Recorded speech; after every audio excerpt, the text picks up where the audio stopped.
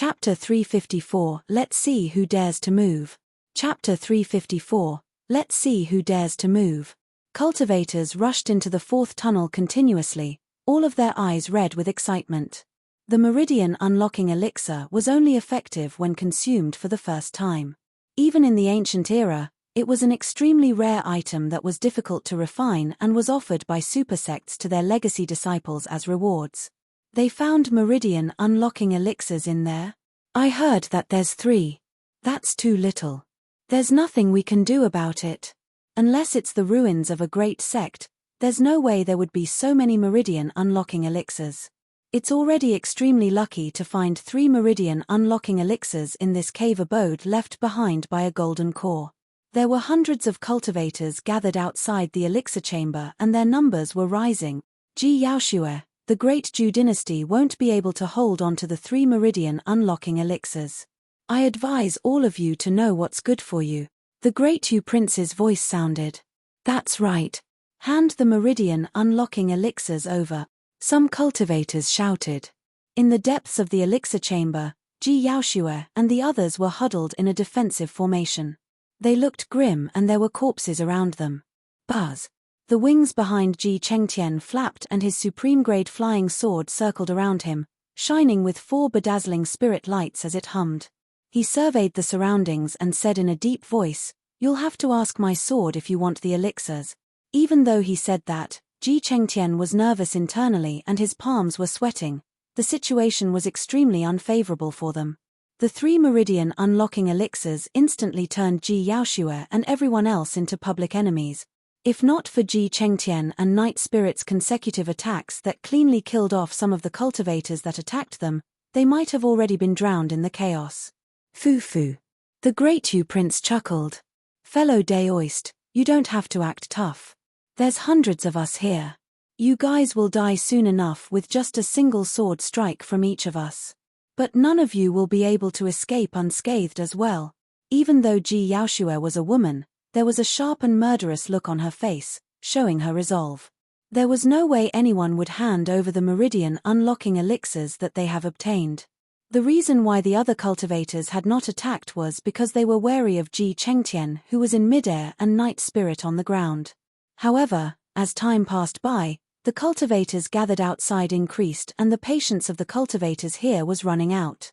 All of them looked menacing and conjured hand seals while summoning their flying swords. They could strike at any moment. The great Yu prince swept his gaze past Ji Yaoshue, Leng Ru, and Su Xiaoning before laughing coldly. 3 beauties, I really can't bear to trample on you guys as such. You had better know your place or I won't be able to protect you as well once the fight breaks out. Fu. This is a feud between the Great Zhu and Great Yu dynasties. Some cultivators, I'm advising you not to be used as a weapon. Ji Yaoshue ignored the great Yu prince and looked at the other cultivators, trying to make some of them back off. The great Yu prince snorted coldly with a vicious glint in his eyes before declaring loudly, "Everyone, blood must be spilled if you want the elixirs.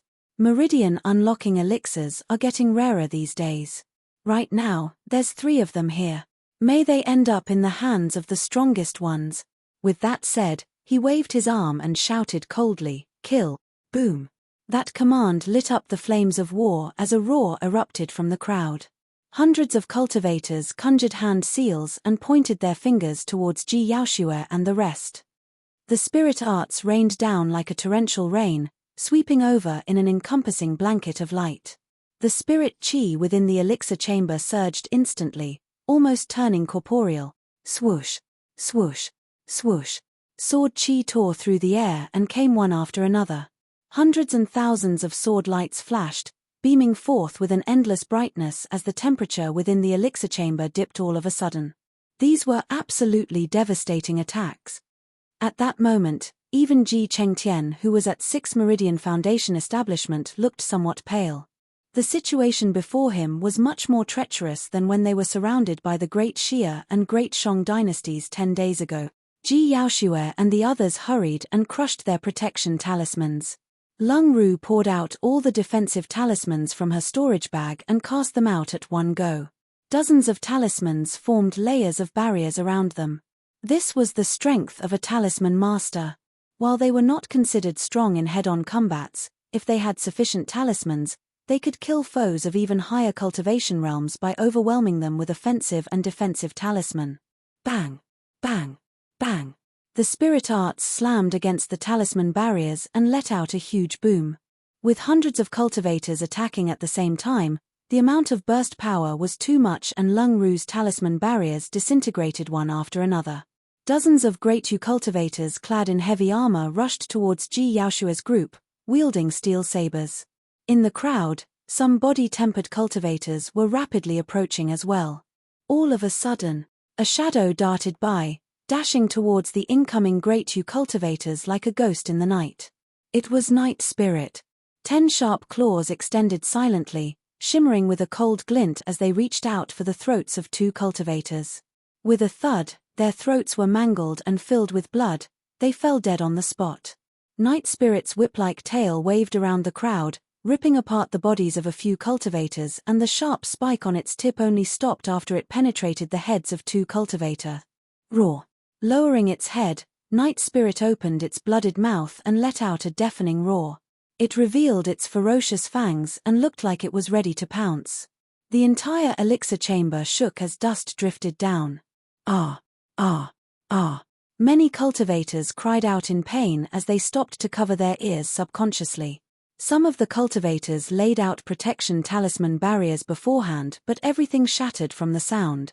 A row of cultivators standing closest to Night Spirit had their eyes bulge out with veins as fresh blood seeped from their eyes, ears, nose, and mouth. They were bleeding from all orifices. The light in the eyes of those cultivators dimmed as they collapsed limply on the floor. They were shocked to death by Night Spirit's voice. Many cultivators were shocked when they saw this. Right after, Night Spirit returned to Su Xiaoning's side and surveyed its surroundings coldly, guarding her carefully. Buzz! An imperceptible ripple appeared in the void, as though it was the surface of a shimmering lake, and pierced into the crowd. Ethereal sword, void level. Poof!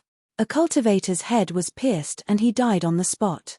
Ji Yaoshua, Little Fatty, and the others struck as well. In the blink of an eye, the Great Yu dynasty lost dozens of cultivators and a look of hatred flashed through the prince's eyes. However, he gathered his spirits and yelled, "Everyone, hold steady. There's only 10 of them. There's no need for us to fear that demon beast if we work together." In that exchange of blows, Lung Ru's dozens of talisman barriers were already disintegrated. Although Ji Yaoshua and the rest were fine and they managed to get some counterkills with the help of Night Spirit, the number of opposing cultivators was increasing. As long as their enemies worked together, they were bound to be severely injured or dead. Against such intense attacks, even Night Spirit might not be able to protect Su Xiaoning completely. Kill them. The Great Yu Prince raised his hand and hollered. Let's see who dares to move. Suddenly, a frosty voice sounded from behind the crowd. Immediately after, the sound of clothes fluttering through the air at an extremely fast speed arrived as a chilling aura that rattled one's heart accompanied it. Chapter 355 Shocked Crowd. Chapter 355 Shocked Crowd. In a chaotic battlefield with hundreds of cultivators, no one would stop just because someone asked them to. Within the crowd, there were still some cultivators who summoned their flying swords and conjured hand seals. Swoosh! Swoosh! Swoosh! A loud sound tore through the void at an extremely fast speed and a few cold lights flashed. The arrows arrived before the person did. Poof! Poof! Poof! With a few crisp sounds, blood flashed. The few cultivators had just conjured their spirit arts and summoned their flying swords. However, their heads were pierced and they died on the spot before they could even make their moves. Who's there? The crowd exploded and a series of shouts rang out. Swoosh! A green shadow darted over as fast as lightning. In the blink of an eye, he crossed everyone's head and charged into the elixir chamber, descending slowly in front of Ji Yaoshua and the rest. You again. The Great Yu Prince's face darkened when he caught sight of Su Zimo. However, he gloated internally the next moment. In this situation, anyone who came would die. The Great Yu Prince refused to believe that this frail-looking green-robed cultivator could salvage this situation.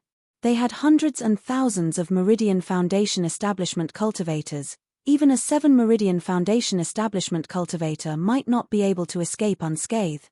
Su Zimo swept his gaze and was only relieved when he saw that Ji Yaoshue and the rest were not injured. Zimo, watch out. There are at least a dozen or so 6 Meridian Foundation establishment cultivators on the other side, Ji Yaoshue whispered to remind him. Right then, the cultivators pursuing from the spirit weapon chamber had caught up as well, glaring at Su Zimo with caution and indignance. Among them, a Great Yu cultivator pointed at Su Zimo while panting. Your Highness, that person took away a perfect spirit weapon from the spirit weapon chamber. It's that bow in his hand. A perfect spirit weapon. Upon hearing those words, the eyes of many cultivators lit up and countless gazes locked onto the long bow in Su Zimo's hands greedily. Good, good. 3 Meridian unlocking elixirs and a perfect spirit weapon. The Great Yu Prince clapped and smiled. His smile turned increasingly sinister and his voice was chillingly cold. Let's see how many lives the Great Ju dynasty has to spare. What a coincidence. Su Zimo smiled indifferently. I would like to see how many lives you guys can take as well. Right after he said that, Su Zimo's eyes shone with a cold glint. Unknowingly, a long arrow had appeared in his palm and was loaded on the bowstring. The moon concealment bow shone brightly. Swoosh. Tearing through the air, the long arrow stabbed towards the Great Yu Prince's head with an instant cold light. Not good. Be careful, Your Highness. No one had expected that Su Zimo would take the initiative so fearlessly in the face of hundreds of menacing Foundation establishment cultivators. How daring did he have to be? What was even more frightening was that the arrow was too fast and powerful that it could not be dodged at all. Blood drained from the Great Yu Prince's face. A Great Yu guard leaped in front of the Great Yu Prince, whipping out a gigantic steel shield that landed on the ground with a boom. Clang. A circular hole appeared on the surface of the steel. The arrow pierced the shield and the person's head, slamming heavily into the Great Yu Prince's chest before stopping and falling to the ground. Snap. A series of cracks rippled through the heart-protecting mirror at the Great Yu Prince's chest as well. Swoosh. Before the Great Yu Prince could react, another chilling sound shot out, as though the air was being torn apart. A second arrow. Clang. 2 Great Yu guards were the first to react as they pulled out their sabers and defended against the arrow. Clang. Clang. The sound of metal clashing could be heard as sparks flew. The 2 Great Yu guards shuddered and their palms cracked. Yelling in pain, their sabers flew from their hands. Swoosh. The arrow pierced the Great Yu Prince's chest once more. Even though most of its power was reduced because of the 2 guards, the heart-protecting mirror at his chest was still shattered. Swoosh. Once again, the sound of an arrow tearing through air reverberated without giving the Great Yu Prince a chance to breathe. While the 2 consecutive arrows did not manage to injure the Great Yu Prince, he was already scared out of his wits.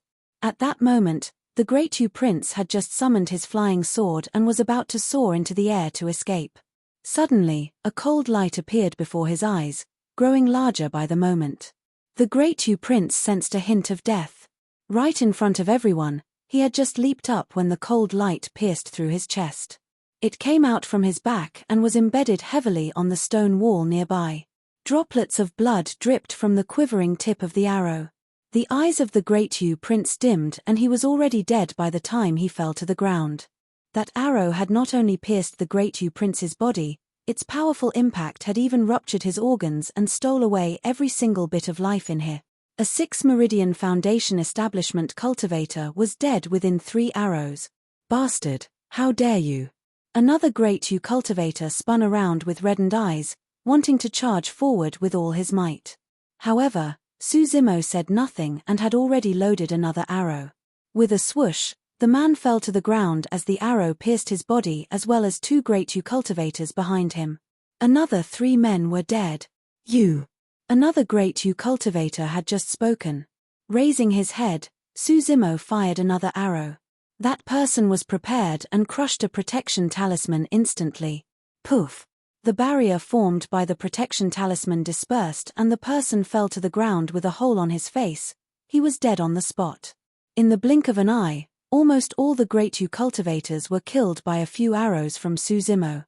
Standing at the front, Suzimo wielded the moon concealment bow with his left hand and scanned his surroundings.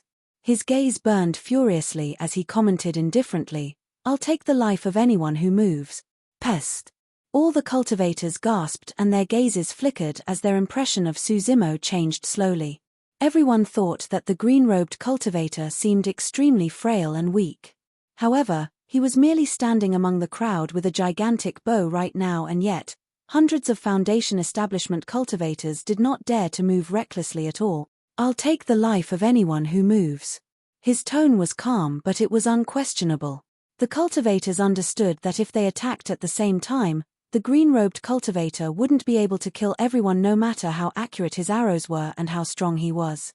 That man would definitely die. However, everyone also realized that the green-robed cultivator possessed the strength to kill each and every one of them. Even 6 Meridian Foundation establishment cultivators might not be able to escape unscathed. No one dared to make the first move. Hundreds of Foundation establishment cultivators were shocked and none of them dared move against a single man and his bow. Right then, a cultivator yelled, "That person has another perfect spirit weapon in his possession. It's a blood-colored saber." "That's right. We saw it with our own eyes," someone else replied. 2 perfect spirit weapons. The crowd was in an uproar. Suzimo turned his gaze to those who spoke and understood instantly. They were cultivators of the Great Shang and Great Xia dynasties. 10 days ago, the 2 dynasties were defeated. These were the cultivators who had managed to escape, and they were here as well, separated and hidden among the crowd. "Fellow Taoists, there's a few hundred of us here. How strong can that bow in his hands be?" "That's right. We don't have to be frightened by him. I heard that he's the #1 weapon refinement master of Great Jew, and there are many supreme-grade spirit weapons in his storage bag. If we kill him, everything will belong to us." Upon hearing those words, the cultivators who were initially hesitant and wanted to retreat were once again filled with murderous intent. The crowd turned restless. Chapter 356, Are You Looking For Me? Chapter 356, Are You Looking For Me? 2 perfect spirit weapons, 3 Meridian unlocking elixirs and many more supreme-grade spirit weapons were more than enough for the cultivators to lose their mind. If we take action, there will definitely be cultivators who will perish under his bow. As long as it's not me, I'll have a chance to obtain the perfect spirit weapon and the Meridian unlocking elixirs. That bow can load up to 10 arrows at most, while we have hundreds and thousands of cultivators. How many can he kill? The cultivators were all tempted and harbored designs. A skinny cultivator was hidden in the darkness, glaring at Suzimo with a venomous gaze. A blue glint shimmered between his fingers. A murderous intent started spreading through the stone chamber. "Kill!" In the crowd, someone shouted and ignited the flames of war. Suzimo shot out an arrow in the direction of the voice without even taking a look, killing a Great Xia cultivator that was hidden in the crowd instantly. Many flying swords tore through the void with sharp intents, and spirit chi surged within the stone chamber as spirit arts burst forth. Suzimo did not retreat nor dodge. His eyes lit up as he slapped his storage bag and 18 flying swords appeared instantly. The swords quivered and shone with spirit lights before speeding off, leaving sword scars in the void as a formation light was triggered. Right after, the 18 flying swords gathered together with their tips pointing outwards in unison, forming a gigantic sword-shaped circular disc. 18 rays of sword chi were released like a blazing sun and was extremely dazzling. It was the candlelight sword formation. Clang, clang, clang. The sounds of metal clashing rang as many superior-grade flying swords collided against the candlelight sword formation and were repelled. They stabbed into the stone chamber's walls and quivered endlessly. That person's a sword formation master. 18 supreme-grade flying swords. There must be even more treasures in his storage bag. What a strong sword formation. The cultivators yelled non-stop. "Go!" Suzimo pointed forward and a gigantic sword-shaped blazing sun crushed towards the crowd. The swords glowed coldly and shadows flew all over the place, accompanied by a striking blood mist. The massacre had begun. When he was at 3 Foundation establishment, Suzimo's candlelight sword formation could already kill 5 Meridian Foundation establishment cultivators. Now that he had unlocked his fourth spirit meridian, his spirit energy was even richer and the might of the candlelight sword formation was even stronger. Although the cultivators before him were the geniuses from various sects and factions within Tianhuang mainland, none of them could withstand the might of candlelight. Ah! Ah! Ah! Tragic cries sounded from the crowd. Clang! At the same time, Su Zimo put away his moon concealment bow and retrieved a gigantic blood-colored saber from his storage back, slashing in reverse. Clang! Clang! Clang! The incoming flying swords were shattered by Blood Quencher on the spot, scattering to the ground. Supreme-grade spirit weapons were the only items able to defend against Blood Quencher's sharpness right now. Splash! Bang! Boom! Boom! Su Zimo channeled his bloodline and his body let out the terrifying sound of tsunami gushing mixed with thunder rumbling and the sinister sound of tigers and leopards. Gripping Blood Quencher with one hand, he pointed to the group of cultivators and yelled, "This is the perfect spirit weapon, Blood Quencher. Let's see who can take it alive." Many cultivators were completely stunned by Su Zimo's methods and fell silent. Attack! At the same time, Ji Yaoshue commanded. Everyone from Ethereal Peak attacked in succession, assisting Su Zimo. Boom! Su Zimo entered the stance of Plow Heaven Stride and took a step forward. Stamping on the ground with one foot, an echo shook the entire elixir chamber as though it could collapse at any moment. Many cultivators lost their footing and almost fell to the ground. Bursting into laughter, Su Zimo had already charged into the crowd wielding Blood Quencher with immense momentum. The blade swung and cleaved left and right. No one could survive a single exchange against Su Zimo. Blood Quencher was mighty to begin with. Even body-tempered cultivators such as Little Fatty and Shijian would not be able to lift Blood Quencher given its weight.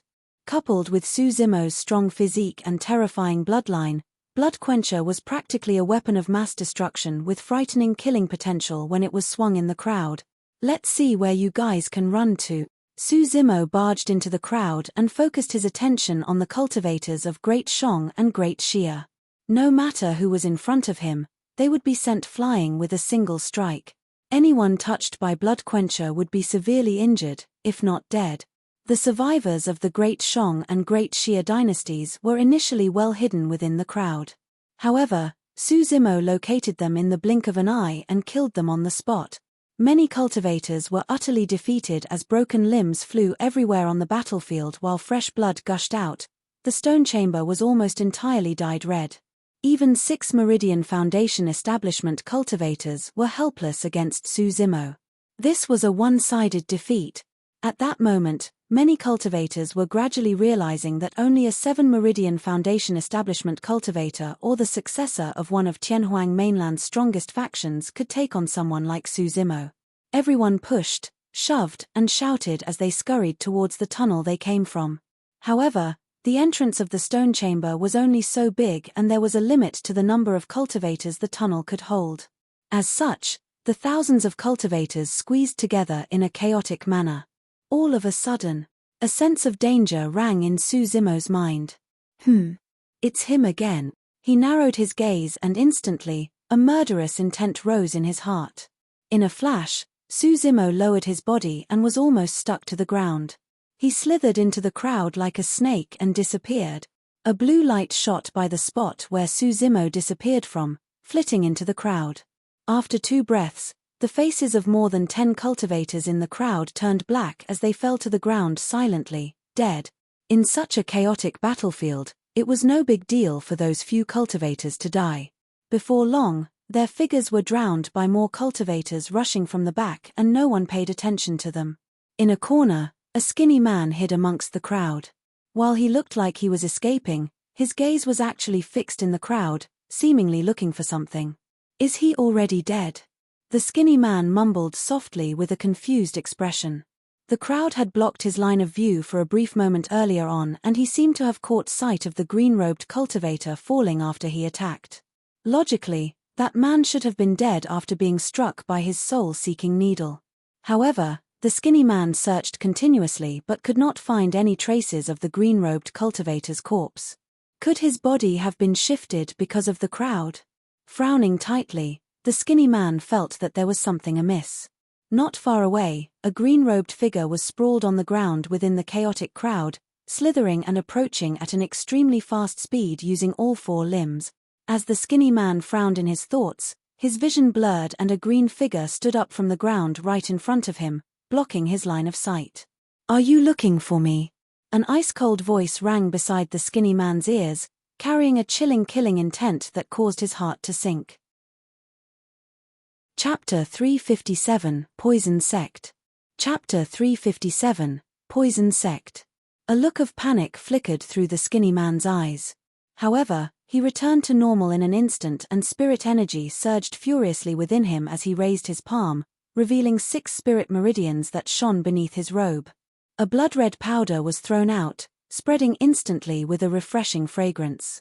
Suzimo felt his head spin and his heart skipped a beat.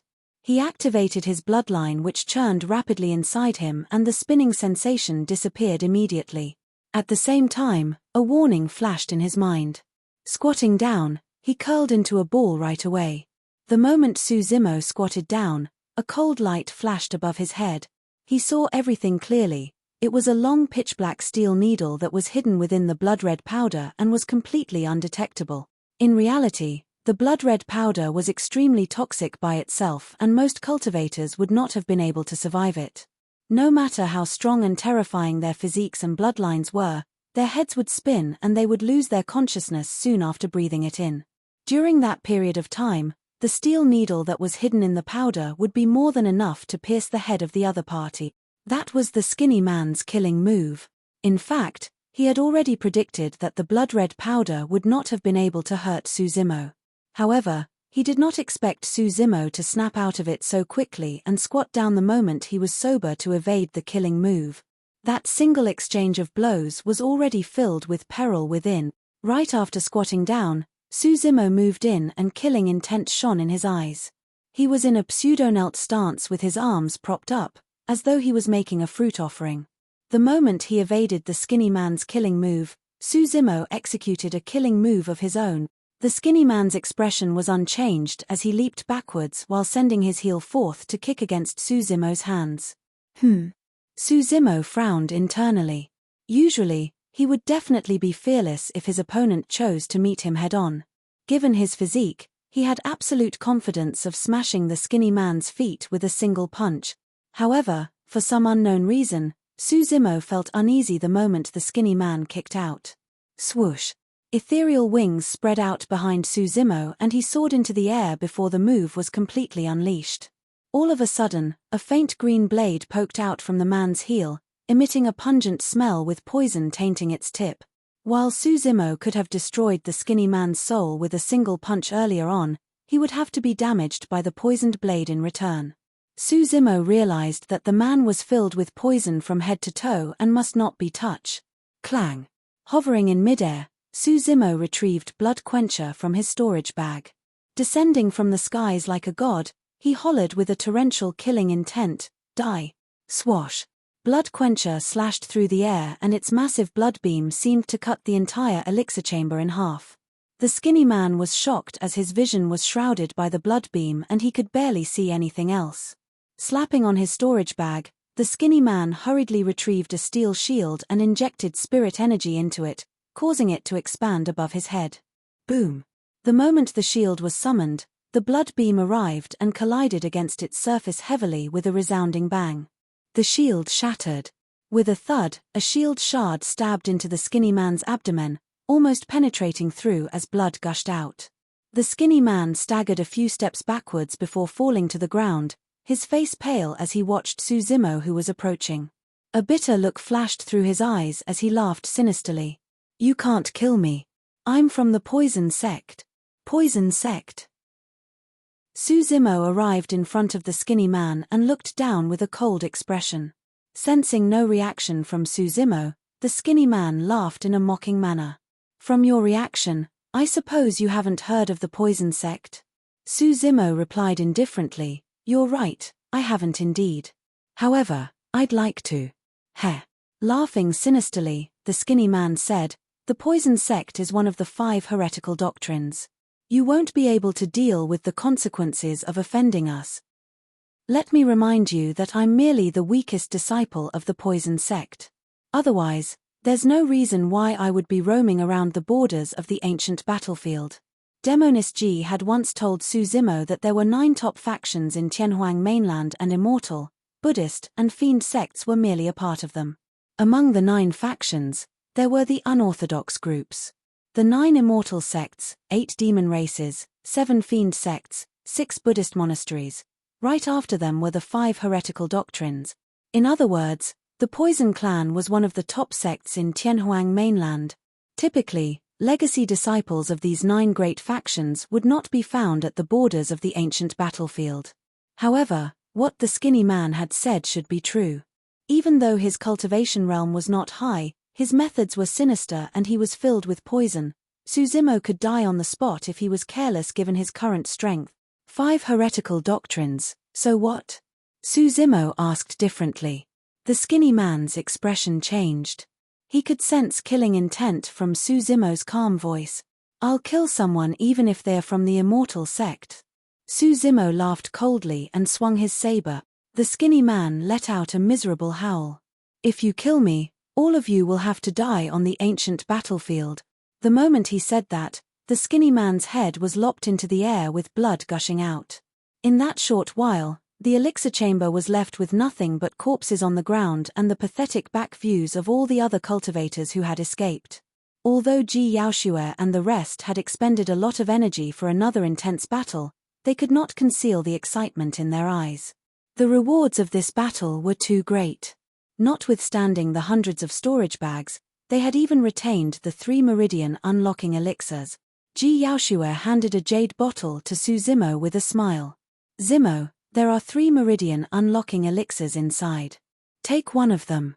Since Xiaoning was the one who discovered their existence initially, it's only right that she gets one. As for the last one, we'll give it to fellow Daoist Ji Chengtian. I'm sure no one has any objections towards the distribution. Su Zimo received the jade bottle and opened it to take a look. A bitter herbal fragrance wafted out, causing the spirit energy in his meridians to rumble. The 3 meridian unlocking elixirs were not of high grades, 1 inferior and 2 middle grades. Pushing the jade bottle back, Su Zimo said, "Put it away first. We'll talk about this later. First, let's tidy up our gains and leave this place." "All right." Ji Yaoxue nodded. Before long, everyone tidied everything and left the elixir chamber with Su Zimo, returning to the hall of the cave abode. Su Zimo looked at the 5 tunnels and pondered. If those 2 tunnels led to the spirit weapon and elixir chambers, the other 3 should lead to spirit arts, talismans, and secret array formation manuals. That's right, that should be the case. Ji Chengtian nodded in agreement. Ji Yaoxue frowned slightly. If that's the case, the other treasures should have been swept cleanly with so many cultivators rushing in at the start. There should be nothing left. Let's take a look. Su Zimo said and led the way. As he had expected, the other 3 tunnels led to spirit art, talisman, and array formation chambers. The spirit art and talisman chambers were swiped cleanly by the many cultivators. However, it was very likely that the formation chamber was still intact. After all, there was an ancient formation set up at its entrance that had no signs of being dispelled. Chapter 358 Decision. Chapter 358 Decision. The formation in front of the stone chamber was initially complex and obscure. However, after all these years, it was now on the verge of collapsing. Su Zimo observed it for a moment and started to dispel the formation. By dawn, the ancient formation was finally dispelled as everyone cheered and followed Su Zimo inside. This stone chamber was much more spacious than the previous ones. Inside was a stone bed with a dried corpse sitting on it. The moment everyone entered the chamber, the movement of the air currents caused the corpse to turn into ash and scatter. Even golden cores could not withstand the corrosion of time and there were no traces left. The stone chamber did not resemble a formation chamber, but the cultivation chamber of the golden core instead. There were a few racks on both sides of the stone bed with many ancient manuals, jade and secret scrolls as well as jade bottles with elixirs in them. Su Zimo casually went forward and flipped through them. There were all sorts of items in the chamber, including talisman and elixir recipes as well as secret formation manuals. Meridian unlocking elixir. Suddenly, Su Xiaoning's voice sounded with delight and excitement. Everyone turned over and saw her clutching a jade bottle tightly, her voice somewhat emotional. There's more meridian unlocking elixirs inside. Ah, how many are there? Little Fatty and the rest asked hurriedly. Pausing for a moment, Su Xiaoning said slowly, 13. Haha, that's great. Sai Yutong could not help but burst into laughter. If there were only 3 meridian unlocking elixirs, he would not have been in line for one of them. Now that there were 13, he would get one no matter what. Jun Hao remained calm and lowered his head slightly with a cold glint in his eyes.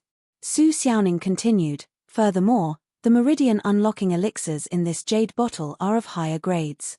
5 of them are superior grade and the rest are all middle grade. The other cultivators exchanged glances and smiled. This was a pleasant surprise. Including the 3 meridian unlocking elixirs previously, they had a total of 16 and would have excess even after distributing to everyone. This meant that everyone could choose to cultivate in seclusion without taking the risk to look for treasures outside and just wait to return to the Great Zhou dynasty a year later. In the ancient battlefield, the longer one spent outside, the easier it would be for them to meet with danger. They did not merely have to defend against the threat of birds, beasts and ancient living beings, but also other sects and factions. Yet, all of those were gone for them right now. Su Zimo smiled faintly, seemingly distracted. Ji Yaoshue frowned slightly in deep thought when she saw Su Zimo's smile. The timing for one to consume a meridian unlocking elixir was rather particular. Typically, most cultivators would make use of the rich spirit qi of the ancient battlefield to cultivate and only consume the meridian unlocking elixir after they unlocked their 6th spirit meridian so as to attempt for the 7th. In their group, Ji Chengtian was the only 6 meridian foundation establishment cultivator right now. However, Ji Chengtian held onto the meridian unlocking elixir in his hands and contemplated for a long time. Instead of using it, he put it away. Su Zimo nodded in silent agreement when he saw that. It was clear that Ji Chengtian wanted to attempt to unlock the 7th spirit meridian with his own strength and leave the meridian unlocking elixir to try an attempt for the 8th meridian. Naturally, there was no way Su Zimo was going to consume it as well. In part, it was because his cultivation realm was too low. It would be a waste of such a treasure if he were to consume it at 4 meridian foundation establishment. At the same time, it was because the grade of the meridian unlocking elixir was too low. Ever since he started cultivating, Su Zimo had rarely consumed elixirs and they were all at perfect grade. Before entering the ancient battlefield, Su Zimo had already made up his mind that not only would he have to look for a meridian unlocking elixir, he had to look for one at perfect grade. The reason why foundation establishment had its name was because it was the process of stabilizing the root of one's cultivation path. The finer the foundation establishment, the slimmer the chances of one encountering issues in the future of their cultivation. Su Zimo was an immortality and demonic cultivator to begin with and his path was fraught with difficulties. He was not going to allow any blemishes to appear on it.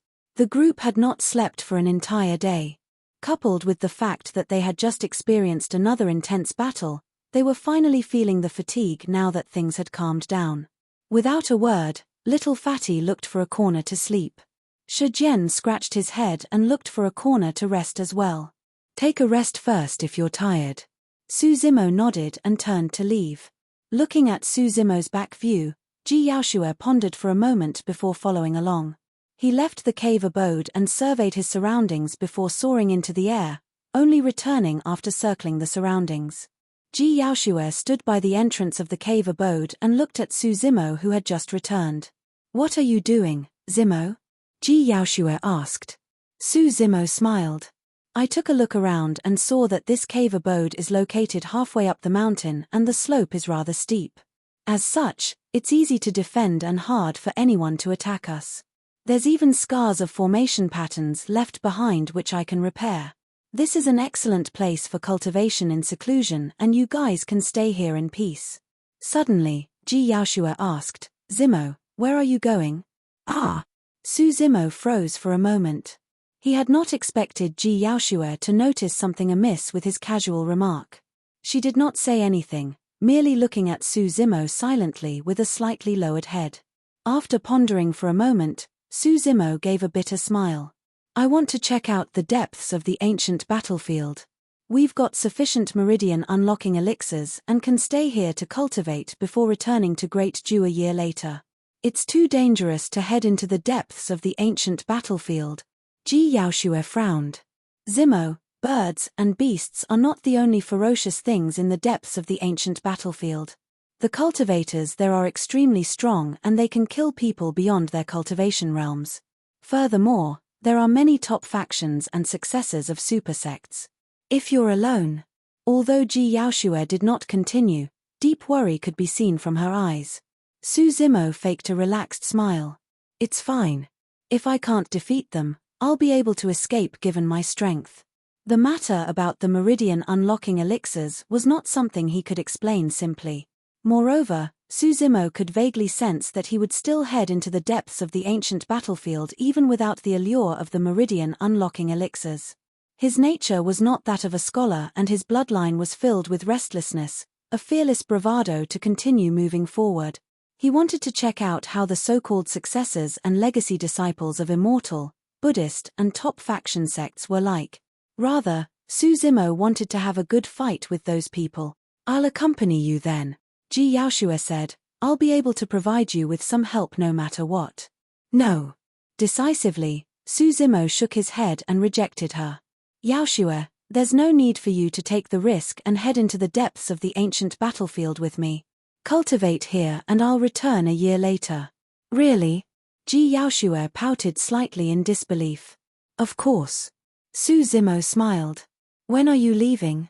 A few days later, after I repair the ancient formations surrounding this cave abode. Pausing for a moment, Su Zimo retracted his smile and turned around with a stern expression. There's one more thing I have to remind you. There's a spy remaining among us. Ji Yaoshue's expression changed slightly. Who? It might be Jun Hao. No matter what, Jun Hao had not done anything bad right from the start and Su Zimo could not kill him out of mere suspicion. Furthermore, Jun Hao had a special identity. He was Ji Yaoshue and Xiaoning's senior brother of the same sect. He just had to inform Ji Yaoshue about this so that she could watch out for him. Chapter 359, Shentian City. Chapter 359, Shentian City. Not long after Ji Yaoshue left, Night Spirit escorted Xiaoning over as Su Zimo repaired the array formations around the cave abode. What's wrong? He asked when he saw Xiaoning hesitant to speak, as though something was bothering her. She hesitated for a moment before taking out an ancient elixir furnace and frowned. Brother, for some reason, this elixir furnace has been emitting heat ever since we entered the ancient battlefield. Su Zimo received the elixir furnace and touched it. Indeed, the elixir furnace was giving off a faint heat that was not too obvious. This was the elixir furnace was the source of their feud with True Fire sect back in the capital of Great Dew.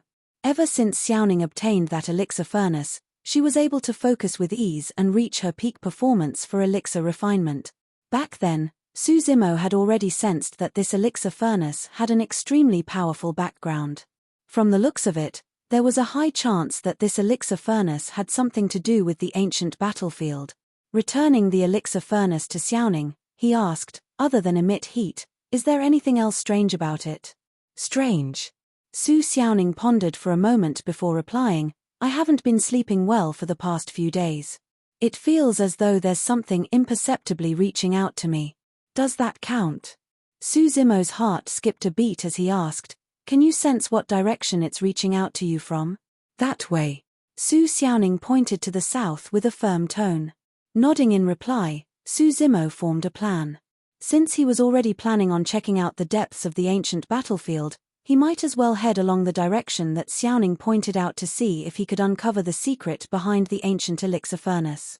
For the next 10-odd days, Su Zimo stayed in the last stone chamber alone for a couple of days after repairing the array formations outside before summoning everyone to the hall of the cave abode. I plan to leave this place and check out the depths of the ancient battlefield. Su Zimo made a casual glance at Junhao after saying that. The latter's emotions could not be read. Ji Yaoshue and Su Xiaoning knew about this matter beforehand and naturally did not have much of a reaction. However, the others had varying reactions. Sai Yutang was the first to leap out and object. I'm definitely not going. Before entering the ancient battlefield, many seniors have advised me countless times not to enter the depths of the ancient battlefield. I'm not going to join your death wish. Mr. Mo, we have the terrain advantage here and the protection of the formations. Now that we've already obtained the meridian unlocking elixirs, we can just cultivate here in seclusion. There's no need for us to take the risk of exploring deep into the ancient battlefield. A great Jew guard frowned and shook his head as well.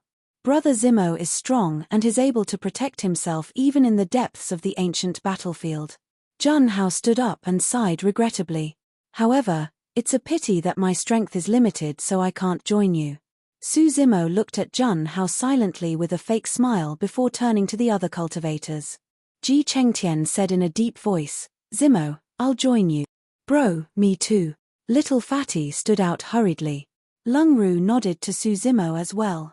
Shrugging, Shijian said with a silly smile, I'll join you guys too.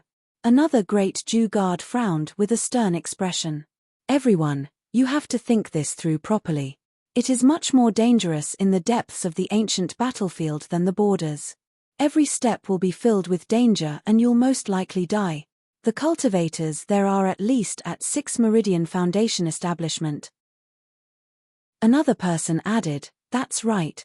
If you encounter a successor of one of the top factions, they can kill you guys single-handedly. For the past thousands of years, there has never been a cultivator who had entered the depths of the ancient battlefield and returned alive. Su Zimo cupped his fists. Thank you for your reminders, fellow Taoists, but I have already decided. In truth, everyone from Ethereal Peak knew that it was more dangerous deeper into the ancient battlefield. However, danger and opportunity was correlated. Furthermore, there was something more important for Ji Chengtian and the others. Before entering the ancient battlefield, the 2 peak masters, Liu Hui and Xian Yi, had already hinted to them that they should search for alternative tunnels to leave the Great Zhou dynasty and the Tianhuang North region. Before long, Ji Chengtian, Leng Ru, Little Fatty, Xiaoning, Shijian and Night Spirit arrived behind Su Zimo. The team of 11 people were now left with Ji Yaoshue and 2 great Jew guards along with Junhao and Sai Yutang. I've already repaired the array formations outside and there are sufficient stone chambers. You guys can split up to cultivate. Su Zimo gazed deeply at Ji Yaoshue before leaving with Xiaoning and the rest. After Su Zimo and the others left, Ji Yaoshue said indifferently in a dejected manner, I'll be cultivating in seclusion from today on. Nobody should enter my cultivation chamber. With that said, she walked towards the stone chamber at the end of the 5th tunnel. There were 5 stone chambers in total and Sai Yutang chose one of them to begin his long cultivation as well. Junhao gazed at Ji Yaoshue's back view and a cold glint flashed through his eyes as he smirked. After leaving the place, Su Zimo checked against the map and led everyone south. With Su Zimo and Night Spirit around, the journey was still relatively safe. However, as they ventured deeper, even Su Zimo was feeling a gradual sense of pressure. The strength of the ferocious beasts they encountered was getting stronger and they were even ambushed by some other cultivators a couple of times. Apart from Su Zimo, almost everyone else was injured. Although they were of the same cultivation realm, the 6 Meridian Foundation establishment cultivators they encountered in the depths of the ancient battlefield were much stronger than those at the borders. Even Ji Chengtian was beaten in a one-on-one fight despite possessing Ethereal Peak's 3 major secret skills. As for Su Zimo, the pressure on him was mounting. He could ensure the safety of the 6 of them at the borders of the ancient battlefield. But now, he could only ensure 2 at most. They continued on the road for 10 days with barely any time to cultivate. Even though their cultivation realms were similar to before, Ji Chengtian and the others experienced significant growth in their strength due to the intense battles and brushes with death in those 10 days. That was a transformation that cultivation in seclusion could never achieve. 10 days later, an ancient city appeared on the horizon close to evening, as if an ancient beast was sprawled there. That was a place indicated on the map as a gathering spot, named Shentian City. Cities that were left behind in the ancient battlefield were usually the biggest gathering spots where cultivators of all factions gathered. Everyone heaved a sigh of relief. They were worn out physically and mentally after being on the road for 10 days. Apart from Suzimo, who was still brimming with energy without any signs of fatigue, the others bore injuries and were already at their limits. If they could not find a place to settle down before the sky turned dark, that would have been an arduous night for them. Along the way, Ji Chengtian and the others gradually viewed Suzimo with increasing curiosity and respect. Be it at the borders of the ancient battlefield or deep inside, nobody could read Suzimo's limits. That seemingly frail body of his seemed to possess limitless energy, and his vigor and endurance were shocking. The few of them knew that if not for Suzimo, they would have died on the journey before they even saw Shentian City. Chapter 360 Obstruction. Chapter 360 Obstruction. North Gate of Shentian City. As the sky gradually darkened, there were almost no cultivators crossing the city gates by now. Anyone who dared to leave the city at this time was either fools who didn't know their places or peerless experts who were confident in their cultivation. By the time Suzimo and the others arrived at the city gates, 2 cultivators were pushing the tall and thick stone doors shut slowly. "Fellow Taoists, please hold on," Suzimo shouted hurriedly. If he wanted to enter the city, Suzimo could burst forth with ethereal wings or divine steed fleeting and make it through the gates before it closed. However, Ji Chengtian and the others could not do so. The few of them were physically and mentally exhausted after the battles along the way. There was no way they had energy left given their injuries. The moment Suzimo said that, the stone door paused for a moment as the 2 cultivators at the city gates looked towards him with a slight frown. To them, the group of 6 looked worn out. Apart from their leader, the green-robed cultivator, who looked normal, the others were in a wretched state. Furthermore, they could not see Suzimo's group wearing sect badges or anything that could reveal their identities. In the ancient battlefield, successors and disciples of the top factions of Tianhuang mainland would naturally not bother to conceal their identities. Many a time, those people could do whatever they want and save themselves trouble just by revealing their identity badges. The 2 cultivators guarding the city gates had seen many people like Suzimo's group who did not carry any identification. They were either itinerant cultivators or disciples of some ordinary sect or faction. The 2 of them exchanged glances and smirked before continuing to close the stone doors together, as if they had not heard anything. All of a sudden, the sound of clothes fluttering through the air echoed and the wind howled as though a tsunami was gushing. Arriving in the blink of an eye, the 2 of them turned over instinctively and their pupils constricted. Unknowingly, the green-robed cultivator who was initially far away had already arrived at the city gates, pushing against the stone doors with his arms spread wide. No matter how the 2 of them pushed, the stone door would not budge. The green-robed cultivator seemed to possess infinite strength as he stood like an unshakable spirit, glaring at the 2 of them coldly in front of the city gates. "You!" Gulping, the 2 of them looked on with panic. "Why are you closing the door?" Suzimo asked slowly, his voice icy cold. Rejecting them outside the gates before night descended was no different from killing them. In the night, Suzimo could only struggle to save himself against countless ferocious beasts and ancient living beings. The rest would definitely die. "What are you doing?" one of them asked sternly. Suzimo did not reply and shook his arms.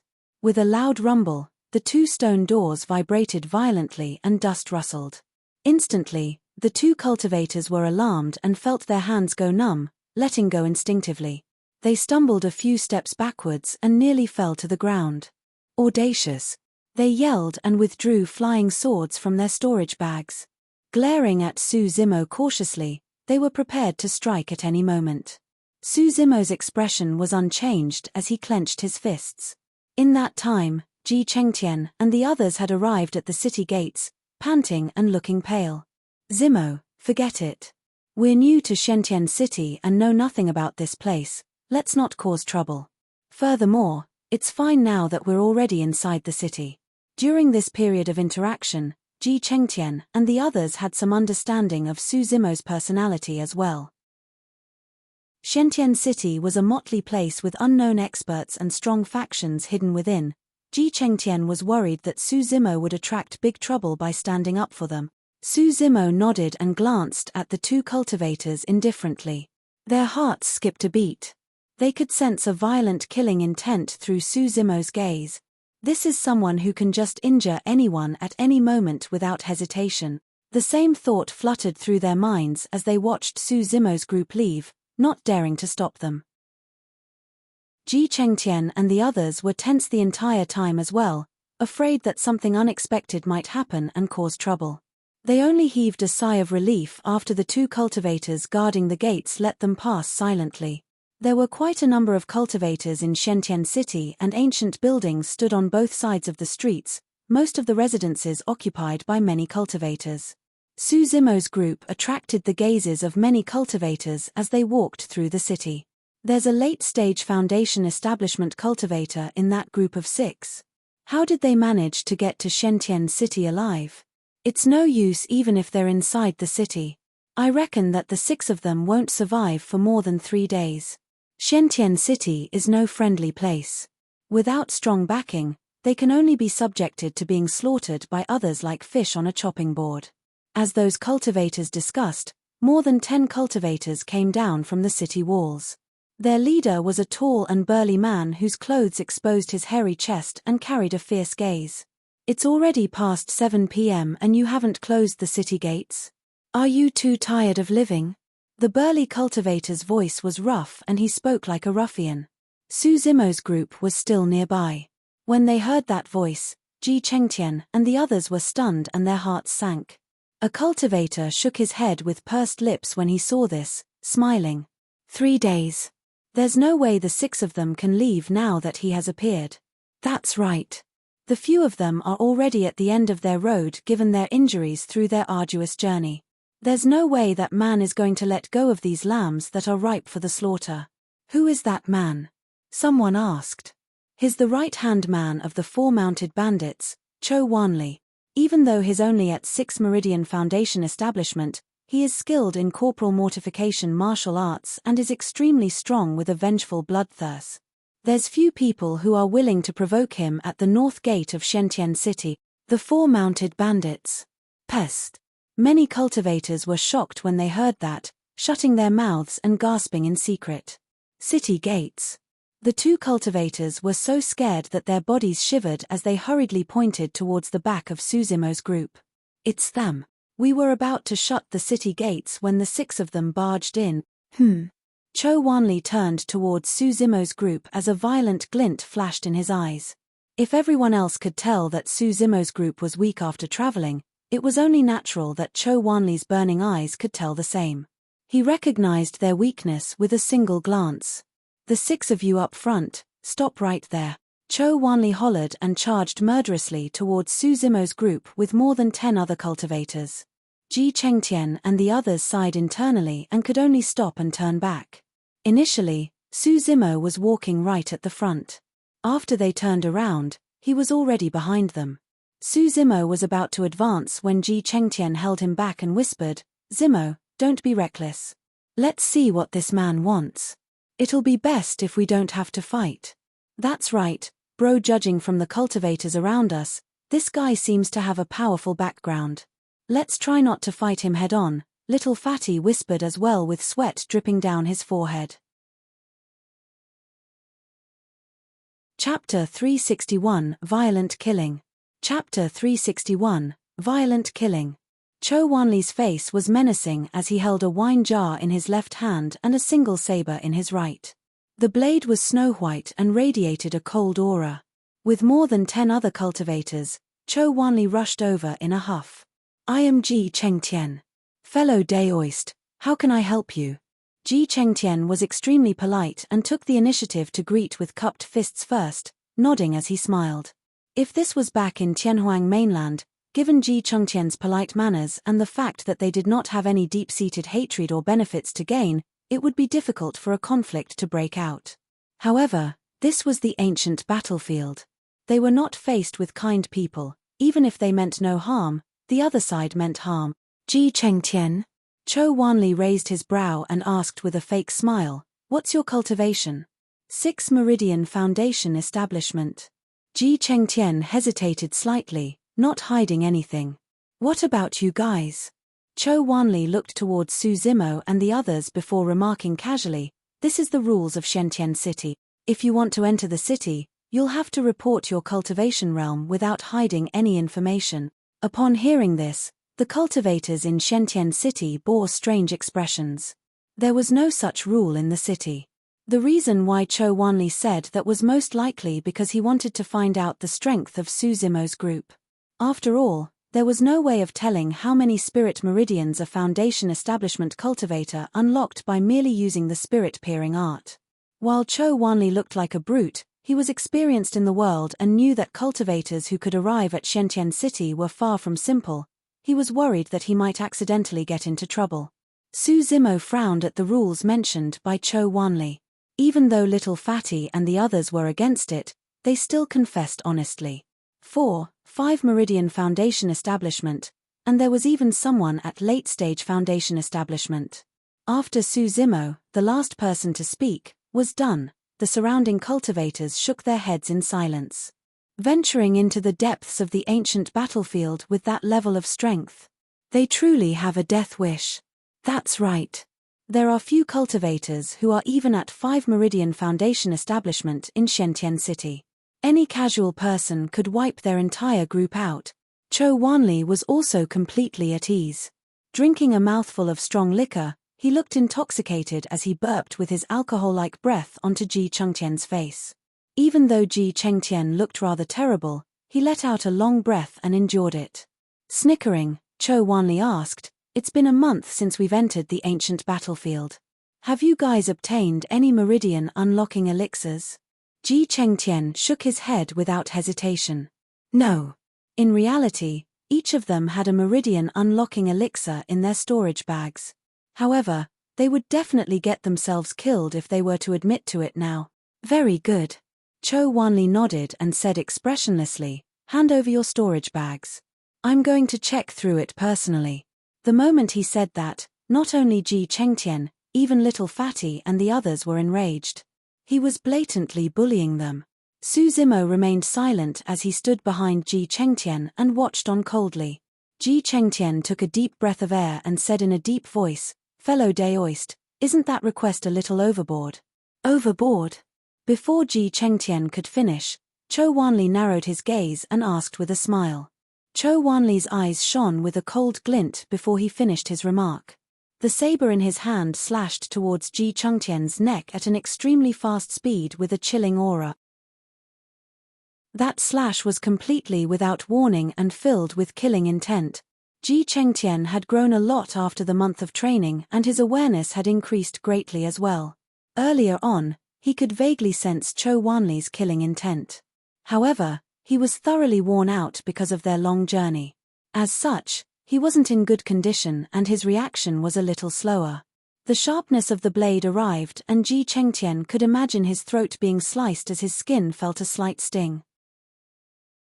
He could not help but lament internally, this is where I die. Before he could finish his thought, Ji Chengtian felt a tremendous force yank him backwards. Cho Wanli's blade brushed by Ji Chengtian's throat and slit a bit of his skin as blood seeped out of it. It was an extremely close shave.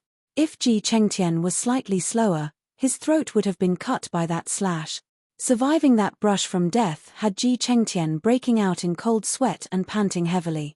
He looked towards Su Zimo at his side and was about to express his thanks when his vision blurred as a figure darted by. Su Zimo was already gone. Boom. After reaching out to pull Ji Chengtian back from the edge of death, Su Zimo entered the stance of plow heaven stride immediately without saying a word. In an instant, the stone slab beneath his feet exploded and the ground shook. The buildings on both sides of the streets trembled, causing countless cultivators to exclaim. Su Zimo's gaze was sharp as a knife as he reached out with outstretched fingers and grabbed at Cho Wanli's head as though he was engulfing it. Before Cho Wanli could react after missing that attack, a person with a chilling aura appeared behind Ji Chengtian and struck with a killing move right away. Su Zimo's massive palm descended and the atmosphere turned so repressive that Cho Wanli felt suffocated. Without any time to think, Cho Wanli slashed back in reverse at Su Zimo's wrist before the latter could finish his move. The blade trembled and 3 flashes of light shone. It was a superior-grade spirit saber. However, Su Zimo's physique was extremely strong right now, and it was too difficult for ordinary superior-grade spirit weapons to be able to hurt him. In the face of Cho Wanli's saber, Su Zimo's stance remained the same as he reached down and grabbed the blade with his bare hands. With a coil and a tremble, he seized the saber to his side.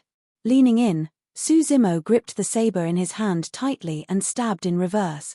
Blood flashed and a blooded saber protruded out from the back of Cho Wanli's head. The moment their figures exchanged positions, Cho Wanli's head was pierced and he died on the spot.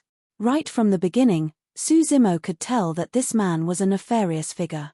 That was the reason why he struck with a killing move immediately without any mercy. After killing Cho Wanli, Su Zimo took a sidestep and leaned into the arms of another cultivator. That person had just placed his hand on his storage bag when he felt his vision blur and a throbbing pain in his chest. His body flew uncontrollably as he lost consciousness. Swash! Su Zimo's movements were different as his body swayed, leaving a series of afterimages. Lifting his left arm and using his fist as a seal, it descended onto another person's head. Brain juice was splattered. Yet another person's corpse fell. Audacious. You must have a death wish. The 10-odd cultivators that Cho Wanli brought over snapped to their senses and yelled, whipping out a myriad of weapons. Most of them were heavy melee combat weapons. One of them raised a gigantic hammer and smashed down on Su Zimo's head as the wind howled. Neither dodging nor retreating, Su Zimo gave a punch and went against the person's spirit weapon with his bare hands. The hammer was sent flying into the arms of another cultivator, causing the latter's ribs to be broken. The broken bones stabbed into his lungs like spearheads, causing the person to pant heavily and wheeze hoarsely. It was clear that he was not going to survive. Shadows intertwined on the long street as Su Zimo weaved through the cultivators in a flash and clashing sounds could be heard. In less than 10 breaths, everything went silent, leaving nothing but corpses on the ground. Chapter 362, 4 Mounted Bandits. Chapter 362, 4 Mounted Bandits. Everything had happened too quickly. Not to mention Cho Wanli's group who were involved in the fight, even the bystanders were stunned as they stood with lost expressions. After a long time, shock passed through their eyes. As they looked at the green-robed cultivator standing in the bloodbath, 3 words shot through their minds: decisive to kill. Cho Wanli never had a chance to strike again after missing his first attack. This man's personality is indeed rather suited for roaming in the ancient battlefield. What a pity! A cultivator in the crowd shook his head. With Cho Wanli dead and the 4 mounted bandits' vengeful personality, this group of people are bound to be tormented to death unless they look for some major sect in Shentian City to back them up. Although sects of the top factions do not fear the 4 mounted bandits, there's no need for them to get on bad terms with the 4 mounted bandits just for these people. There's no sect that will want to take them in. On the long street, Su Zimo's expression was calm as he turned around and said softly, "Let's leave this place first." Ji Chengtian and the rest nodded. By now, they had realized as well. In the ancient battlefield, in Shentian City, there was no room for logic or rules. This was a world where the fittest survive. A cruel place filled with bloodshed. The streets were filled with bloodstains that were still wet, as though telling everyone that a massacre had just happened. Battles could happen at any moment and other cultivators would just watch the show with no intention of helping. Showing weakness at a place as such would only cause their enemies to take advantage of them. The crowd on the street gave way as the cultivators looked at Su Zimo's group as though they were looking at dead people. Right now, the most important thing for Ji Chengtian and the rest was to find a place to settle down for the night so that they could recover their energy and heal their injuries. The well-preserved buildings in Shentian City were long taken over by many factions and cultivators, leaving only a few precarious buildings that were on the verge of collapsing. After walking for a while, Su Zimo's group found a dilapidated mansion on the street corner. It was not exactly accurate to call it a mansion. After all, the walls around the mansion had already collapsed, leaving behind only some broken walls. The courtyard was overgrown with weeds and the few houses remaining were in shambles. Let's rest here for the night. Su Zimo knew very well that they would not be able to find a good place even if they were to continue searching. Furthermore, Ji Chengtian, Leng Ru and the others were thoroughly exhausted and it was unsuitable for them to carry on outside. Bro, take a rest first. I'll head out for a stroll and find out more about the background of Shentian City, Little Fatty closed in and whispered. Alright, take care, Su Zimo nodded. Little Fatty had cultivated body tempering techniques before and was much stronger than Ji Chengtian, Leng Ru and the others in terms of physique. Furthermore, he looked chubby and friendly. Tactful in his ways and alert, Su Zimo was not worried about Little Fatty's safety. Everyone's hearts felt heavy in this completely unfamiliar environment. Even though Shentian City could ward off the birds, beasts and ancient living beings outside, it could not protect them from the greed in the hearts of cultivators, and that was even scarier than the demon beasts outside. Not wanting to burden Su Zimo, Ji Chengtian and the others wanted to make good use of the time to recover energy and heal their injuries. Soon, Little Fatty returned.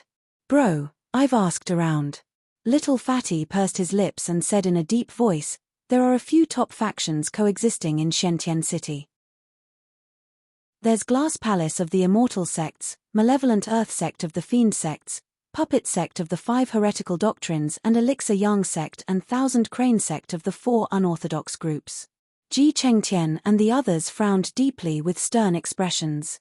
Immortal sects, Fiend sects, unorthodox groups and heretical doctrines, those were the top factions of Tianhuang mainland. If they hadn't ventured deep into the ancient battlefield, they may never encounter these top factions throughout their lives. Su Zimo's heart skipped a beat. He hadn't had any interactions with Glass Palace, Puppet sect, Elixir Yang sect nor Thousand Crane sect. However, he dealt with the 7 Fiend sects a couple of years ago. Deep underground, Su Zimo encountered a couple of Fiend heirs and even killed the heir of Malevolent Earth sect forcefully despite going against 5 of them. To be fair, the Malevolent Earth sect heir had died unjustly in that fight. If not for the existence of the Spirit Lock formation such that the Fiend heirs could not unleash their full strength, Su Zimo would have been the one dead. Now that a few years have passed, Malevolent Earth sect must have chosen a new Fiend heir. Of course, Su Zimo was not worried of being recognized by those of Malevolent Earth sect as well. In that battle back then, the powerful skeleton caused the entire place to collapse with its final gambit. Later on, Demonis G mentioned that apart from the 2 of them, the only ones that survived were the 5 other Fiend heirs. That meant that no one of Malevolent Earth sect had seen him before. Little Fatty continued, among them, Elixir Yang sect and Thousand Crane sects are weaker in terms of strength. Elixir Yang sect is the largest elixir refinement sect in Tianhuang mainland with solid roots that trace back to the ancient era. Thousand Crane sect is the largest talisman sect and they're the ones that created the most common tool of communication in the cultivation world, spirit cranes. Su Xiaoning and Leng Ru's eyes lit up when they heard the origins of Elixir Yang sect and Thousand Crane sect. If they could join those 2 sects for cultivation and refinement of elixirs and talismans, they would definitely be able to go further on their cultivation path. Ji Chengtian nodded. Since they're the unorthodox groups and specialize in elixir refinement as well as talisman making, it's only natural that they would be comparatively weaker in strength. However, elixir refinement masters and talisman masters are bound to be accompanied by strong people. Gulping, Little Fatty said slowly with a stern expression, apart from them, there's another faction in Shentian City that even those factions would not want to provoke, the 4-mounted bandit. Ji Chengtian and everyone else's hearts sank when they heard that. Are they related to the cultivators at the North Gates? Ji Chengtian asked with a frown. Little Fatty nodded. The leader of the group of people killed by Bro was called Cho Wanli. He's a competent underling of the 4-mounted bandits. What's the background of the 4-mounted bandits such that even the Immortal and Fiend sects are not willing to provoke them? Shijian asked. Little Fatty replied, the strength of the 4-mounted bandits is definitely weaker than super sects such as Glass Palace and Malevolent Earth sect. However, it's said that they are extremely violent and their underlings are all desperados. Although Glass Palace and Malevolent Earth sect can definitely come out victorious in a battle, they would have to suffer huge losses for sure. That's the reason why the 4 mounted bandits and the few top factions are currently in harmony. When they heard that, Ji Chengtian and the others were flustered and looked terrible. This meant that there was a high chance that they could be killed at any moment inside Shentian City for offending such a faction. It was even more dangerous inside the city than outside. Little Fatty remarked, "Bro is not entirely to blame for this matter as well. The 4 mounted bandits are in the business of killing and robbing others to begin with. For cultivators that pass through the north gates, if they are weak or have no background, it'll be difficult for them to survive. This is a group of vicious and villainous people who take joy in killing others. Even if you hand over all the treasures in your storage bag, it's not guaranteed that you will walk out alive." At that point, Little Fatty sighed. "I heard that there has already been 1,000 cultivators who have died in the hands of the 4 mounted bandits over the past month." A cold glint flickered through Su Zimo's narrow gaze. Chapter 363, Standoff. Chapter 363, Standoff. Su Xiaoning furrowed her brows slightly. Since the 4 mounted bandits are so villainous, why aren't there anyone from the Immortal sects coming forth to uphold justice? In her mind, those of the Immortal sects are obligated to slay evil and uphold justice. How could they stand by the sidelines? Ji Chengtian shook his head. There's no such thing as righteous warriors in the cultivation world, and it's the same for those in the Immortal sects. Immortals and fiends merely differ in terms of the Tao they seek. That's right. None of those warriors get to live a long life, Little Fatty nodded. Lungru added, the Buddhists live with compassion and speak of purifying the masses.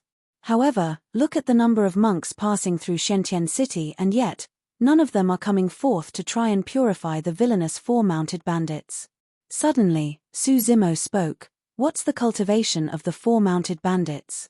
Little Fatty replied, their leader, Chai Li, is at 7 Meridian Foundation Establishment, while the other 3, Lang Tan, Hu Meng and Bao Yunfeng, are at 6 Meridian Foundation Establishment. It's said that they grew up drinking the milk of ancient remnant beasts and lived in the jungles for many years, dominating the place while building up their bodies.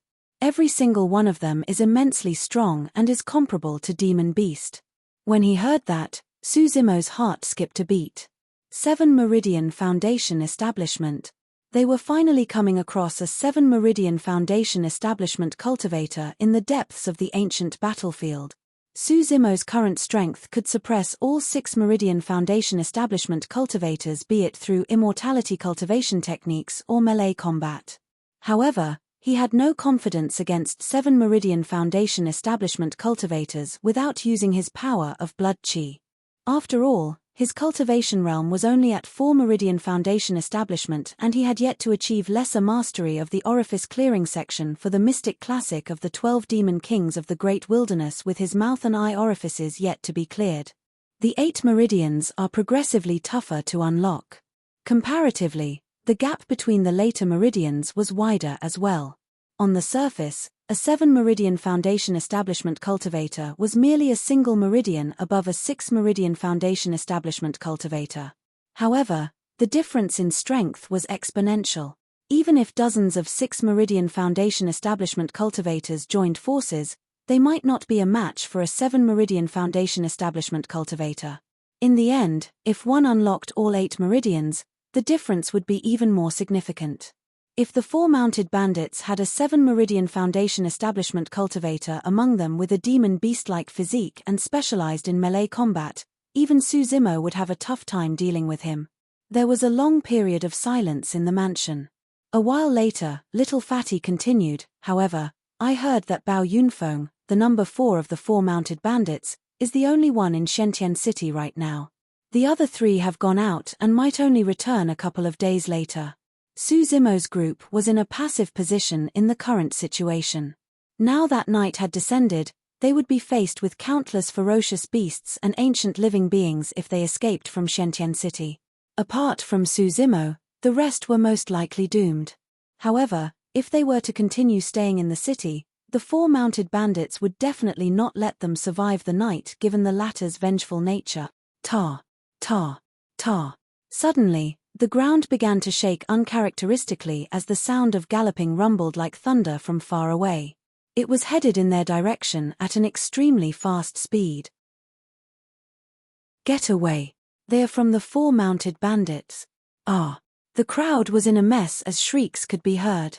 Some of the cultivators who could not dodge in time were trampled into meat sludge without a corpse left. Their leader seems to be Bao Yunfeng. It's him.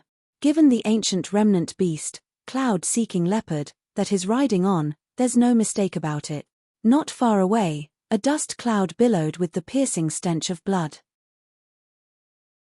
A muscular man, tall with black hair that draped over his shoulders, led the pack with a fierce and violent gaze. Beneath the man was a massive and ferocious leopard. It had sharp claws and its body was covered in luxuriant fur that had a cloud-like pattern. Shimmering in the darkness, its eyes shone with a cold gleam. An ancient remnant beast, the cloud-seeking leopard. What happened? Why are they so angry? Haven't you heard? Dozens of cultivators under the 4 mounted bandits were killed by an outsider at the north gate. Heh! Who could be so bold? Those few sitting over there. I heard that the green-robed cultivator was the one who killed them. There were some cultivators pointing at the mansion. A commotion of this size instantly attracted the attention of many cultivators. Even though it was at night, the number of cultivators gathered gradually increased. In a 2-story building not far away, a handsome young man in a white shirt sat by the window. Behind him was an elderly man, standing with his hands down. The handsome young man held a folding fan and his features were like a painting. With smooth and delicate skin, he had an indescribable bearing of elegance. At that moment, seeing that it was already late, the white-robed man had just stood up and was about to leave when he caught sight of what was happening. Out of curiosity, he could not help but ask, "Uncle Liang, what's happening over there?" The elderly man behind the white-robed man replied, "I heard that the green-robed cultivator killed Cho Wanli." "Oh!" The white-robed man scoffed coldly. "Cho Wanli? Good kill. Someone so villainous should have died a long time ago." Even though his tone was cold, the white-robed man's voice was exceptionally soothing. "Young master, let's go. There's nothing to see here. The few of them are bound to be dead now that Bao Yunfeng has brought so many people with him." The elderly man bowed. "It's all right."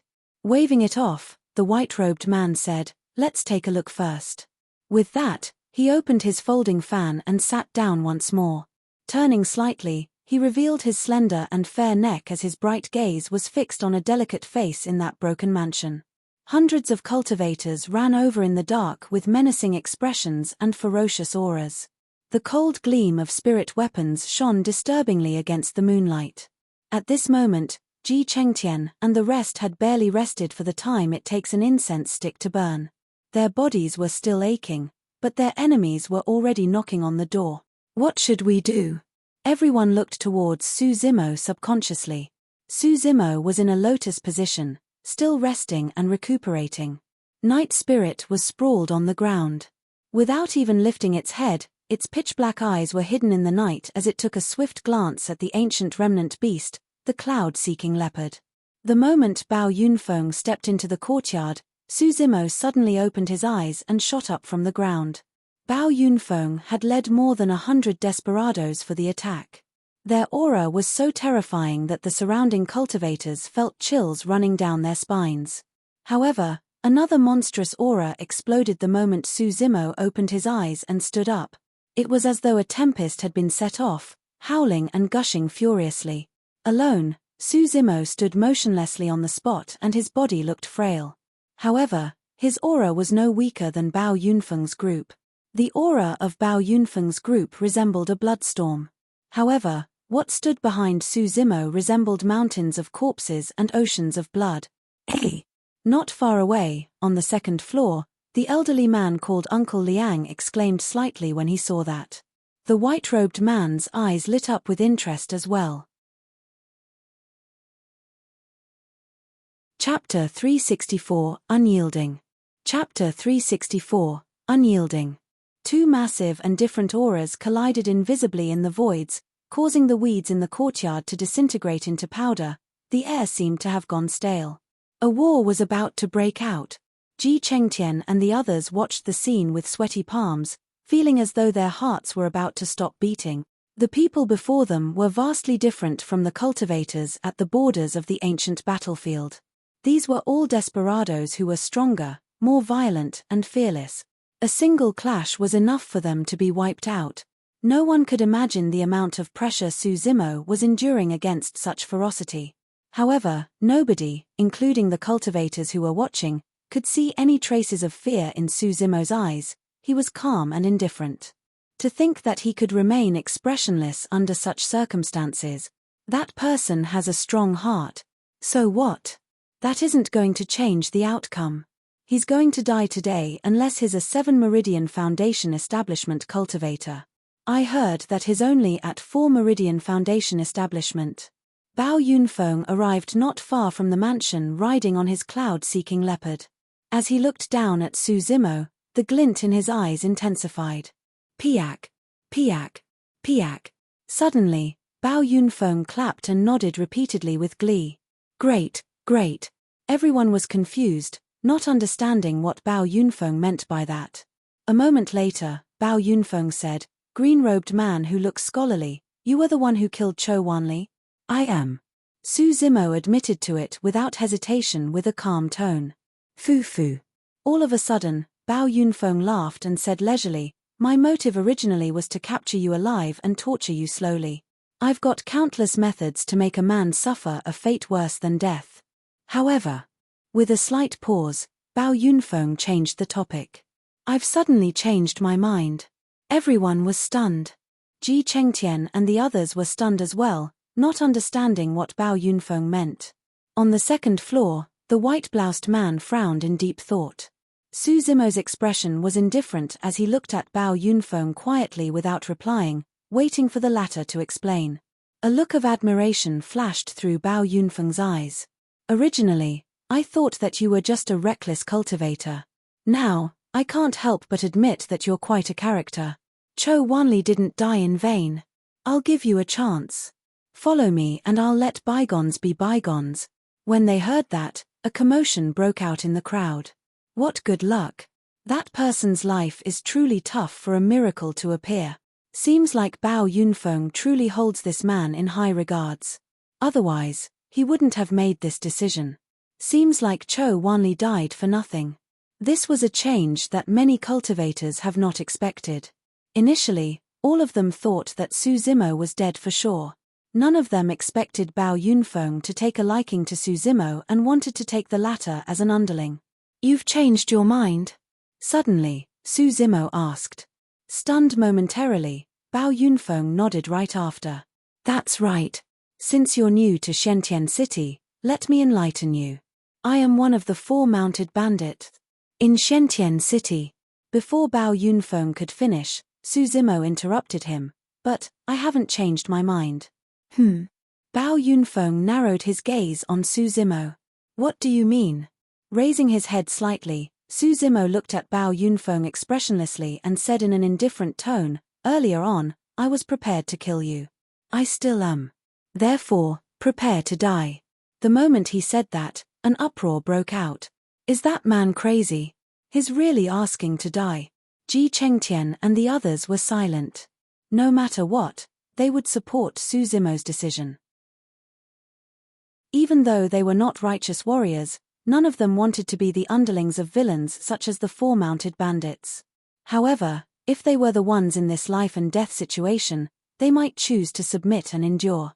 They wouldn't be able to stay true to their hearts and not back down like Su Zimo. He possessed a fearless spirit. On the second floor, the white-robed man's eyes shone brightly as he looked at the green-robed cultivator below, wanting to see through the latter. In the courtyard. After hearing that, Bao Yunfeng was stunned for a moment before bursting into laughter that grew louder and louder. "Fu-fu, ha ha ha." Even though Bao Yunfeng was laughing, the killing intent in his eyes was intensifying and was almost corporeal. As one of the 4 mounted bandits, he was almost unstoppable in Shentian City and no one dared to provoke him. However, there was now a person who popped out of nowhere boasting of killing him. "Indeed, I wasn't wrong about you." Bao Yunfeng's gaze was cold as he leaped down from the cloud-seeking leopard and strode slowly towards Su Zimo. 6 spirit meridians shone beneath his robes as spirit energy gushed fervently. 6 Meridian Foundation Establishment. Nobody interfere. Bao Yunfeng shouted before smirking menacingly at Su Zimo. I'm going to kill you personally. Before he was done speaking, 2 shadows shot out in opposite directions. Shaking his hands, 2 cold daggers slid out from Bao Yunfeng's sleeves. They were extremely sharp and shone with 4 spirit lights. Supreme-grade spirit weapons. None of the cultivators at the borders of the ancient battlefield possessed supreme-grade spirit weapons. However, in Shentian City, Bao Yunfeng revealed 2 of them right away. Swash! Intertwining his hands, Bao Yunfeng stabbed both daggers towards Su Zimo's throat at an extremely fast speed. The strangulation of the 2 daggers had even vaguely sealed all of Su Zimo's attack angles. Melee combat was the most dangerous, and any misstep could cause one's death. The sharpness of supreme-grade spirit weapons were enough to threaten Su Zimo. Not daring to be careless, Su Zimo did not reach out head-on with his bare hands. He slid his feet for a sidestep to dodge the 2 incoming daggers. In truth, Su Zimo could have summoned Blood Quencher for a head-on fight.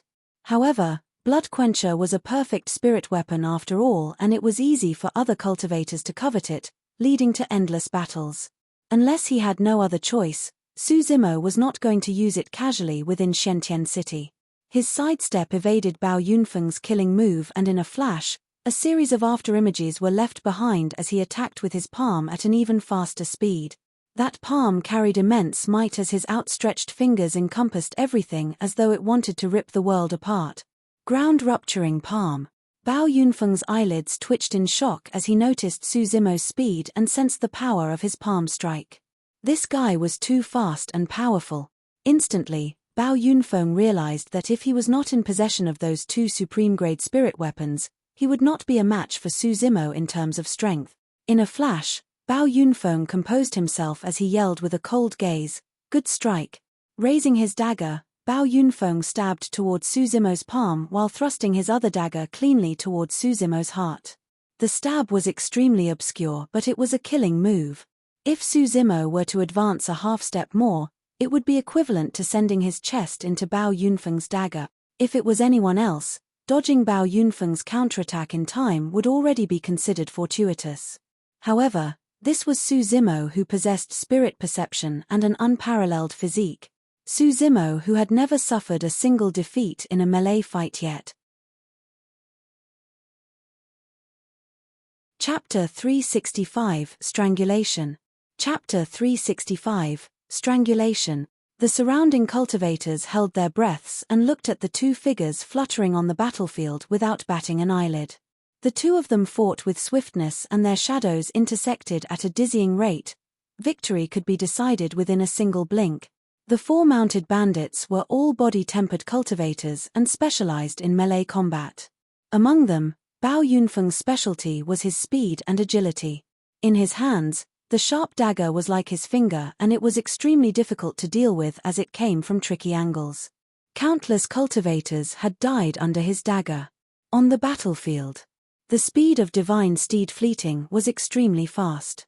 Just as he was about to slam into Bao Yunfeng's dagger, Su Zimo's eyes lit up and he changed moves, entering the stance of Plow Heaven Stride. With a single step, he stomped onto the ground and halted his figure. Boom! Su Zimo's feet landed on the ground and the stone slabs on the long street split open, creating a massive ravine. Dust clouds flew into the air and the entire place quaked. With the Plow Heaven Stride, Su Zimo's aura intensified as though he wanted to tear the sky apart. Caught off guard, Bao Yunfeng's knee buckled and he lost his balance as his pupils constricted. Crackle! Su Zimo's tendons and bones were ringing as his body expanded. Like an ancient god, he reached out with his huge hands that looked soft and weak, lunging towards the 2 incoming daggers. A coil and a tremble. Ah! Bao Yunfeng shrieked as his palm cracked open. Blood was dripping from his hands and both daggers flew away. Everyone was shocked when they saw that. How strong was that man's physique to be able to send both Bao Yunfeng's supreme-grade spirit weapons flying with his bare hands? Not good. Bao Yunfeng was alarmed and thought to himself. However, his reaction was extremely fast as he retreated immediately. Retrieving a protection talisman from his storage bag, he crushed it on the spot and turned to flee. Trying to flee? Su Zimo harumphed coldly as killing intent surged in his eyes. If he allowed Bao Yunfeng to escape into the crowd, Su Zimo would not be able to kill this man if he was blocked by the 100-odd desperados. With a flicker of his body, Su Zimo's feet sank into the mud before bursting forth. He covered 10 feet with a single stride and caught up with Bao Yunfeng in a few steps, launching a punch to the latter's skull. Boom! The veins on his fist were exposed and swelled up to twice their size. It was like a huge green-black seal that emitted a blood stench as it descended with a mighty aura. Roar! The cloud-seeking leopard reacted faster than cultivators. The moment it sensed its master's crisis, it roared in rage as its fur stood on end. Emitting a thick demonic chi, it bared its fangs and lunged towards Su Zimo ferociously. The strength of an ancient remnant beast at the peak of Foundation establishment was enough to pose a threat to Su Zimo. If he was struck, Su Zimo's physique would not be able to deal with it as well and he would be injured or even dead. However, Su Zimo's expression was unchanged as he had already seen a black shadow darting over. He continued punching towards Bao Yunfeng's head using his fist like a stamp. Just as the cloud-seeking leopard's claws were about to reach Su Zimo, a muscular shadow rammed over at an even faster speed. Bang! Bang! 2 bangs sounded at almost the same time. The cloud-seeking leopard was sent flying by the black shadow and dust clouds billowed when the 2 mighty bodies landed on the ground. The cloud-seeking leopard let out a sad cry. The black shadow stood up and its cold, shimmering claws extended silently. They have already punctured a few holes on the cloud-seeking leopard's body and blood was gushing out. This was none other than Night Spirit who was sprawled at the side. Under the guise of the night, Night Spirit's scales shone with a cold luster. Its eyes were dark and mysterious, emitting a murderous aura that sent chills down one's spine. The cloud-seeking leopard struggled and wanted to stand up as it opened its mouth and bit towards Night Spirit's throat. This was an ancient remnant beast after all. There was still strength for a final attack despite its massive injuries. Night Spirit's tail wagged. A black shadow darted by. Poof! Like a pitch-black spear, Night Spirit's tail stabbed through the cloud-seeking leopard's head, entering from the mouth and exiting from the back of its head. An ancient remnant beast, the cloud-seeking leopard, just died on the spot. At the same time, on the other side, Su Zimo's gigantic green-black stamp descended and crushed Bao Yunfeng's protection talisman, landing on the latter's back with its remaining momentum. Buzz! 4 spirit lights shone from Bao Yunfeng's back as a burning inner armor was revealed. 4 spirit patterns. It was a supreme-grade defensive spirit weapon. Although the power of Su Zimo's punch was great, more than half of it was reduced because of the protection talisman. Right after, it was blocked by the supreme-grade defensive spirit weapon and Bao Yunfeng received almost no damage as he seized the opportunity to flee forward. Heh! Bao Yunfeng laughed and yelled, "You're that bit away from killing me." He did not hear Su Zimo's reply after saying that. Instead, the killing intent behind him intensified, as if a terrifying ferocious beast was chasing him. Instinctively, Bao Yunfeng turned and glanced behind. That single glance scared him out of his wits. Su Zimo used Divine Steed Fleeting and a series of afterimages appeared in the void behind him. The distance between them had decreased rapidly and Su Zimo was almost reaching here. Go! The desperados that Bao Yunfeng had brought with him realized what was happening as they hurriedly summoned their flying swords and stabbed towards Su Zimo.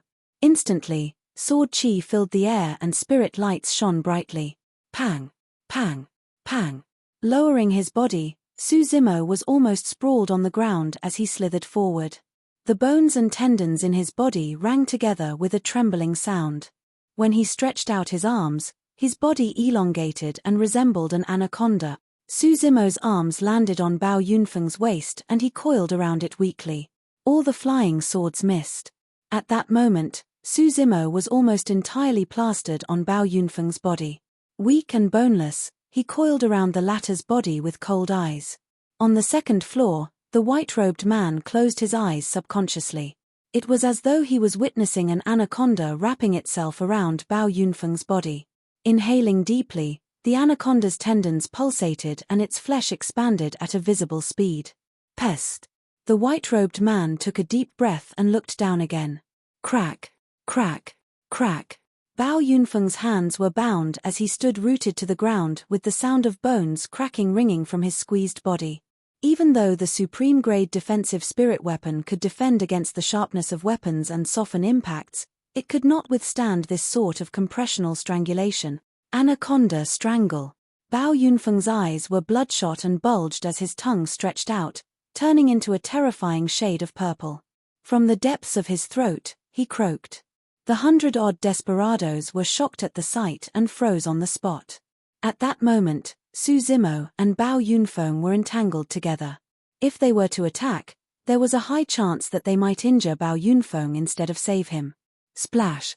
The sound of bloodline rumbling echoed from Su Zimo's body like a terrifying tsunami. Die! He hollered and his body expanded once more as his muscles swelled. Bursting forth with immense strength, Bao Yunfeng was squeezed into a blood mist. One of the 4 mounted bandits had died in Shentian City. Chapter 366 Reap. Chapter 366 Reap. There were at least thousands of cultivators gathered by now. However, at the moment, it was entirely silent outside the courtyard, as though everyone was strangled and could not breathe. What happened was way too tragic. The 4 mounted bandits were renowned for their physiques and melee combat capabilities. Among them, Bao Yunfeng was extremely fast and agile. He was practically invincible among 6 Meridian Foundation Establishment cultivators and could only be taken down by 7 Meridian Foundation Establishment cultivators. If they hadn't witnessed it personally, nobody would have believed that Bao Yunfeng would have been killed by strangulation in melee combat by a 4 Meridian Foundation Establishment cultivator, dying without a corpse. More than that, no one could believe that someone would dare kill Bao Yunfeng in Shentian City. This was big. Bao Yunfeng's death was not important. The issue was that many innocent cultivators might be implicated by the rage of the other 3 violent mounted bandits. On the 2nd floor, the white-robed man put away his fan and suddenly asked with sparkling eyes, "Uncle Liang, what do you think of this person? He's very strong in melee combat, ruthless and decisive in killing." Uncle Liang replied in a low voice, "However, that kid is brash and does not know how to hold back. While he's straightforward, there is now no room to back off against the 4 mounted bandits and he's bound to die. I'm actually rather interested in him." The white-robed man smiled gently and said. Frowning, Uncle Liang asked, "You intend to recruit him, young master?" "Indeed," the white-robed man nodded. Uncle Liang continued, "Recruiting him now would be equivalent to offending the 4 mounted bandits. That's irrational. The reason why we entered the ancient battlefield this time round is for the ruins of Elixir Pool sect. It's inconvenient for us to make such strong enemies." Pausing for a moment, Uncle Liang added, "Right now, Glass Palace, Malevolent Earth Sect and some of the other strong factions are lingering around Shentian City. It's quite likely that they're all here for the ruins of Elixir Pool sect. Compared to Glass Palace and Malevolent Earth Sect, we're lacking in top experts and are at a disadvantage. We must be careful, young master." "Top experts?" The white-robed man smiled and turned his beautiful eyes, looking at the green-robed cultivator in the courtyard. "There's one right there, isn't it? Him?" Uncle Liang laughed. "Although I'm old, I'm not at the age where my eyes are failing me. While that person is strong in melee combat, I don't think he's quite at the level of a top expert, right?" The white-robed man smiled without replying. In the courtyard. After killing Bao Yunfeng with Anaconda Strangle, Su Zimo stood in a puddle of blood, his green robe stained blood-red. Exuding a murderous aura, his gaze was razor-sharp and carried a lethal killing intent. Kill. Instead of retreating after Bao Yunfeng's death, the 100-odd desperados cried out in rage and charged toward Su Zimo wielding chilling curved sabers. This was the nature of the desperados, none of them feared death. The fierce horses that they rode were all spirit demons at Foundation Establishment realm. With bloodshot eyes and terrifying strength, cultivators were bound to be torn apart if they were rammed by those horses. Dust billowed as the 100-odd cultivators charged with menacing intent.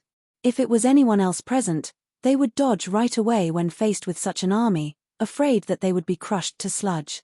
However, Susimo did not retreat nor dodge. His eyes lit up as his bloodline churned with the furious sound of tsunamis mixed with rumbling thunder. His strength increased massively with the churning of his bloodline. Bang!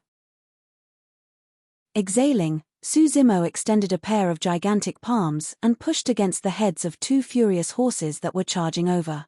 Instantly, his sleeves exploded, revealing two ripped arms where his muscles were knotted together inch by inch. Like molten steel, they exuded the feeling of immense strength. The momentum of charging, galloping horses was intense. Cultivators aside, even in the jungle, few spirit demons would dare go against it head-on. However, the two horses were pressed on the spot by Susimo's palms and could not advance a single inch. Susimo's feet sank deep into the mud as he stood like an ancient god with a deep and unwavering gaze. Caught off guard, the two desperados riding on the horses were sent flying. Little Fatty and Shijian were wielding their gigantic axe and steel rod respectively. Seizing the opportunity, they ended the lives of the two men that were sent flying into the air in a momentary daze. There was no way the two horses could endure the shock of the collision between two massive forces as they whimpered and died on the spots, their bodies crushed and their tendons and bones shattered. The riders behind them could not stop in time and all of them fell to the ground in a mess. On his side, a horse charged towards Susimo's chest. Heh! Sneering, Susimo strode forward and raised his knee, ramming over like a horse as well. Bang! The gigantic spirit demon horse was sent flying by a seemingly tiny human and exploded in midair, turning into a mist of blood. Roar! Right then, Night Spirit lowered its front limbs and head in an offensive stance, suddenly letting out a deafening roar from the depths of its throat. The spirit demon horses that were initially murderous and filled with fighting spirit were instantly scared out of their wits as boundless fear shone in their eyes. None of those spirit demons recognized Night Spirit. However, there was a deep-rooted fear that came from the depths of their bloodline in response to that roar. Some of the horses shivered and buckled to the ground, peeing and shitting themselves in incontinence. Some of the horses seemed to have gone insane as they threw the cultivators on their backs off. Pushing the crowd away, they fled into the distance at an extremely fast speed. In the blink of an eye, all the desperados were in chaos. The surrounding cultivators were shocked as their impressions of Night Spirit changed gradually. Although they were not part of the conflict, they felt a sense of fear the moment Night Spirit roared and almost turned to flee themselves. Susimo slapped his storage bag and 18 flying swords floated in front of him. Buzz! Quivering at the same time with a resounding buzz, the 18 flying swords shone endlessly in a bedazzling manner. Ah! Supreme-grade flying swords. All of them are supreme-grade flying swords. How many people must he have killed to be able to amass 18 supreme-grade flying swords? Cries of surprises came from the crowd. On the second floor, the white-robed man and Uncle Liang exclaimed softly at the same time. Uncle Liang frowned tightly with an odd expression as he shook his head. Something isn't right. Those 18 flying swords are identical in terms of length, width, thickness, and even their spirit patterns. They don't seem to have been mixed. Instead, they should have originated from the same weapon refinement master. As expected, he should be a sword formation master, suddenly, the white-robed man said. Before the white-robed man finished his sentence, Susimo waved his hands in the courtyard and the 18 flying swords intertwined in the void, leaving sword scars in their wake. Whoosh! A formation light shone brightly and illuminated the night skies. Right after, the 18 flying swords gathered together with their tips pointing outwards in unison, forming a gigantic sword-shaped circular disc. 18 rays of sword chi were released like a blazing sun and was extremely dazzling. It was the candlelight sword formation. Go! Susimo pointed forward. The sword-shaped circular disc charged into the crowd, circling around the desperados. Boundless blood chi was released and a blood mist formed as limbs were sent flying. Chapter 367 Elixir Yang Sect. Chapter 367 Elixir Yang Sect. Sword formation master. He's a sword formation master. No wonder he is able to reach Shentian City despite only being at 4 Meridian Foundation establishment. So, that's his secret. Sword formation masters were extremely rare in the cultivation world and everyone was shocked. On the second floor, Uncle Liang took a deep breath. His expression changed slightly as he whispered, "The killing power of that sword formation is so strong. Do you recognize it, Uncle Liang?" The white-robed man asked. After a long while, Uncle Liang shook his head. "I've never seen it before. The might of that sword formation isn't weaker than those of ancient Array sect." The 4 unorthodox groups were Elixir Yang sect, 1000 Crane sect, 100 Refinement sect and Ancient Array sect. Gathering all the top elixir, weapon, talisman and formation masters of Tianhuang mainland, those were the havens for these types of cultivators. All the renowned sword formation masters of the cultivation world were mostly from Ancient Array sect. Uncle Liang shook his head again. It's a pity that his cultivation realm is too low. If he was at 7 Meridian Foundation establishment, he would definitely be able to hold out against the legacy disciples of Glass Palace and Malevolent Earth sect with just that sword formation alone. Let's head down and take a look. The white-robed man rose and led the way. Uncle Liang persuaded him, "Young master, that man isn't going to live for long despite his immense potential. He'll be dead the moment the other 3 mounted bandits return to Shentian City. It's truly not a wise choice to recruit him now." "Not necessarily." The white-robed man smiled meaningfully. In the courtyard, all the desperados were 6 Meridian Foundation establishment cultivators. If they worked in unison against Suzimo, they would definitely be a force not to be reckoned with and might even be able to break the candlelight sword formation. But now, their formation was scattered into chaos by Suzimo and Night Spirit and were in a mess. There's no way they could deal with the killing power of the candlelight sword formation at this point. Clang! Clang! The sounds of swords ringing rang incessantly, accompanied by tragic shrieks. Lives were being reaped mercilessly like grass as the desperados truly lost their lives. The dilapidated mansion was dyed with blood. Flesh aside, even superior-grade spirit weapons would be shattered if they were sucked in by the candlelight sword formation. The air was filled with the thick stench of blood. At this moment, even desperados could not take it any longer as they scattered and fled in all directions. In the blink of an eye, the courtyard was left with nothing but corpses that were still warm. The surrounding cultivators were shocked. To them, the red-stained figure standing in the pool of blood resembled an Azura that had just walked out of hell. Now that Bao Yunfeng is dead, that man is definitely doomed when the other 3 mounted bandits return. Maybe not. They'll definitely leave this place tomorrow morning and flee far away. They might be able to escape this calamity. Foo-foo. The person who spoke at the start sneered, "Do you think the 3 mounted bandits are fools? They have survived in the jungles for many years and specialize in tracking people down. Nobody will be able to hide from them." Suzimo put away his 18 flying swords as well as the storage bags of Bao Yunfeng and the others. He was calm as usual, indifferent towards the gossips at the sidelines. Ji Chengtian and the others heaved a sigh of relief. The crowd gradually dispersed. Sensing something, Suzimo glanced sideways and caught sight of a white-robed man walking over. The white-robed man was extremely handsome and could be described as perfect. At first glance, he seemed to be even more beautiful than a woman. However, what shocked Suzimo was the fact that an elderly man with a long beard was following behind the white-robed man. Even though there was no age restriction for the ancient battlefield, the people that entered were typically geniuses and talents of the current generation. The sudden appearance of an elderly man was particularly striking. Furthermore, Suzimo's spirit perception told him that the elderly man was extremely dangerous.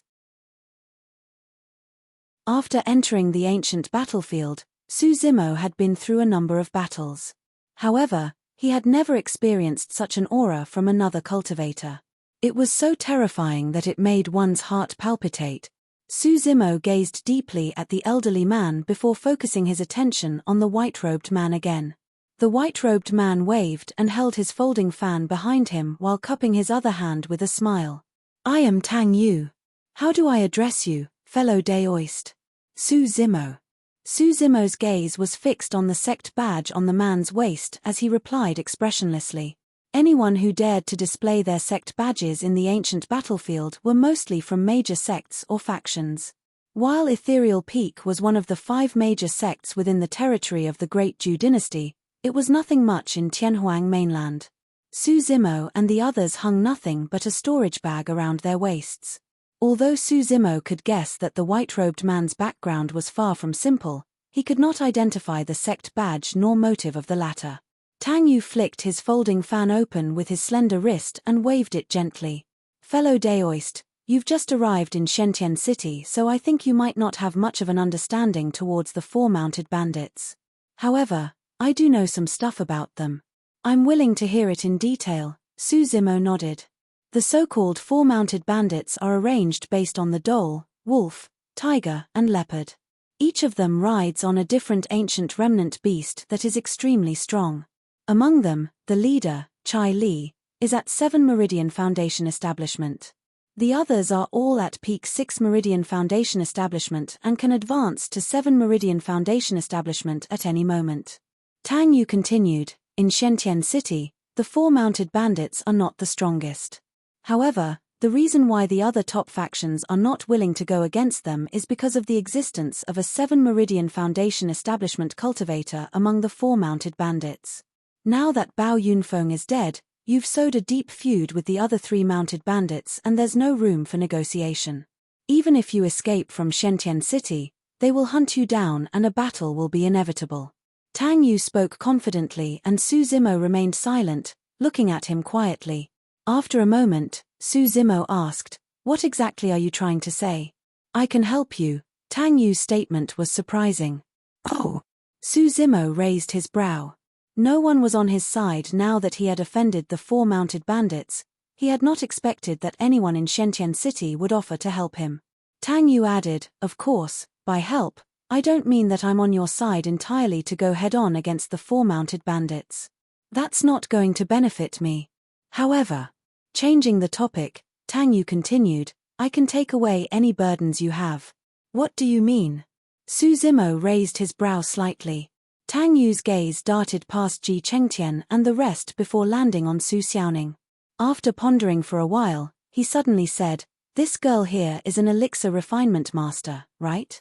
Su Zimo did not reply and was expressionless. However, Su Xiaoning was stunned and shock flashed through her eyes. Right from the beginning, she had not revealed anything related to elixir refinement. Yet, the handsome man in front of her saw through her identity immediately. How could she not be surprised? When he caught sight of Su Xiaoning's reaction, Tang Yu smiled gently and nodded. "Seems like I was right." He continued, "This girl will not be of much help once the battle with the 4 mounted bandits begins since her cultivation realm is too low. Instead, she will become a burden. However, I can ensure her safety. If a massive battle were to break out and everything was chaotic, even Night Spirit might not be able to protect Xiaoning from harm." Tang Yu continued, "If she's talented in elixir refinement, I can even offer her a chance to join my sect." "What sect are you from?" Su Zimo asked instead. Proudly, Tang Yu declared, "One of the 4 unorthodox groups, Elixir Yang Sect." Chapter 368, Young Master Tang? Chapter 368, Young Master Tang? On Tianhuang mainland, 9 major factions ruled over the place. 9 immortal sects, 8 demon races, 7 fiend sects, 6 Buddhist monasteries, 5 heretical doctrines, 4 unorthodox groups, 3 aristocratic families, 2 islands, and 1 palace. Elixir Yang sect belonged to one of the 4 unorthodox groups and had a deep foundation. It was said that the sect's history traced back to the ancient era. Most of the renowned elixir refinement masters of the cultivation world originated from Elixir Yang sect. The strength of Elixir Yang sect was naturally lesser than the other sects. However, due to their capabilities in elixir refinement, they were well connected with the other major factions and there was no lack of powerful beings from the cultivation world that joined them. Elixirs were essential consumables. Be it for cultivation or in the battlefield, they were extremely important. Elixir Yang sect was one of the major factions within Shentian City. As a legacy disciple of Elixir Yang sect, Tang Yu was indeed qualified to make his claims. Su Xiaoning was very moved upon hearing the words Elixir Yang sect as her eyes lit up. She looked at Su Zimo expectantly but kept quiet obediently. Su Zimo remained silent and undecided. Suddenly, Tang Yu's eyes were filled with resolve and he said, "If, and I mean if, you're able to survive 15 minutes against the attacks of the other 3 mounted bandits, Elixir Yang sect will come forth to your aid." "Young master." Uncle Liang frowned and could not help but remind. To Uncle Liang, it was not enough of a reason for Elixir Yang sect to step forth even if Su Zimo could survive 15 minutes against the other 3 mounted bandits. The moment they did so, it would mean becoming enemies with the 3 mounted bandits, and if they didn't handle that well, it would result in a bloody battle. That's too risky. Even though this man has great potential, he's not worth it, Uncle Liang whispered. Tang Yu shook his head with a resolute expression as he looked at Su Zimo, awaiting the latter's response. "Why are you helping me?" Su Zimo looked at Tang Yu and asked calmly. Admiration flickered through Uncle Liang's eyes when he saw Su Zimo's reaction. Although he did not recommend Tang Yu helping Su Zimo, he acknowledged the fact that this green-robed cultivator was indeed a talent as well. If it was anybody else, they would have agreed to such a sweet free deal immediately. However, this man was still rational and did not agree to it readily. Everything else, his calmness alone was far superior to the other disciples of the younger generation. Tang Yu smiled. "There's 2 reasons why I want to help you. First, it's naturally out of selfish reasons. I value your potential." Su Zimo was much less guarded when he saw how honest Tang Yu was. Nodding, he gestured for the latter to continue. Tang Yu added, "Second, it's quite a pleasure seeing someone reject Bao Yunfeng's advances in Shentian City and kill him instead. I'm impressed." "There's nothing to be impressed about. I merely don't want to be in the same league as the 4 mounted bandits," Su Zimo replied casually. "That's the point." Waving his folding fan, Tang Yu pointed at the crowd that was gradually fading away. "I guarantee that most cultivators in Shentian City would not want to be in the same league as the 4 mounted bandits. However, none of them would dare provoke the 4 mounted bandits, much less resist them. At the beginning, every cultivator might have aspired to be a just and righteous person. However, as time passes, their resolve fades as well as they eventually bow down in the face of the cruel reality. In fact, they might even turn into the type of people that they have once looked down on. However, you are different." Tang Yu's gaze landed on Su Zimo eventually as he said with a bright tone, "I can still see your resolve, your conviction. There are not many people who can stay true to their hearts and push forth courageously in the cultivation world. You are one of them." Ji Chengtian and the others were the most emotional over Tang Yu's words. As Tang Yu had mentioned, all of them hated the 4 mounted bandits and did not want to be in the same league as them.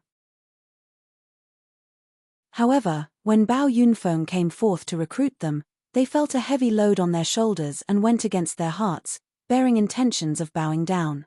Smacking his lips, Su Zimo said in a self-deprecating manner, "Most people like me don't live long lives. And that is why I'm here to help." Tang Yu smiled. Su Zimo was slightly dazed when he met with the sparkle in Tang Yu's eyes as he felt a strange sensation surging in his heart.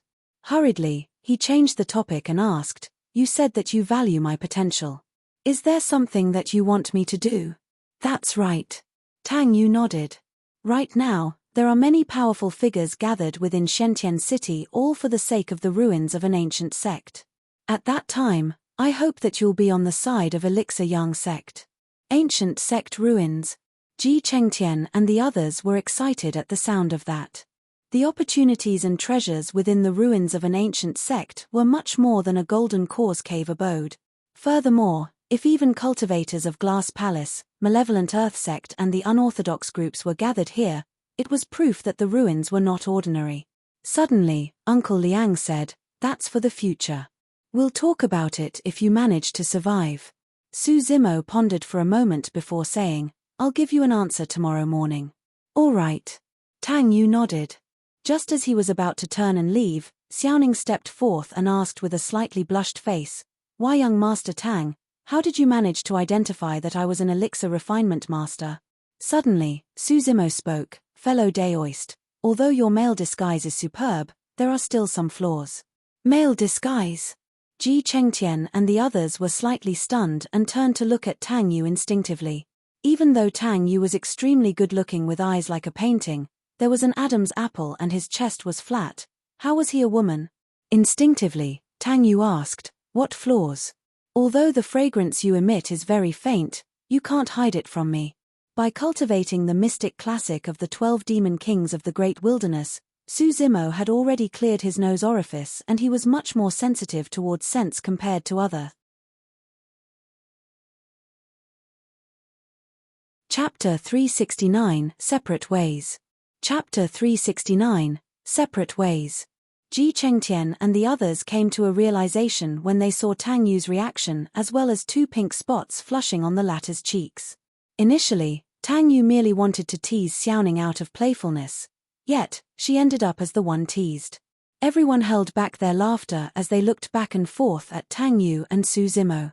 Even though she was disguised as a male, Tang Yu was a woman after all and was easily embarrassed. There was no way she could handle the playful gazes that everyone was casting her as she raised her head and turned to leave in a huff. Xiaoning looked at Tang Yu's back view in a dazed manner for a long time. "Xiaoning, don't harp on it." Suzimo coughed gently and patted Xiaoning's shoulders. Turning to look at Suzimo, Xiaoning raised her brows slightly. Still somewhat unwilling to accept the truth, she asked, "Young Master Tang is really a woman?" Suzimo nodded. "Highs." Xiaoning sighed and could not conceal her disappointment. Suzimo smiled bitterly in secret. Xiaoning was at the age where a maiden's heart was blossoming. To think that her first taste of love would come from a woman. Fortunately, the two of them had not interacted for long and there was nothing left after things were exposed. Not long after, Xiaoning recovered and came before Suzimo, saying sternly, "Brother, I want to join Elixir Yang sect." "Why?" Although Suzimo could vaguely guess the reason, he still asked. "If there's an elixir recipe for increasing one's lifespan in Tianhuang mainland, it has to be in Elixir Yang sect. I want to give it a shot."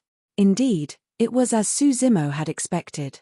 In truth, the greatest motivation and reason why Xiaoning became an elixir refinement master was because she wanted to learn how to refine an elixir to increase one's lifespan. Their eldest brother, Su Hong, was only a mortal. With no way to cultivate, his lifespan was a 100 at most. The reason why Xiaoning became an elixir refinement master was because she wanted to increase her eldest brother's lifespan and have him live as long as possible. However, the rarest elixirs in the cultivation world were those that could increase longevity. Those elixirs and recipes had never appeared in the territories of the Great Zhou dynasty, much less Azure Frost sect. This was an extremely rare opportunity that Xiaoning did not want to give up. In reality, Suzimo hoped that Xiaoning could join Elixir Yang sect as well. First, he had a deep feud with Bloodcrow Palace and it was highly likely that he would experience a great calamity of life and death upon returning to the sect. If Xiaoning could join Elixir Yang sect, she could avoid the calamity. Second, Elixir Yang sect was one of the 4 unorthodox groups and had a deep foundation and decent strength. It was far superior to the likes of Azure Frost sect and would suit Xiaoning's path of cultivation. Suzimo said, "All right, I'll have Night Spirit accompany you there when the time comes." After all, he did not have much of an understanding towards Elixir Yang sect and could only feel more relieved if Night Spirit was by Xiaoning's side. Turning around, Suzimo looked at Ji Chengtian and the others. He pondered for a moment before saying in a deep voice, "I'll stay in Shentian City for the time being. You guys rest a while to recover your energy and leave this place as soon as possible." Little Fatty frowned and shouted, "Bro, we'll either leave or stay together." "That's right," Ji Chengtian nodded as well. Suzimo waved it off. "I'm the target of the 3 mounted bandits. If I leave with you guys, none of us will be able to escape. My strength is enough to protect myself, but if you guys stay in the city, you'll only be sacrificing your lives for nothing. There's no need to act on impulse." Ji Chengtian and the others were silent. They knew that Suzimo was stating the facts. There was a 7 Meridian Foundation establishment cultivator among the 3 mounted bandits and they had hundreds of 6 Meridian Foundation establishment desperados. Given the strength of Ji Chengtian and the rest, they would not be able to survive against the attacks of hundreds of desperados even if they were in peak condition. Right now, the help that they could provide Su Zimo was almost negligible and they might even be a burden for him. Leaving Su Zimo and Shentian City was perhaps the best option for them. In reality, Su Zimo wasn't entirely helpless against a 7 Meridian Foundation establishment cultivator. As long as he released his blood chi, his strength would climb to another level with the aid of his demonic chi and he could definitely contend with a 7 Meridian Foundation establishment cultivator. However, if he did that, he would become a mass target and might attract even stronger foes or be surrounded by all the cultivators of Shentian City. However, if he had to hide his demonic chi and merely work with his bloodline, Su Zimo would most likely be able to match a 7 Meridian Foundation establishment cultivator at the most with the aid of Bloodquencher. It would be extremely difficult for him to defeat or even kill a 7 Meridian Foundation establishment cultivator. The exception to that was if he could unlock his mouth, eyes, and all 7 orifices to attain lesser mastery of the orifice clearing section. However, that was unrealistic. In other words, Su Zimo's only chance was to hold out for 15 minutes against the attacks of the 3 mounted bandits and wait for the assistance of Elixir Yang Sek. 15 minutes. Su Zimo murmured softly. A cold glint flickered through his eyes as he began cultivating. The next morning, Tang Yu did not appear. Instead, a disciple of Elixir Yang sect came forward and asked Su Zimo about his decision. "I'll stay," Su Zimo said before turning to look at Su Xiaoning. "Xiaoning will return with you. Please tell young Master Tang that I hope that he will take good care of her." The disciple of Elixir Yang sect smiled gently. "Our young master has already expected this, so he told me in advance to inform you not to worry and that he will definitely protect Xiaoning well. Also, these are some healing elixirs courtesy of senior brother. Hopefully, they'll be of use to you guys." Before leaving, the Elixir Yang sect disciple handed Su Zimo a storage bag containing many jade bottles of various elixirs. Su Zimo took a quick glance and did not spot any perfect elixirs. He then passed everything to Ji Chengtian and the rest. With Night Spirit's company, Xiaoning left with the Elixir Yang sect disciple. Su Zimo continued cultivating. Under such a pressing situation, the 5th spirit meridian in his body also appeared and there was a chance he could unlock it within the next few days. With the help of the healing elixirs gifted by Tang Yu, Ji Chengtian, and the others recovered swiftly and were mostly healed by the next day. This morning, Su Zimo said in a deep voice, "Senior brother Ji, you guys should leave today. The 3 mounted bandits are going to return anytime now. If we drag on, things might change and it might be too late to leave." "All right." Ji Chengtian and the others nodded without hesitating. Lung Ru, Little Fatty, and Shijian got up one after another as well, bidding farewell to Su Zimo. On the way, all 3 of them were silent, deep in their own thoughts. After exiting Shentian City, Little Fatty suddenly came to a stop at the north gates. He turned and said, "Senior brother Ji, sister Lung Ru and silly Jian, I intend to explore the ancient battlefield myself. Let's bid farewell here." "I'm not silly," Shijian murmured. Lung Ru nodded with a cold expression. "All right." Ji Chengtian smiled. "That's my intention as well. I don't know when we're going to meet again after separating today. Everyone, please take care." "Take care." Everyone bid farewell with cupped fists and Ji Chengtian, Lung Ru and Little Fatty split into 3 directions on their flying swords. They disappeared in the blink of an eye, leaving Shijian the only one remaining. Scratching his head, he picked a random direction and sprinted with huge strides. Chapter 370 Incoming Storm. Chapter 370 Incoming Storm. Part of the reason why Su Zimo stayed on in Shentian City was to resolve the feud with the 3 mounted bandits. At the same time, he was curious about the ancient sect ruins that Tang Yu mentioned. A sect ruin that could gather a few of Tianhuang mainland's major factions was definitely far from ordinary. Of course, the prerequisite of exploring the ruin was that he had to establish a firm standing and reputation within Shentian City. The battle against the 4 mounted bandits was inevitable. From the moment he killed Bao Yunfeng, Su Zimo had no intention of resolving things amicably with the four-mounted bandit. Against these villainous and violent people, there was no way Su Zimo was going to swallow things and go against his heart just because of their formidable strength. If he had any unhappiness, he would just go for sweet, direct vengeance furiously to quell that displeasure. The worst-case scenario would be for his demonic cultivation to be exposed. At the most, he would just raise hell at that time. For the next few days, Su Zimo sat at a street corner exposed to all motionlessly. With an empty mind, he cultivated with the calmness of an old monk. On the third day, Su Zimo's fifth spirit meridian appeared and took shape, stabilizing completely with spirit energy surging within it in a full manner. Su Zimo's breakthrough did not cause much of a reaction in Shentian City. After all, to most of the cultivators, it did not matter whether Su Zimo was at 4 or 5 Meridian Foundation establishment. In fact, even if he got to 6 Meridian Foundation establishment, the outcome would not change much. Most of them were just waiting to watch the show. Everyone wanted to know how the 3 mounted bandits were going to torment Su Zimo given their methods and the number of innocent cultivators who would be implicated due to their wrath. As time passed, the tension in Shentian City got heavier as it meant that the 3 mounted bandits were closer to returning. This day, dark clouds shrouded the city and thunder rumbled.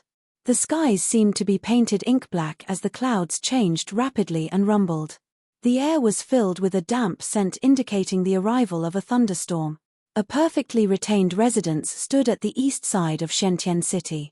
At the entrance, a handsome man in luxurious robes stood with hands behind his back, looking at the dark clouds with a slightly raised chin. His eyes were clear, resembling glass. A cultivator sped over from the distance with a sect badge hanging on his waist. The handsome man in the residence had an identical one as well. If one were to pay attention, they could vaguely make out a single word, glass. Greetings, Senior Brother Pei. The disciple arrived before the luxuriously robed man and bowed slightly, greeting with politeness. We have news. The 3 mounted bandits have returned to the city. All right. The luxuriously robed man replied indifferently, still gazing at the skies. The disciple continued, I heard that Elixir Yang sect is up to something. Young Master Tang Yu is leading a group of cultivators towards that mansion, but we don't know why. Fu. Extending his palm, the luxuriously robed man looked at his long, slender fingers with a mocking expression as he said indifferently, the 4 mounted bandits, the dhole, wolf, tiger, and leopard. Now that the leopard is dead, the remaining 3 beasts will definitely go mad. Anyone who offends them at a time like this is only asking for it. Our aim is the ruins of Elixir Pool sect. There's no need for us to waste our strength here. That Su guy is merely an ant that's overestimating his own strength. West side of Shentian City. In a palace, a black-robed cultivator sat in the middle with a huge gold saber. A bone spear laid across his knees horizontally. Although his eyes were shut, there was a murderous aura around him. Fiend air, the 3 mounted bandits have returned to the city. Got it. The black-robed cultivator replied casually without opening his eyes. Almost at the same time, Puppet Sect, Thousand Crane Sect, the few factions within Shentian City caught wind of the news as countless gazes watched the long street. Before long, a storm poured and lightning flashed in the skies, interweaving like a web that threatened to engulf the ancient city. The storm was heavy and fierce. In the blink of an eye, the green robes that Su Zimo was wearing were drenched. Even so, he continued sitting where he was, upright with his eyes closed. He had a calm expression, as though he was indifferent towards everything. Not far away, Tang Yu looked at the green-colored figure with a dazed expression. A moment later, she snapped out of her stupor and glanced askance. Uncle Liang, do you think he can survive for 15 minutes? It's difficult. Uncle Liang shook his head. The 3 mounted bandits aside, just the thousands of desperados they have with them are enough to tear that man apart. My brother will definitely make it. Standing beside Tang Yu, Su Xiaoning gripped her fists and said resolutely. Beside her, Night Spirit sprawled on the ground quietly, protecting Xiaoning in silence. On the long street. The rain grew heavier and the wind gusted more intensely. In that storm, the sounds of hooves could be heard from far away, intensifying in volume and clarity. Gradually, the hooves sounded like thunder. Even the storm could not cover up the surging killing intent coming from the end of the long street.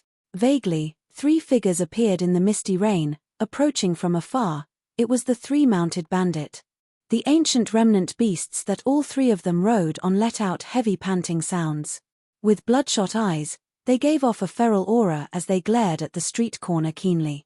Behind the 3 of them was a large army of mounted riders, coming with ferocity. At a glance, there were over 1,000 people, 1,000 desperados coupled with a 7 Meridian Foundation establishment cultivator. This was a force not to be underestimated in the ancient battlefield, let alone Shentian City.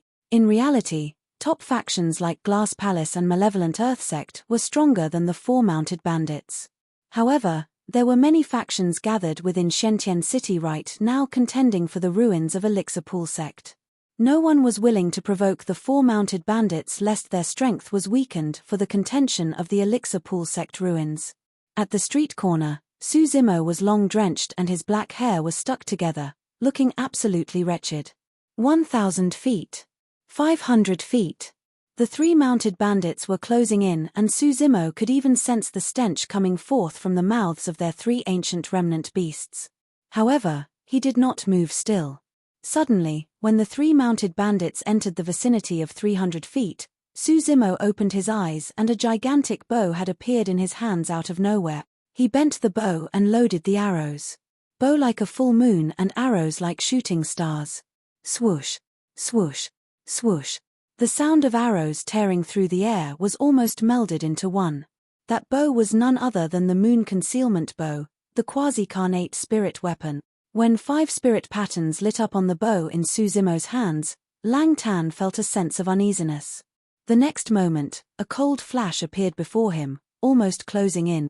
The speed of the arrow was too fast and any ordinary 6 Meridian Foundation establishment cultivator would have been dead. However, Lang Tan's reaction was much faster than ordinary cultivators given his countless life and death experiences in the jungle. In a flash, he slanted his face sideways. A cold beam brushed by his cheek, cutting a blood wound. It was a close shave. He had dodged it. However, before Lang Tan could relax, his eyelids twitched and he saw another cold beam shooting over, aimed at his glabella. The second arrow was arriving and he had no chance to react at all. These were consecutive arrows. Lang Tan felt his hair stand on end. It was extremely lucky that he was able to dodge the first arrow. However, there was nothing he could do to evade this second arrow. Chapter 371, 10 Consecutive Arrows. Chapter 371, 10 Consecutive Arrows. Clang. Chai Li, who was beside Lang Tan, was the first to react. Withdrawing a long saber at his waist, his spirit energy surged and 7 spirit meridians lit up. With a holler and furious killing intent, Chai Li swung a reverse slash onto the incoming arrow. The cold light dissipated and the arrow was split into 2. Suzimo's gaze narrowed. It was extremely difficult if one wanted to stop an arrow that was tearing through the air. It was not just a test of one's eyesight and reaction, but also their accuracy as well as the timing of striking with the saber. Given Suzimo's bloodline, arm strength and the fact that he was using a quasi-carnate spirit weapon, the moon concealment bow, that arrow was extremely powerful and even the strongest 6 Meridian Foundation establishment cultivator would not be able to deal with it. However, for Chai Li, who was at 7 Meridian Foundation establishment, he was able to take on that arrow unscathed. That was the reason why 7 Meridian Foundation establishment cultivators were terrifying. Be it in terms of reaction, speed, or strength, they were significantly superior in all aspects. In reality, Chai Li was the one feeling shocked at the moment. Even though he had defended against that arrow, his palm felt like it was about to split and his wrist was a little numb. What did that mean? It meant that the power of that arrow was enough to threaten him. Suddenly, Chai Li realized that it was no wonder why Bao Yunfeng died. Before he was finished with his thought, the third arrow right after the second. The next moment, the 4th, 5th, 6th, and 10th arrows. 10 consecutive arrows enveloped the 3 mounted bandit. The storm poured and the arrow rain was incoming. Chai Li and Hu Meng's expressions changed starkly, and they were no longer bothered to save Lang Tan as they scurried to protect themselves. Thanks to Chai Li's defense of the previous arrow, Lang Tan managed to catch some breathing space. He whipped out a saber with his left hand and crushed a protection talisman with his right. The moment the protection barrier was formed, the cold beam arrived. Snap! Cracks spread out on the surface of the protection barrier. It was pierced with a single arrow. Pest! Lang Tan's expression changed. The killing power of that single arrow was so terrifying. His protection talisman was one of the top-tier Grade 2 talismans and could defend against a full-powered attack of a 7 Meridian Foundation Establishment cultivator. However, it was destroyed by a single arrow right now. Yet another flash of light shot through the misty rain and approached. By now, Lang Tan had nowhere to dodge with his protection talisman crushed. The only thing he could do was to grip his saber with both hands and slash forward with all his might. Clang! When the saber collided with the arrow, sparks flew everywhere and the saber was actually repelled. The cold light paused for a moment before it pierced through Lang Tan's chest, causing a bloody arrow to exit from the back. Lang Tan fell from his black bane wolf and his eyes gradually dimmed as his life force left his body. The entire process of Su Zimo opening his eyes, withdrawing the moon concealment bow and loading it happened at almost the same time. He had only attacked when the 3 mounted bandits were within 300 feet. If the distance was too far, the power of the arrows would be reduced and they would be too slow, giving a longer reaction time to his opponents. If the distance was too near, a bow wouldn't be too useful. Around 300 feet or 100 meters was sufficient for Su Zimo. The arrows would be almost instant against the 3 mounted bandits who were charging over. Within 100 meters, the 10 consecutive arrows killed Lang Tan of the 4 mounted bandits on the long street. All the cultivators who saw it happen were secretly shocked. If they were in Lang Tan's place, it would be difficult for them to survive the 10 arrows as well. Not far away, Uncle Liang nodded. I've got to say that this person's trump cards are very strong and can even threaten 7 Meridian Foundation Establishment cultivators. However, his flaws are obvious too. The advantage of a bow was in ranged combat. At melee distance, a bow was nothing but a burden. After the 10 arrows, the remaining 2 mounted bandits and thousands of mounted riders charged over and had already arrived before Su Zimo.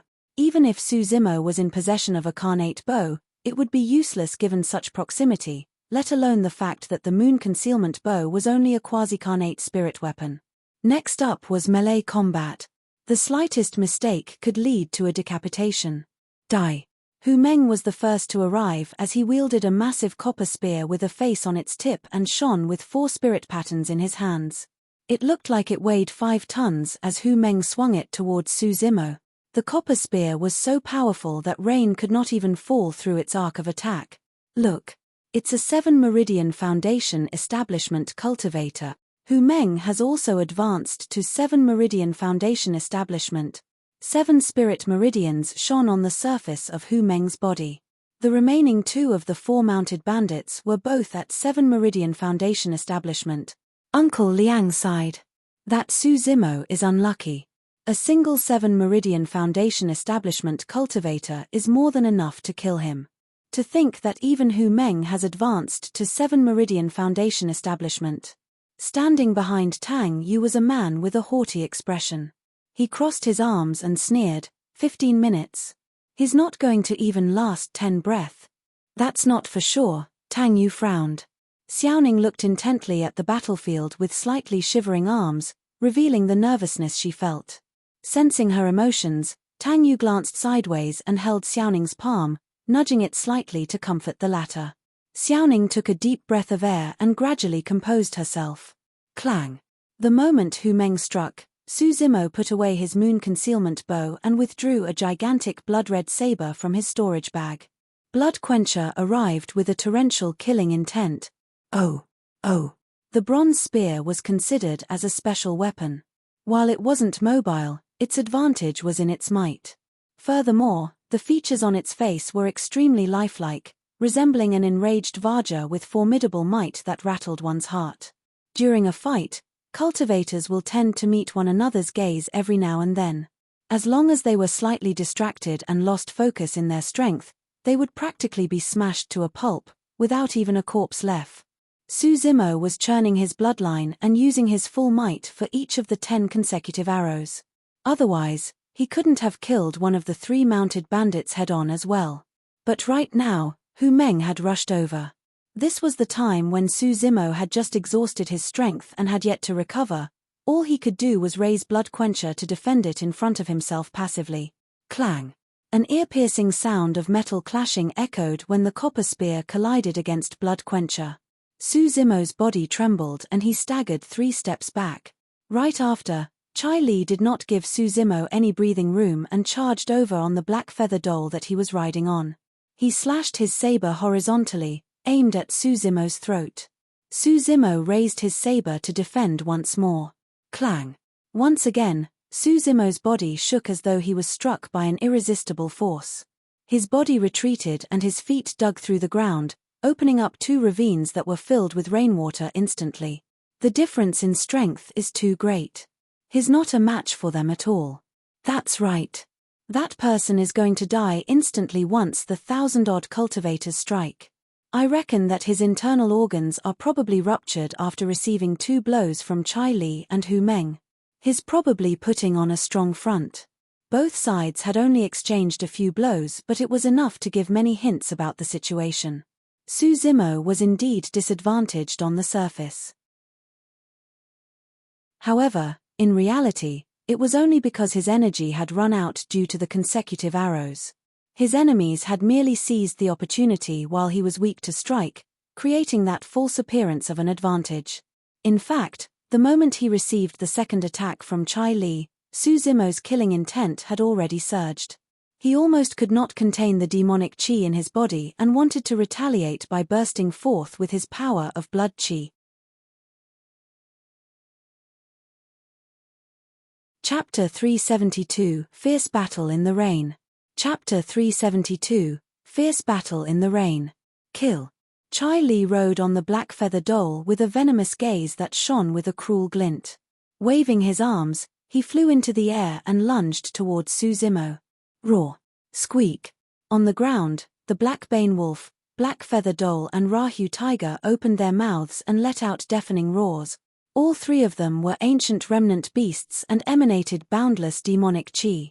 With massive bodies and sharp claws, they had already cultivated to the peak of foundation establishment. Splitting into 3 directions, the 3 ancient remnant beasts charged towards Su Zimo.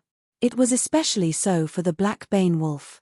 After witnessing its owner shot to death by this green-robed cultivator, the only thing it wanted to do right now was to rip this man's throat into pieces. In midair, Chai Li wielded his saber and descended from the skies along with Hu Meng and his copper spear.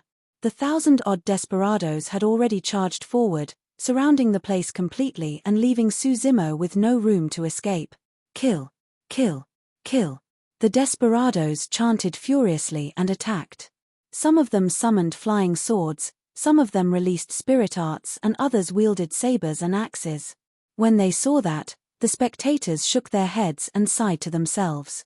Even legacy disciples of factions such as Glass Palace and Malevolent Earth Sect would not be able to escape an attack as such unscathed, let alone a 5 Meridian Foundation establishment cultivator such as Su Zimo. Tang Yu's gaze was burning and fixed on Su Zimo the entire time. To her surprise, she could not spot the slightest bit of panic or fear on Su Zimo's face. In fact, there was a vague trace of excitement in those bright eyes of his. Su Zimo's lips were curled slightly, showing a faint smirk. He was smiling. What sort of a person is he? Tang Yu frowned slightly. She truly could not understand how Su Zimo could smile in such a deadly situation. Ha! Ha! Ha! Suddenly, Su Zimo laughed into the skies, enunciating 3 resounding syllables. After his laugh, the rain around him seemed to be repelled by an invisible force as they spilled outwards. The surrounding desperados were shocked. The voice seemed to be rattling their minds, causing their visions to blur. Everyone's hands trembled. At that moment, Su Zimo's eyes lit up and his figure flashed. Before Chai Li and Hu Meng descended, he charged towards the 3 ancient remnant beasts. In that pouring rain, Suzimo left behind a series of afterimages that lingered for a brief moment before vanishing in the raindrops. Even 3 beasts are thinking of taking my life. Roaring into laughter, Suzimo did not hold back the disdain in his eyes as his bloodline churned, letting out the sound of tsunami, thunder, and tigers and leopards that caused one to shiver. Against the 3 incoming ancient remnant beasts, Suzimo slashed in reverse. The gigantic saber's blood beam expanded, engulfing the Rahu tiger and black feather doll within it. Right after, Suzimo strode forward and slammed down, using his left fist as a seal and punching onto the black bane wolf's head. The black bane wolf's eyes shone with violence and it did not retreat nor dodge. Instead, it reached out at Suzimo's throat with its sharp claws. The black bane wolf was much bigger than Suzimo in size. Under normal circumstances, before Suzimo could even punch the black bane wolf, the latter's claws would have already ripped his throat apart. The black bane wolf's eyes shone with excitement. It could visualize the human before it being shred by its claws. All of a sudden, a change occurred on the battlefield. The instant the black bane wolf lunged forward, Suzimo's bones and tendons sounded together. His tendons expanded and contracted like a bowstring and echoed with vibrating sounds. Pang! Pang! Pang! Suzimo's arm expanded rapidly as he struck first, his fist transforming into a green-black seal that landed heavily onto the head of the black bane wolf. The sound of bones cracking could be heard. Among the spirit demons, wolves were said to have bronze skulls and iron bones. In other words, the head of a wolf was the toughest part of its body, but right now, the head of the black bane wolf, an ancient remnant beast, was crushed by a single punch from Suzimo. Its brain juice splattered as it gave a tragic shriek before dying on the spot. If the black bane wolf was said to have a skull made of bronze and iron bones, Suzimo's fist would be equivalent to a diamond that was indestructible and almighty. After killing the black bane wolf with a single punch, the black feather doll and Rahu tiger retreated against the sharpness of Bloodquencher. At this moment, the attacks of the other cultivators arrived. The 2 7 Meridian Foundation establishment cultivators that posed the greatest threat to Suzimo, Chai Li, and Hu Meng, were charging forth once again with their respective weapons. A bloody battle had erupted completely. Clang! Clang! Suzimo slapped his storage bag and summoned 18 supreme-grade flying swords, conjuring the candlelight sword formation right away. This time round, the candlelight sword formation was not used offensively, but completely defensively.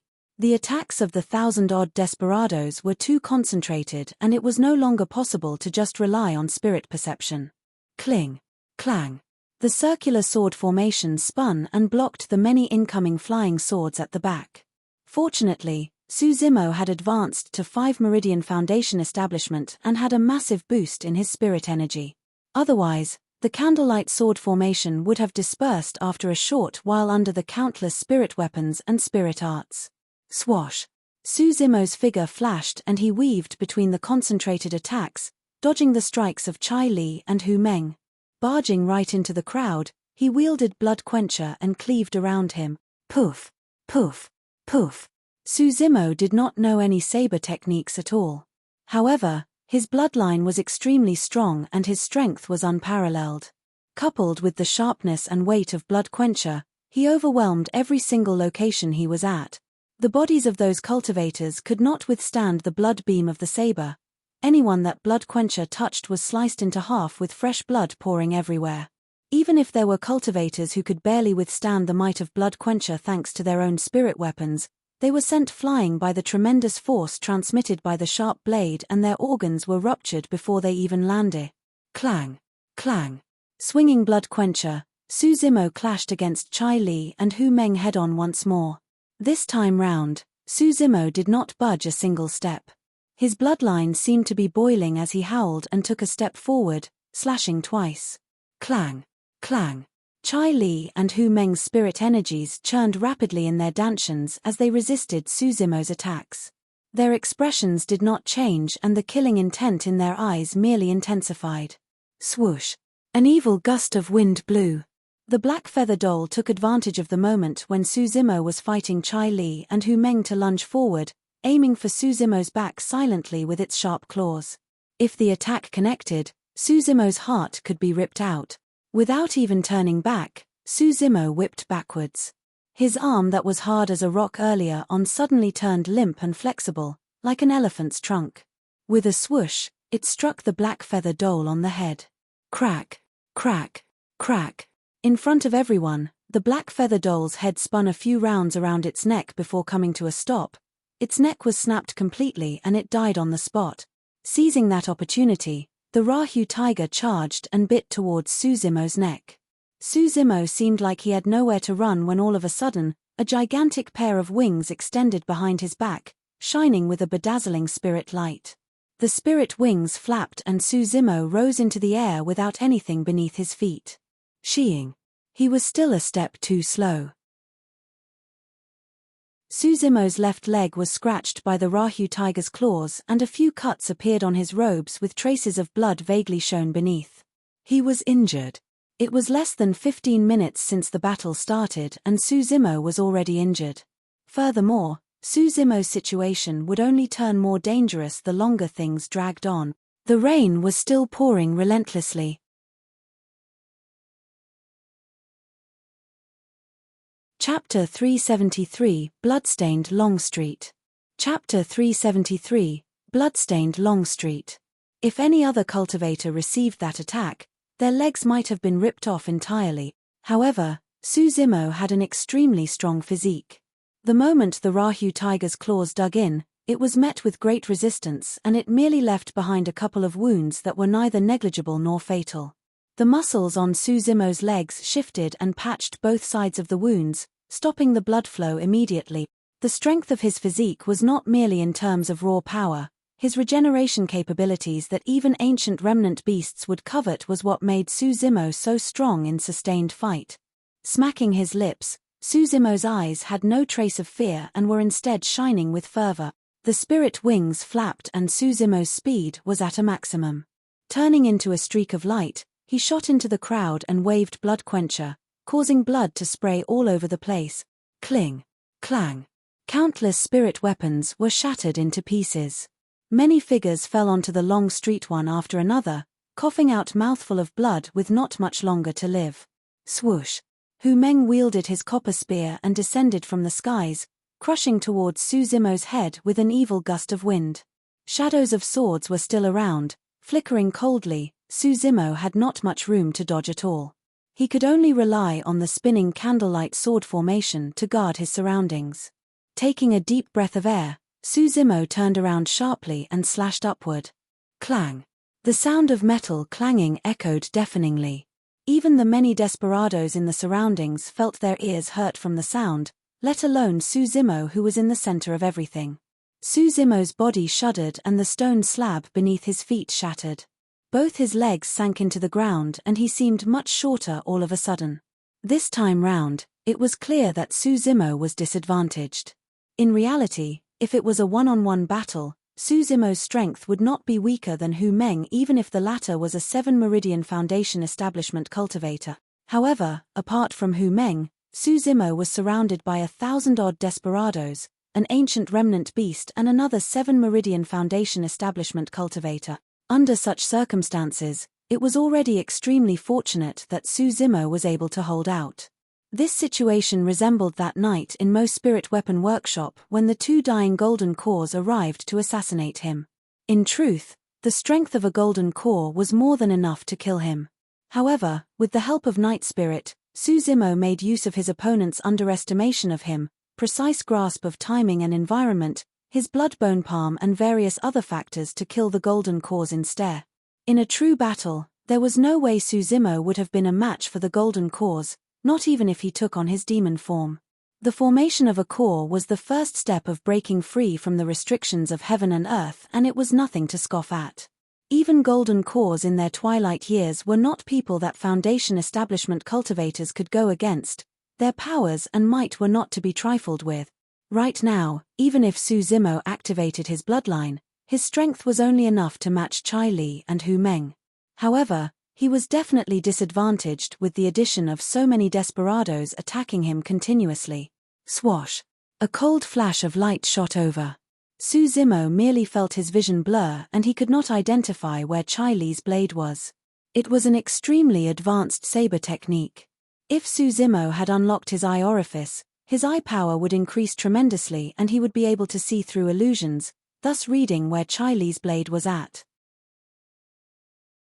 But right now, Zimo knew nothing about saber techniques and he could only retreat in the face of that attack.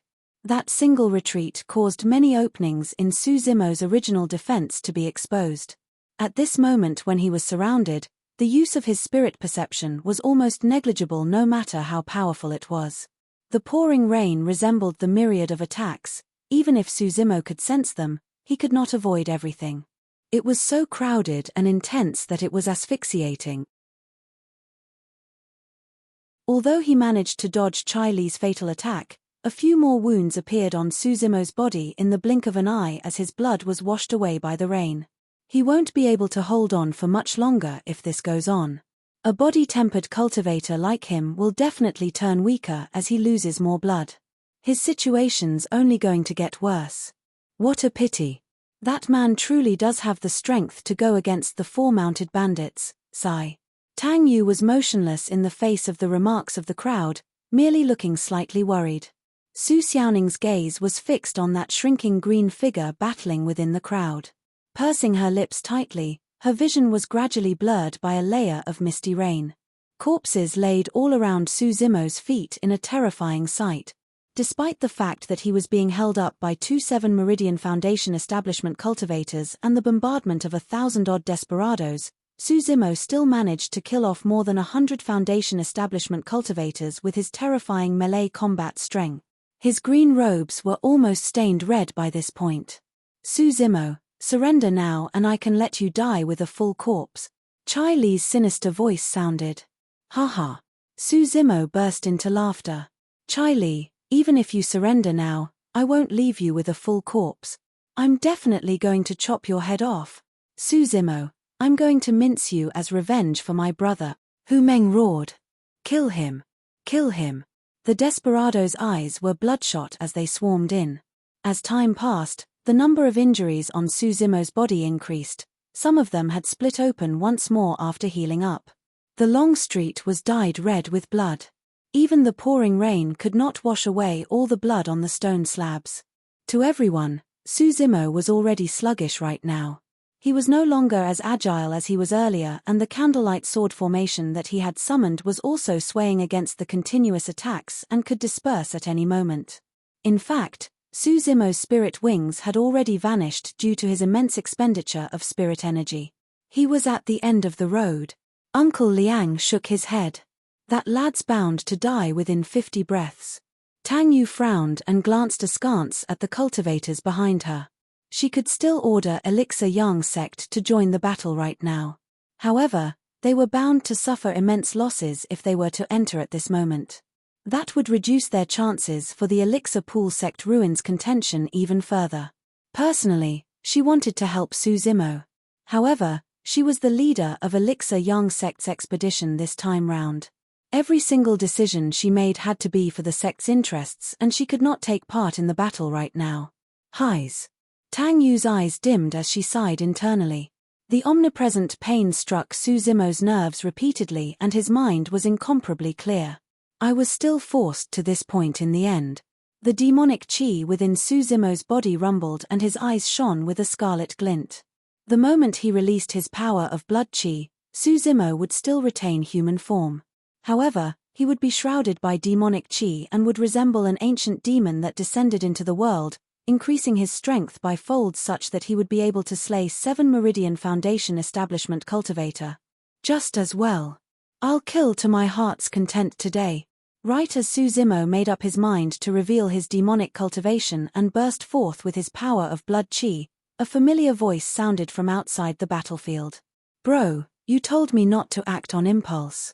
But today, I'm going to act on impulse. Right after, another voice came from another direction. Zimo, I'm not going to be your burden this time round. Immediately after that, a cold female voice sounded. I've just crafted a few new talismans. What a coincidence, I was looking to test them out.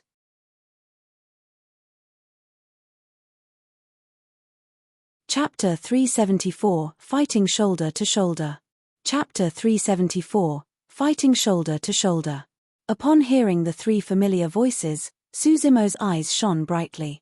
It's them. Tang Yu was slightly shocked.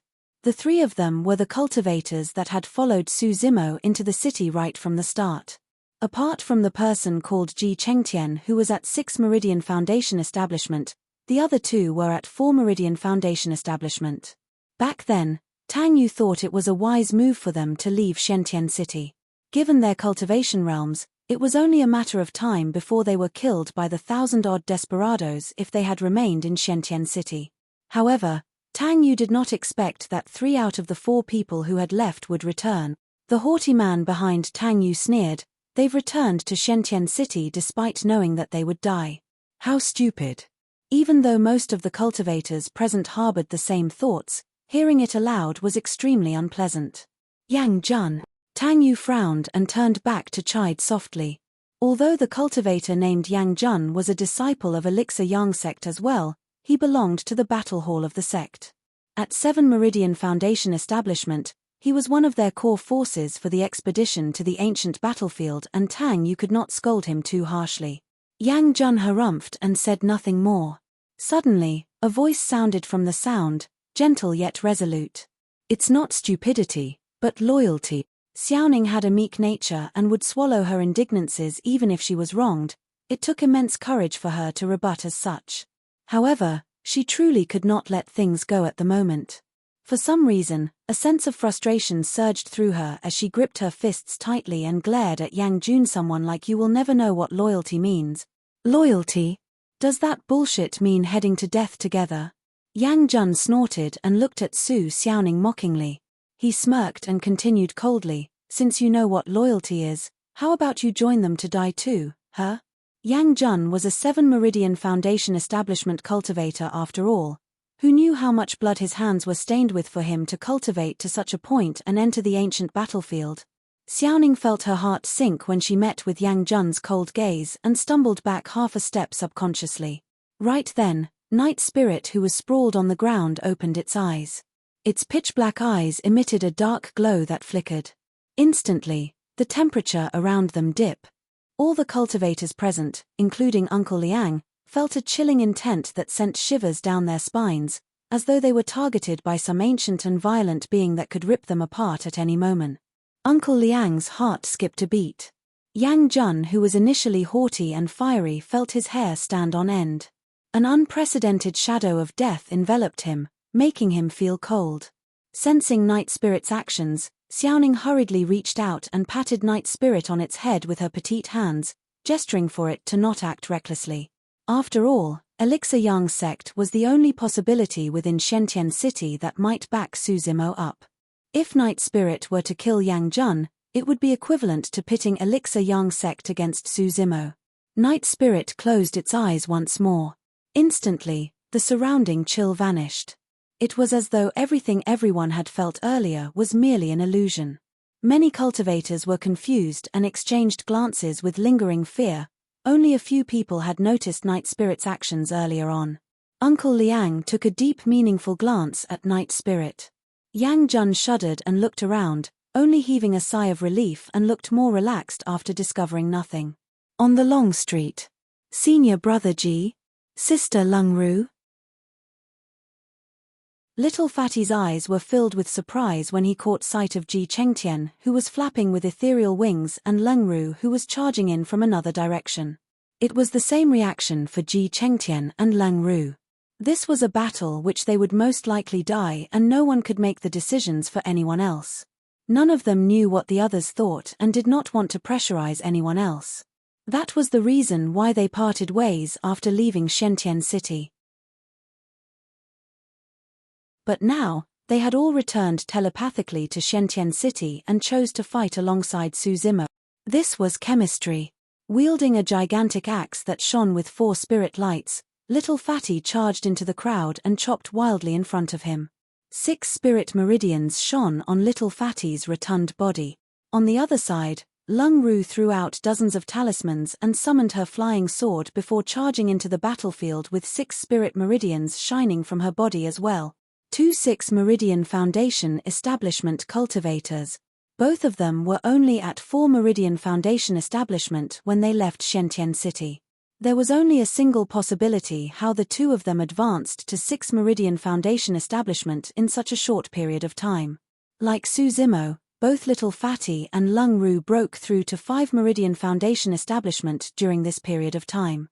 Right after, they consumed the Meridian Unlocking Elixir and advanced to 6 Meridian Foundation Establishment right away.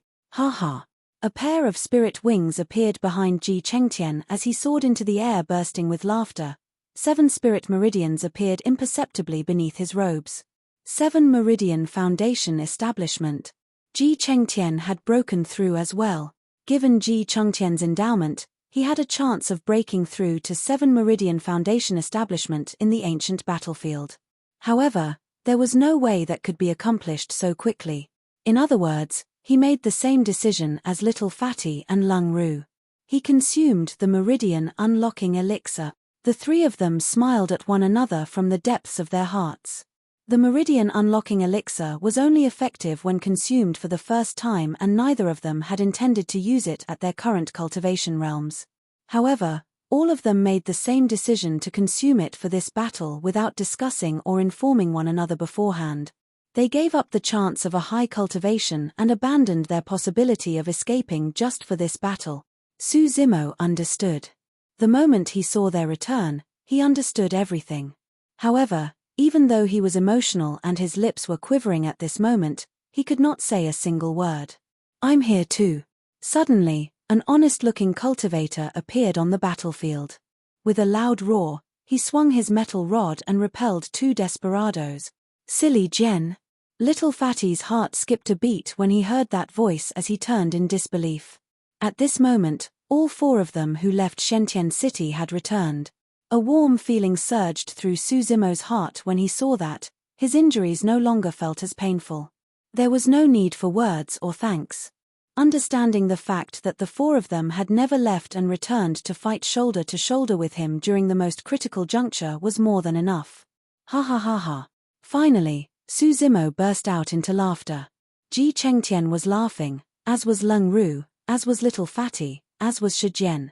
Amidst the flashing swords and entrapment, the 5 of them looked drenched and wretched. Yet, they were laughing wantonly in happiness from the bottom of their hearts. Someone teared, but in the blink of an eye, it was mixed with the rain and rolled down their cheek. Silly Jian, you said that you're not silly, so why did you return? Little Fatty asked. I got lost, Shi Jian replied.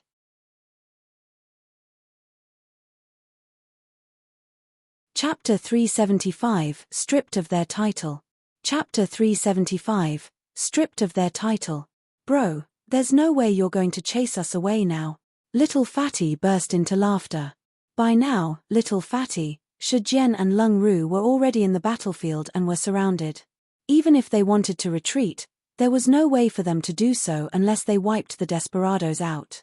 Even though Little Fatty, Leng Ru, and Shi Jian were at 6 Meridian Foundation Establishment, their strength was similar to the desperados around them. It was especially so for Little Fatty and Lung Ru, who had just advanced to 6 Meridian Foundation Establishment. Their roots were not stable yet, and they could not compare to the other 6 Meridian Foundation Establishment cultivators in terms of strength. The moment the 3 of them entered the battlefield, they were surrounded. Thankfully, Ji Chengtian was at 7 Meridian Foundation Establishment and could maneuver the battlefield with ease due to ethereal wings. Through his skillful mastery of sword wielding, he helped the 3 of them resolve multiple crises. The 4 of them were gradually gathered. There were a few times when Ji Chengtian wanted to break out of the entrapment to assist Su Zimo. However, Shi Jian and the others would be in immediate danger the moment he was slightly distracted. Nobody would be able to imagine the terror of being attacked by hundreds of fanatic desperados unless they experienced it personally. From all directions, the attacks fell like torrential rain relentlessly. That Ji Chengtian has just advanced to 7 Meridian Foundation Establishment and is unable to use his full potential just yet. He's still weaker after all. That's right, even ants can kill an elephant in numbers. The return of those 4 isn't going to affect the situation much. They are merely delaying their deaths. Many cultivators discussed. Even though Ji Chengtian and the others had returned to the battlefield and changed the situation, no one thought highly of them. After all, the numbers were still stacked against Su Zimo's group. However, everyone's impression towards Ji Chengtian and the others changed with time. Huddled together, Ji Chengtian, Leng Ru, Little Fatty and Shi Jian formed a triangular formation. As the strongest one, Ji Chengtian took one corner. As a talisman master, Leng Ru had a seemingly infinite number of talismans in her storage bag. Furthermore, her fighting strength was strong as she decked out endless offensive, defensive and support-type talismans. As such, she took on another corner. Little Fatty and Shi Jian joined hands and formed the final corner. Their triangle formation was extremely stable and unyielding. With no obvious openings and constant changes, their chemistry was flawless and they managed to withstand the rushes of hundreds of desperados. On the contrary, there were desperados getting injured and dying all around the four of them. Su Zimo had led them to this place from the borders of the ancient battlefield and they had been through way too many battles and dangerous situations. Their journey had been arduous and filled with killing. This was a formation they were all too familiar with. Head over there and kill the four of them, Chai Li commanded swiftly. Before long, he and Hu Meng were the only ones left in front of Su Zimo. The appearance of Ji Chengtian and the others had successfully lifted Su Zimo's burden by attracting the remaining desperados. At this point, a change had finally happened in the situation where the Four Mounted Bandits faction was firmly supposed to win. The outcome of this battle was starting to turn obscure. Or rather, even if the Four Mounted Bandits won, it would be a tragic victory and they would lose the strength to contend for the Elixir Pool sect ruins with the other faction. Hu Meng stood on the long street and looked at Su Zimo, who was filled with blood with a deep hint of shock in his eyes. He truly could not imagine how this person was able to hold out to now with so many injuries. If he was in that situation, he might have died long ago. Su Zimo, you're at the end of the road now. You have at least 30 wounds on your body and you'll die just by bleeding. Stop struggling. Chai Li's voice was cold as he glared at Su Zimo keenly. As long as Su Zimo revealed an opening, Chai Li would strike and land a fatal blow. However, he was disappointed. Su Zimo's expression was calm as usual and there were no signs of fatigue on that elegant face of his. It was merely paler than before. The fighting intent in his eyes intensified and burned, even shimmering with a glint of excitement. Chai Li felt a little nervous instead. The Four Mounted Bandits shall be stripped of their title today. Su Zimo smiled with a fervent killing intent. Clang! Clang! Blood quencher rang and the sound of metal clashing echoed all over the place. Roaring into the skies, Su Zimo strode forward and swung the massive sword, enveloping Chai Li and Hu Meng in his arc. With a torrential aura, there was no way he resembled someone that was injured. Clang! Clang!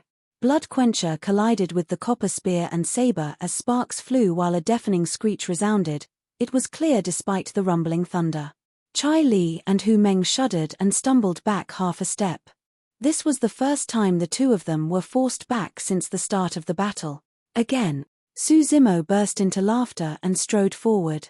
With a bang, a gigantic ravine formed on the ground as the stone slabs on both sides were knocked up. Making an arc in midair, the blood beam of blood quencher intensified and descended upon the two of their heads. With nowhere to run, Chai Li and Hu Meng could only face it head-on again. Thud, thud, thud. The two of them retreated once more with pale expressions. Suddenly, a layer of fear shrouded Chai Li and Hu Meng's hearts. The commotion caused by the battle was too great. The number of cultivators gathered increased and the major factions of Shentian City were alerted as well. Successors of Puppet Sect and Thousand Crane Sect arrived, watching the tragic battlefield on the long street with slight expressions. East side of Shentian City. A luxuriously robed man stood in front of a mansion. Hands behind his back, he looked into the skies with a narrowed gaze. His eyes were clear, resembling glass. Senior Brother Pei, a cultivator of Glass Palace, sped over in the rain. Arriving in front of the luxuriously robed man, he greeted with cupped fists. The Four Mounted Bandits have returned and there's a massive battle on the long street. Victory is undecided for now. The luxuriously robed man was distracted and his eyes were dazed, as though he had heard nothing. A moment later, his expression changed as he turned slowly, frowning towards the Glass Palace cultivator. Undecided? Yes. The Glass Palace cultivator nodded. Lang Tan of the Four Mounted Bandits was shot to death by Su Zimo right away. That person has a perfect spirit weapon in his possession and is extremely strong in melee combat. Thereafter, 4 people arrived and helped Su Zimo on the battlefield. Until now, the outcome is unclear. Su Zimo is fighting with the 2-7 Meridian Foundation establishment cultivators, Chai Li and Hu Meng, and it's hard to tell who is stronger. 5 of them managed to survive the mass attacks of 1,000-odd desperados up till now, and he's even holding his ground against 2-7 Meridian Foundation establishment cultivators. Interesting. The luxuriously robed man lowered his head and gazed at his long, slender fingers while murmuring. A moment later, his eyes shimmered as though he made up his mind about something, saying suddenly, "Get some men to accompany me to take a look." Understood. At the same time, in a palace at the west side of the city, a malevolent earth sect cultivator strode over briskly and knelt down in front of a blood-robed cultivator, reporting with a lowered head, "Fiend air, the 4 mounted bandits have suffered massive casualties in the battle on the Long Street. Su Zimo is not dead yet and the battle is still raging on with an undecided outcome." Suddenly, the black-robed cultivator opened his eyes with a momentary malevolent aura bursting from him as he asked with a narrowed gaze, "He managed to hold out till now?" After pondering for a moment, he stood up and gripped the bone spear in front of him before remarking coldly, "Let's go take a look." The battle on the Long Street had alarmed the entire Shentian city.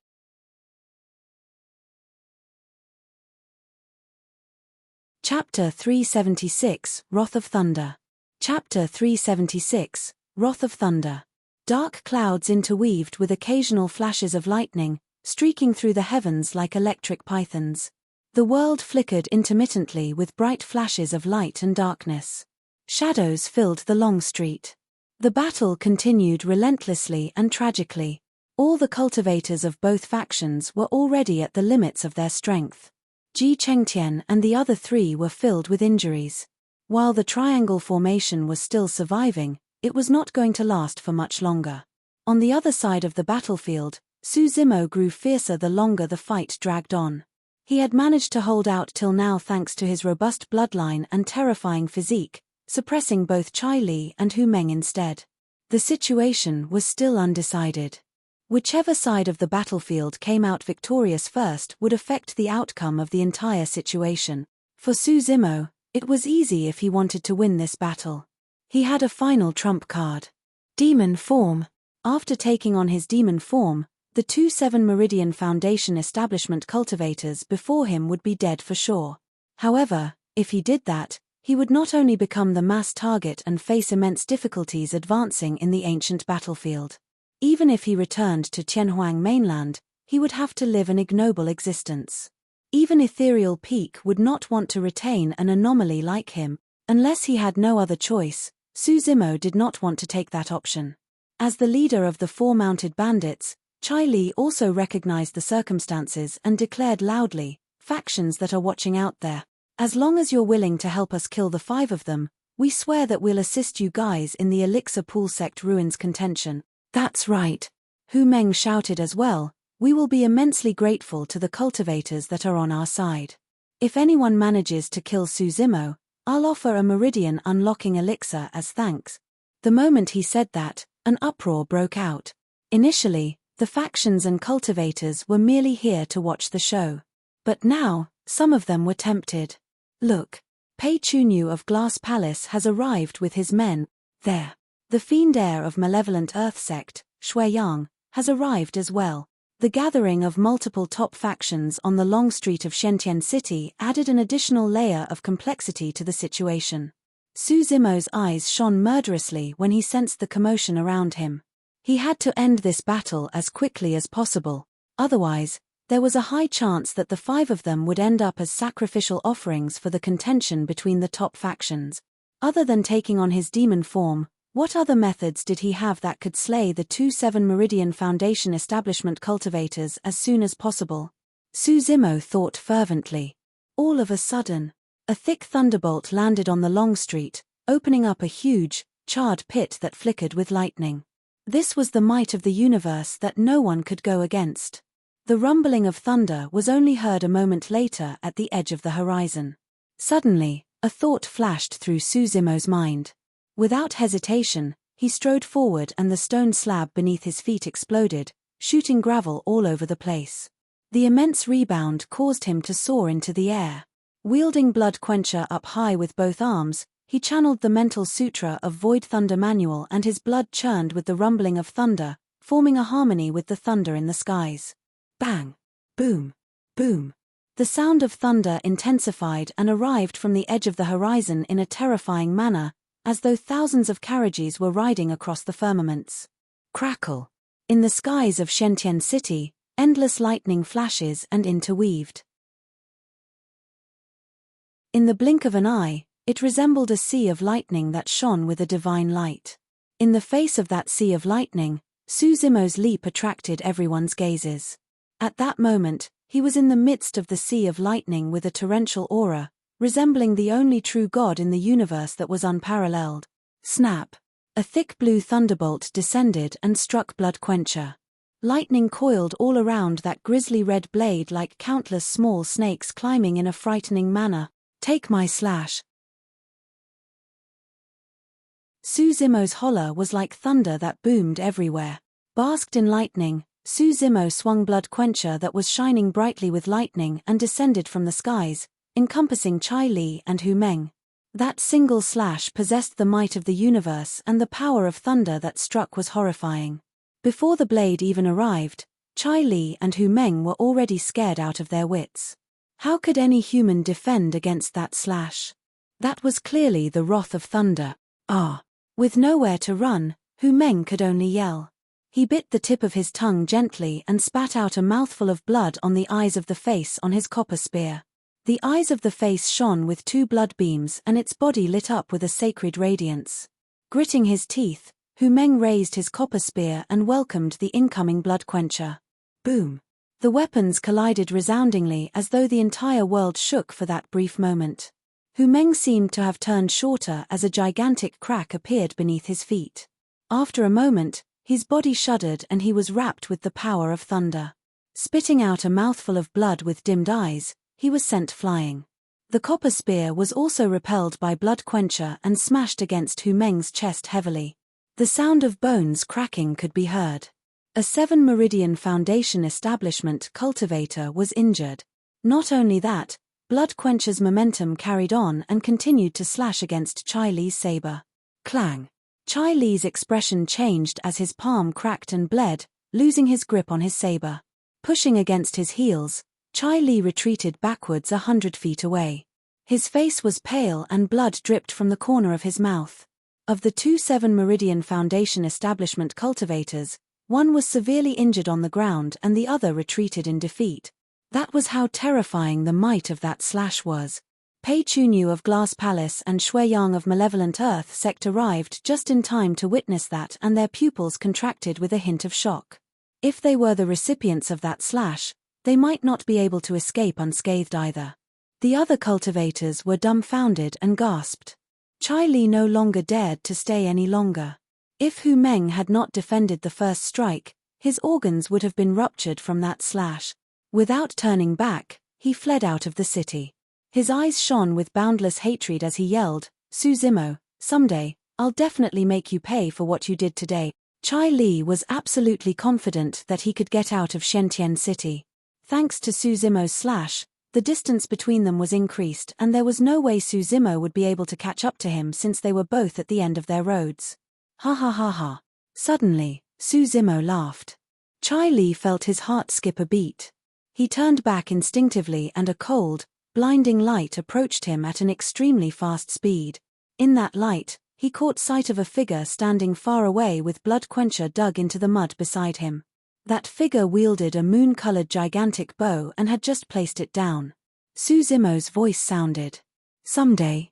I've already told you, The 4 mounted bandits shall be stripped of their title today. Poof, poof, poof. The arrow pierced flesh and blood flashed. Chai Li's body was pierced by 10 arrows and he collapsed at the end of the long street, lifeless and dead. At the same time, Su Zimo put away his moon concealment bow and arrived beside Hu Meng with his blood quencher. Laying in the mud, Hu Meng was still coughing blood that was washed away by the rainwater. His gaze was scattered. Looking down, Su Zimo's eyes were cold. The next moment, a saber beam flashed. A massive head rolled on the ground. The 4 mounted bandits were buried in Shentian City.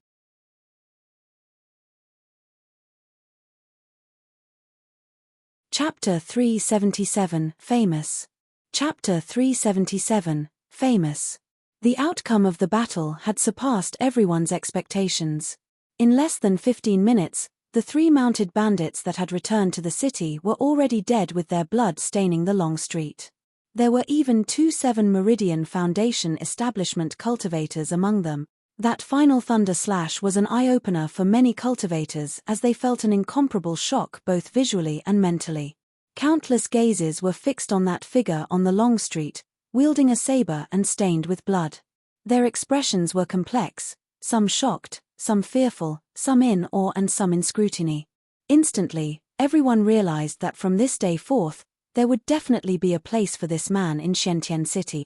He was now famous after a single fight. This was something that the disciples of Elixir Yang sect had not expected. Tang Yu was originally waiting for the prearranged timing to charge in with the cultivators under her charge and rescue Su Zimo's group. However, nobody expected the situation to turn entirely in the blink of an eye. Both mounted bandits were dead. Despite his experience and calmness, Uncle Liang was stunned. A 5 Meridian Foundation establishment cultivator had killed 2 7 Meridian Foundation establishment cultivators on the spot. They were a full 2 cultivation realms above him. This wasn't the first time that Uncle Liang had come across a paragon talent as such. However, people as such were extremely rare and usually belonged to the top factions of Tianhuang mainland. What was the background of Su Zimo? He was not even carrying a sect badge, so he definitely wasn't a legacy disciple of the super sects. Furthermore, there were no traces of techniques inherited from super sects and top factions from Su Zimo. 4 super sects such as the 9 Immortal sects, 7 Fiend sects and the 6 Buddhist monasteries, each of them had their own cultivation techniques and secret skills that their disciples were bound to use in life and death bouts. As such, they were easily recognizable. However, Su Zimo's capabilities. While his pair of spirit wings were extraordinary and his sword formation was stunning, none of them were the key to why he was able to kill cultivators above his level. The reason why that person was able to kill beyond his level was entirely because of that terrifying physique that resembled a pure-blooded ferocious beast. In Tianhuang mainland, there were not many sects that specialized in body tempering among the Immortal, Buddhist, and Fiend sects. Glass Palace was one of them, but it was clear that this man had nothing to do with them. Could there be hidden sects or reclusive masters apart from the top factions who could groom such a terrifying paragon?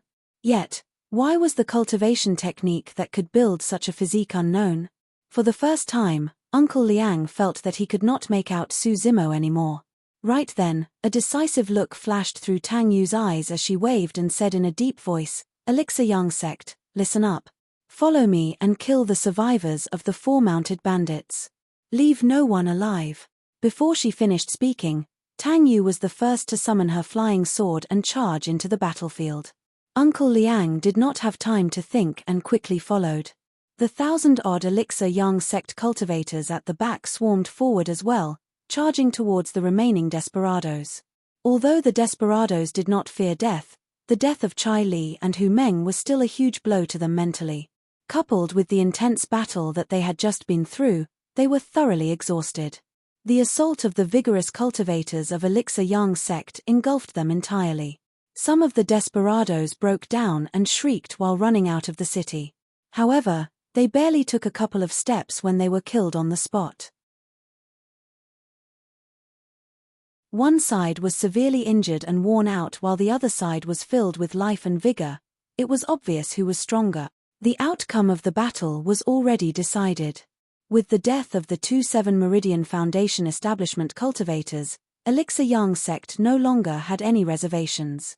On the long street, Ji Chengtian, Little Fatty, and Shijian collapsed sitting on the ground, laughing out loud. Their laughter tugged at the wounds on their bodies and the three of them gasped in pain. However, they continued laughing non-stop. With Xiaoning's support, Leng Ru managed to stand barely. At that moment, there was a rare smile on her face that was extremely captivating. We survived. Shi Jian scratched his head and looked at Ji Chengtian and Little Fatty, smiling foolishly in disbelief. That's right. Ji Chengtian let out a long breath and lamented, we survived. The feeling of being alive is fucking great. Little Fatty cursed and beamed brightly. When they returned to Shentian City, the four of them had already cast aside all thoughts of surviving. Now that they were celebrating the joy of surviving the calamity, every single breath felt incomparably blessed. After this battle, the friendship between the four of them changed considerably. This was a friendship forged through life and death and the baptism of blood. It was extremely precious in the cultivation world. Looking at this scene, Su Zimo smiled faintly and a warm feeling surged into his heart, remaining for a long time. Unknowingly, the heavy rain had stopped. The storm came and went quickly. The dark clouds dispersed and sunlight spilled onto the long street and the five of their faces, radiant with life. It wasn't only Su Zimo.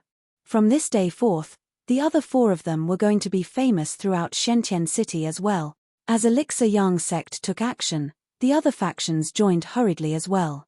Thousand Crane sect, Puppet sect, and some cultivators of different factions all wanted a piece of the pie. Suddenly, a black-robed cultivator walked over slowly. Wielding a bone spear that had vague blood traces, he was extremely terrifying. He arrived before Su Zimo and stood still. The actions of the black-robed cultivator attracted countless gazes. It's him. The fiend heir of malevolent Earth sect. What does he want? I don't know. He doesn't seem friendly. Ji Chengtian and the others were no longer smiling, looking grim. They could sense a strong and dangerous aura coming from the black-robed cultivator. This man was extremely strong. In fact, a thought crossed their minds. Even if they were at peak condition and joined forces, they were no match for this person. The black-robed cultivator glared at Su Zimo for a moment without saying anything. Su Zimo was expressionless. Very good. The black-robed cultivator nodded and declared proudly, I am Shui Yang, the fiend heir of malevolent Earth sect. You are very decent. I'll give you a chance. Join malevolent Earth sect and be my personal bodyguard. Ji Chengtian and the others were stunned. One of the 7 fiend sects, malevolent Earth sect. This was one of the top factions of Tianhuang mainland, but it was a fiend sect and was different from their Dao. Furthermore, this fiend heir of malevolent Earth sect was arrogant and commanding in his tone. He even had a condescending attitude that was truly unpleasant. Ji Chengtian and the others looked at Su Zimo nervously. Given their understanding of Su Zimo, there was a high chance that the latter would reject the fiend heir of malevolent Earth sect. However, given the fiend heir's temperament and methods, he would definitely turn murderous and attack Su Zimo once he was rejected. After that intense battle, Su Zimo was now at his weakest. How could he be a match for the fiend heir of malevolent Earth sect? Was he going to meet with another calamity after surviving a life-and-death battle? True enough. Su Zimo smirked. What's malevolent Earth sect? I haven't heard of you guys. Also, fiend heir of malevolent Earth sect. What the shit? What's so great about you? All the cultivators were shocked when they heard that. Many cultivators looked at Su Zimo as though they were looking at a dead man. In truth, Su Zimo was not spouting nonsense. Back then, a fiend heir of malevolent Earth sect died in his hand. In the fiend sects, every cultivation realm could only have a single fiend heir. Therefore, if Su Zimo hadn't killed the previous fiend heir of malevolent Earth sect, this Shui Yang would not have been able to get his current position.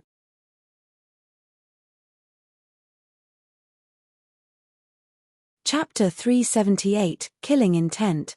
Chapter 378, Killing Intent. Shui Yang's expression darkened instantly. His gaze narrowed and the boned spear in his hands quivered like it was alive, giving off a malevolent aura that rattled one's heart. Suddenly, a chuckle came not far away. "Shui Yang, you're so awesome." A luxuriously robed man strode over. He had beautiful features and his black hair was bundled up without any loose ends. Bearing crystal-clear eyes, he was flawless from head to toe. Shui Yang's expression was unchanged when he saw that man, but there was a hint of caution deep in his eyes. "Glass Palace. I think that's the legacy disciple of Glass Palace, Pei Chunyu. So, that's him. It's said that he's at the peak of 7 Meridian Foundation establishment and is a step away from breaking through to 8 Meridian. He's just waiting to obtain a Meridian unlocking elixir from the Elixir Pool sect ruins." The crowd discussed. Arriving beside Su Zimo, Pei Chunyu gestured towards the former with a nod and a friendly smile before turning to Shui Yang. "Shui Yang, you'll be going against Glass Palace if you make things difficult for fellow Daoist Su." "Fu." Shui Yang laughed coldly and asked, "Since when did this punk have anything to do with Glass Palace? If he was related to you guys, would you have allowed the 4 mounted bandits to attack him and only appear now? No matter what, you're from the Fiend sects and we're from the Immortal sects. The paths we pursue are different to begin with." Pei Chunyu replied icily, "Shui Yang, don't waste your efforts. Fellow Daoist Su is clearly righteous and will definitely not be associated with you guys from the Fiend sects." In the blink of an eye, these 2 top cultivators of Shentian City were in an argument because of Su Zimo. After becoming famous through that battle, these 2 factions are now trying to rope in Su Zimo. That's right. This man's potential is not to be underestimated as he's able to kill 2 7 Meridian Foundation establishment cultivators. Whoever manages to take him in will definitely have use for him in the future. Given this man's endowment, there's even a chance for him to leave the ancient battlefield with Pei Chunyu and join Glass Palace. Many cultivators looked at Su Zimo with envy. With an indifferent expression, Su Zimo suddenly said, "Both of you can leave now. There's no need to waste your breath here, I won't join either side." The moment he said that, the atmosphere turned freezing. The initially noisy chatter faded as well. Everyone's gazes landed on Su Zimo, some in shock, some in surprise, some confused. This was an extremely rare opportunity that anyone else would agree to readily. However, this man had rejected the invitation of 2 top factions right in front of everyone. Furthermore, Su Zimo's tone was extremely discourteous with a hint of irritation and disdain. "Isn't this man way too arrogant? Fu, he thinks that he can reign supreme in the city just because he killed 2 7 Meridian Foundation establishment cultivators? This guy clearly has a death wish. I want to see what happens to him now that he's offended 2 top factions." In reality, among the crowd, Ji Chengtian and the others were probably the only ones who could understand Su Zimo's mind. First, he had an agreement with Elixir Yang sect. Second, be it Malevolent Earth sect or Glass Palace, both of them merely wanted to recruit Su Zimo without giving anything in return. At this moment, the cultivators of Elixir Yang sect were still trying their best to wipe out the survivors of the 4 mounted bandits. However, these 2 factions wanted to rope in Su Zimo without losing any resources at all. Most importantly, Ji Chengtian and the others could not sense the slightest bit of sincerity from both Pei Chunyu and Shui Yang. Although Pei Chunyu was polite, there was a condescending arrogance in his tone. This man looked down on Su Zimo from the bottom of his heart. Rather than an invitation, it was more like he was doing charity. If Ji Chengtian and the others could sense it, Su Zimo understood it even better. That was why he rejected them without second thought. "Fu, ha ha ha." Suddenly, Shui Yang burst into laughter and looked at Pei Chunyu mockingly, saying in a casual tone, "Seems like it was just a one-sided muse on your end. Interesting." A dark look flashed through Pei Chunyu's eyes. Su Zimo's reply was akin to disrespecting him in front of everyone. What was his status and position given the fact that he was a legacy disciple of Glass Palace? Coupled with Shui Yang's taunting, Pei Chunyu's killing intent surged. Maintaining his smile, he asked again gently, "Fellow Daoist Su, I didn't hear you right. Could you repeat yourself?" Although Pei Chunyu was smiling and his tone was gentle, Ji Chengtian and the others felt chills run down their spines.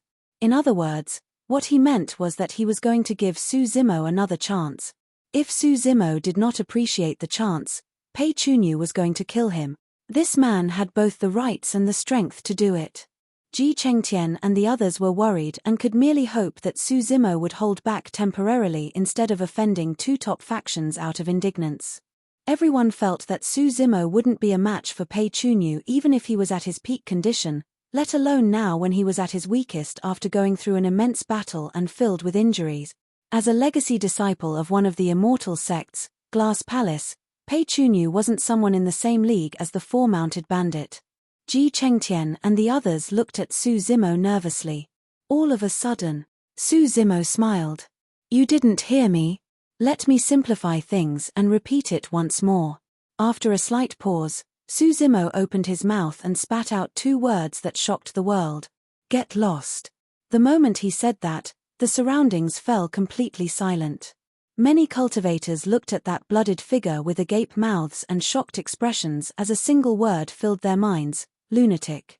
For some reason, Ji Chengtian and the rest felt relieved instead. This was the true Su Zimo. This wasn't someone that would submit to injustice. It was as Su Zimo had said in the past, "I cultivate so as to go all out to exact revenge. I cultivate as I believe in an eye for an eye." Pei Chunyu's triggered killing intent naturally could not hide from Su Zimo's spirit perception. Since that was the case, there was no way Su Zimo would be nice to this guy. The only reason why Su Zimo dared to challenge Pei Chunyu was because of his demon form. This was a trump card that he would not use unless he had no other choice. Otherwise, Su Zimo would have struck first the moment Pei Chunyu's killing intent was triggered instead of wasting time saying so much to the latter. Pei Chunyu was stunned for a moment. Clearly, he hadn't expected such a reaction from Su Zimo. Or rather, he hadn't expected that Su Zimo would dare have such a reaction. Fu. Pei Chunyu laughed deeply. There was a metallic sound in his voice that was extremely piercing. A moment later, he put away his smile and his palm that was originally behind his back slumped downwards. It was shrouded with a jade-like radiance that was sparkling and crystalline. "I admire your immense potential. However," his eyes turned cold as he changed the topic. "Since you can't be used by me, I'll have to destroy you."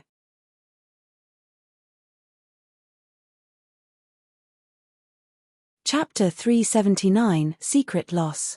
Chapter 379, Secret Loss. "This person is under my protection." Just as everyone thought that Su Zimo's death was certain, a voice rang out from his side in an unquestionable tone. Not far away, a sword beam sped over.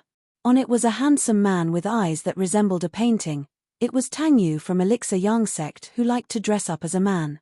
When everyone's attention was focused on Tang Yu, an obscure glint flashed across Pei Chunyu's eyes as he gripped his fist suddenly and struck. The punch was aimed at Su Zimo's chest at an extremely fast speed. 5 spirit lights shone on the surface of his fist and it burst forth like a blazing sun that had a blinding radiance. 5 spirit patterns. It was a perfect spirit weapon. Pei Chunyu was wearing a perfect grade glove on his hand that was as thin as a cicada's wings and almost transparent. If not for the fact that he had channeled spirit energy into it, the glove would have been extremely difficult to detect. It was a killing blow. "Watch out." Tang Yu's expression changed as she yelled. Pei Chunyu and Su Zimo were so close that they could reach one another just by extending their hands. Tang Yu could almost imagine the scene of a gory hole being punched out of Su Zimo's chest. The punch was completely without warning, like a sneak attack, and it was swift as lightning. No one was able to react to it, apart from Su Zimo. There was no wonder why Pei Chunyu was a legacy disciple of Glass Palace and a top-tier foundation establishment cultivator. His timing to strike was practically perfect. Tang Yu's appearance had diverted even Su Zimo's attention. That brief moment of distraction was all the time it took for Pei Chunyu to strike. If not for his spirit perception, Su Zimo would have died from that punch. However, despite his spirit perception, Su Zimo was still a step slower and could not whip out his blood quencher to defend.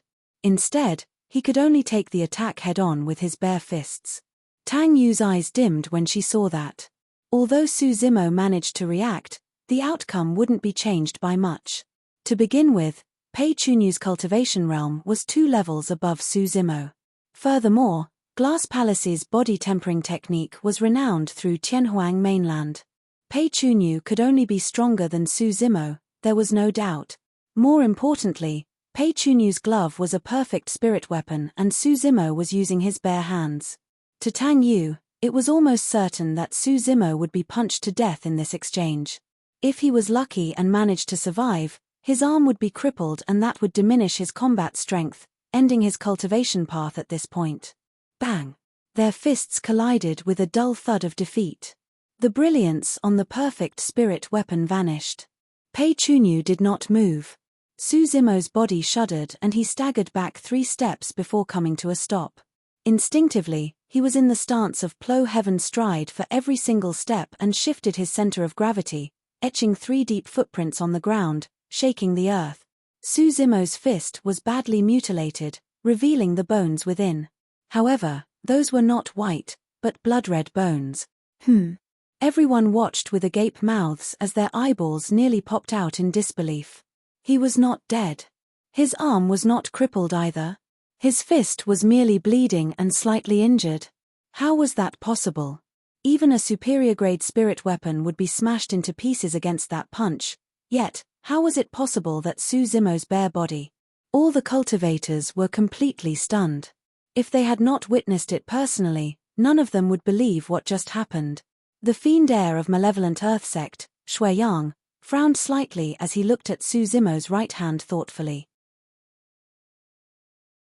Pei Chunyu's pupils constricted as he retracted his hand without a trace and placed it behind his back. Hee. Suddenly, Su Zimo burst into laughter as he looked at the hand that Pei Chunyu retracted. Apart from him, no one else knew what happened at the exact moment of the clash.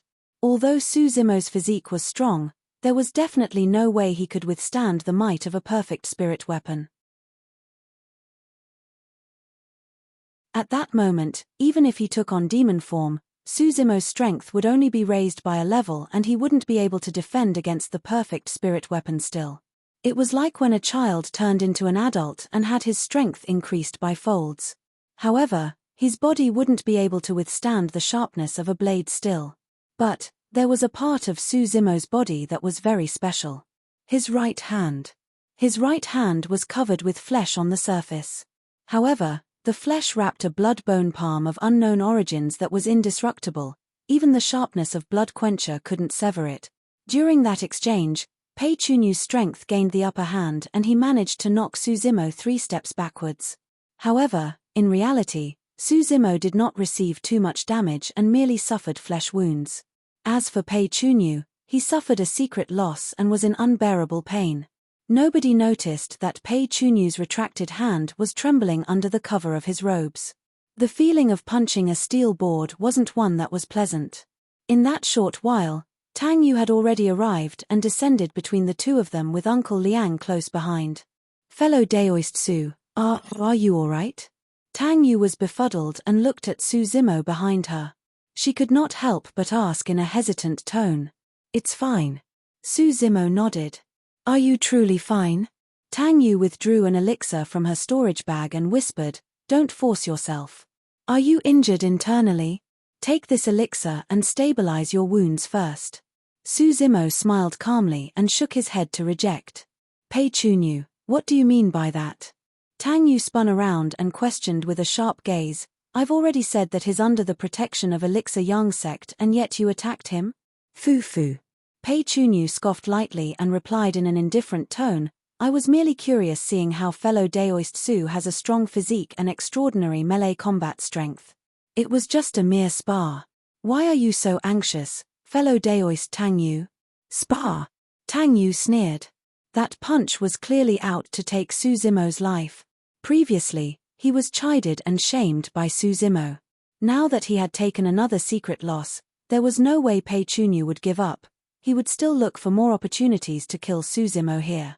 The person before him, Tang Yu, was nothing to be fearful of. However, a hint of caution appeared in Pei Chunyu's eyes when he caught sight of the elderly man behind Tang Yu. Taking a deep breath of air, Pei Chunyu sighed internally. Now that Elixir Yang sect was involved, it was unlikely that he would be able to kill Su Zimo today. Furthermore, the fiend heir of Malevolent Earth sect was watching coldly from the sidelines. This was not the right time to engage in a conflict with Elixir Yang sect. Otherwise, Malevolent Earth sect might stand to gain from their disagreement. At that thought, Pei Chunyu cupped his fists towards Tang Yu and eyed Su Zimo deeply before saying with a fake smile, "Fellow Daoist, there's still a long way to go. There'll definitely be another chance for us to spar in the future." Pei Chunyu placed emphasis on the word spar. Smiling faintly, Su Zimo replied indifferently, "I'll take your dog life the next time we spar. Ha ha ha ha." Pei Chunyu threw his head back and roared into laughter. Good, good. I'll be waiting." With that, he flicked his robes and turned to leave along with the other Glass Palace cultivators. On the other side, Shuiyang followed suit. In the blink of an eye, two top factions in Shentian City disappeared completely, as if they never appeared. Ji Chengtian and the others heaved a sigh of relief. Unknowingly, all four of them were already drenched in cold sweat.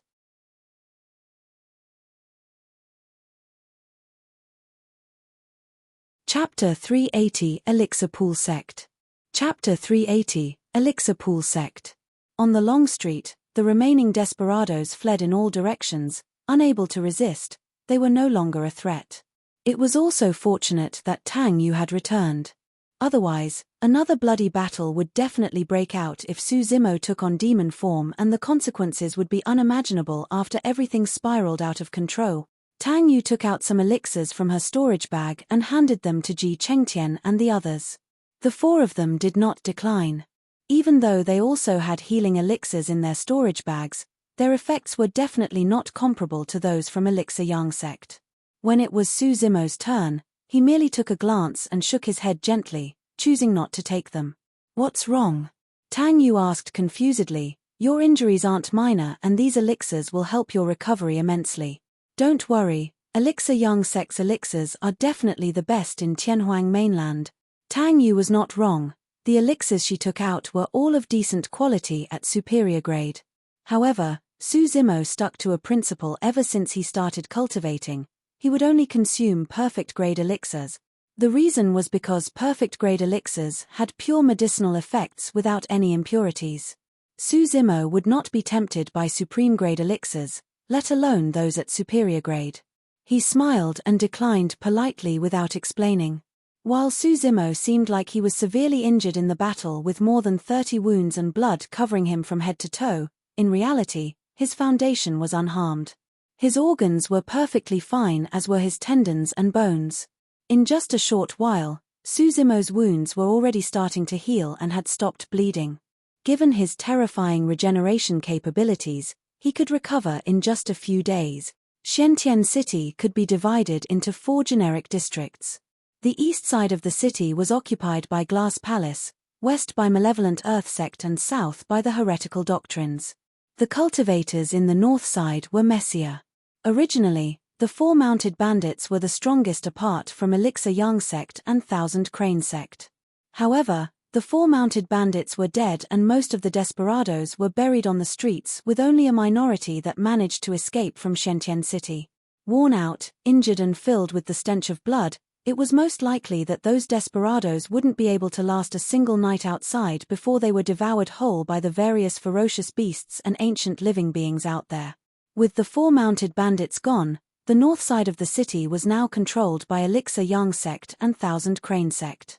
Before the bloody battle on the Long Street, Tang Yu had already valued Su Zimo highly and had an agreement with him to deal with the 4 mounted bandits.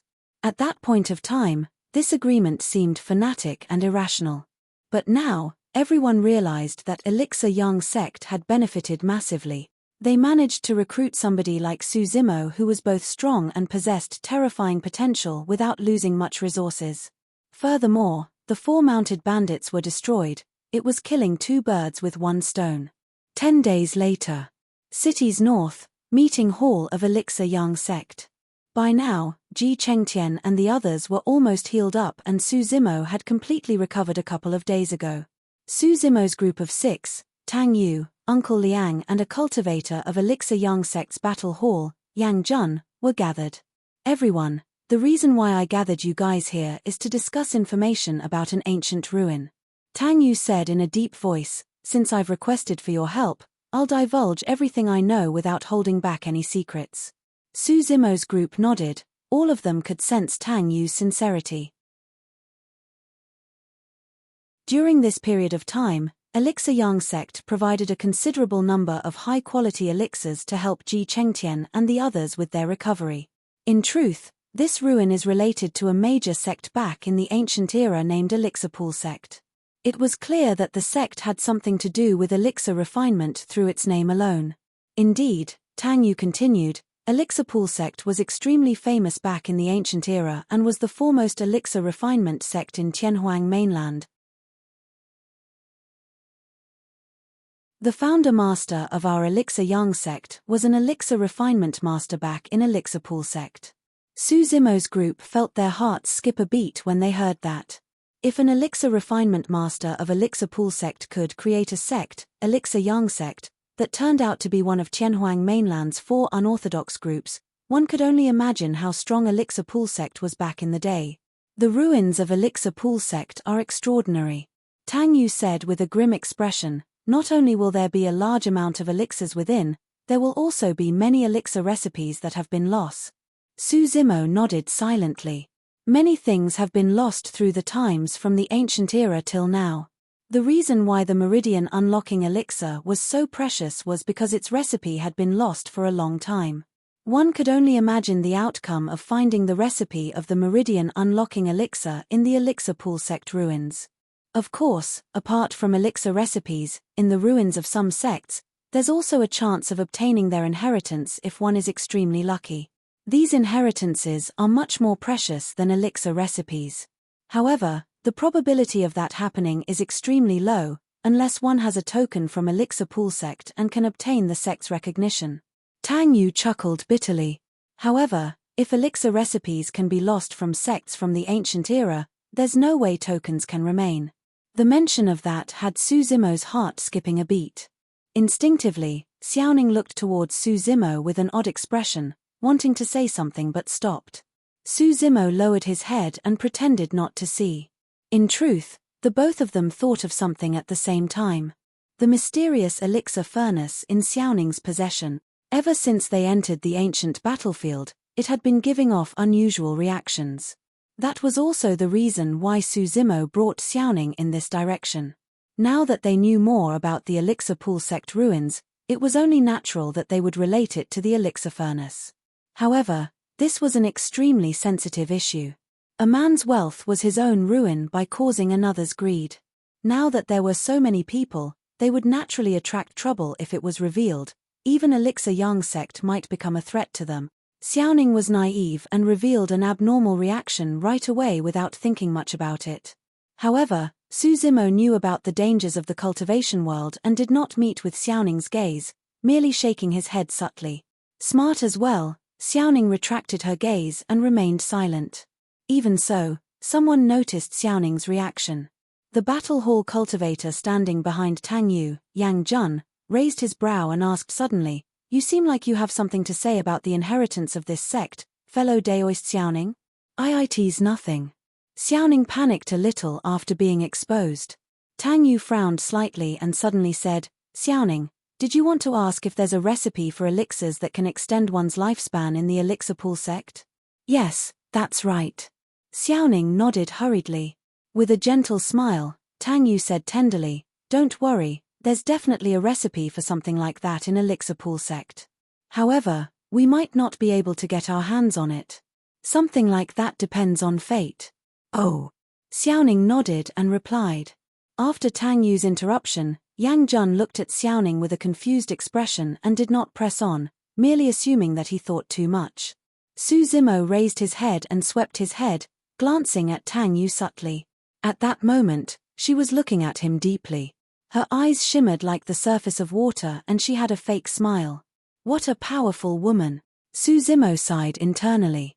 Since Yang Jun discovered Xiaoning's abnormality, Tang Yu clearly did as well. Furthermore, it was obvious that she had diverted the topic out of goodwill to distract Yang Jun, doing Xiaoning a favor. The two of them exchanged glances with an understanding of one another without exposing anything.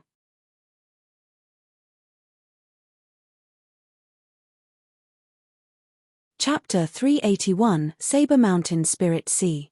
Chapter 381, Saber Mountain Spirit Sea. In truth, Suzimo was already tempted the moment he heard about the Elixir Pool sect ruins. It wasn't purely because of Xiaoning, he had his own needs as well. The Meridian Unlocking Elixir.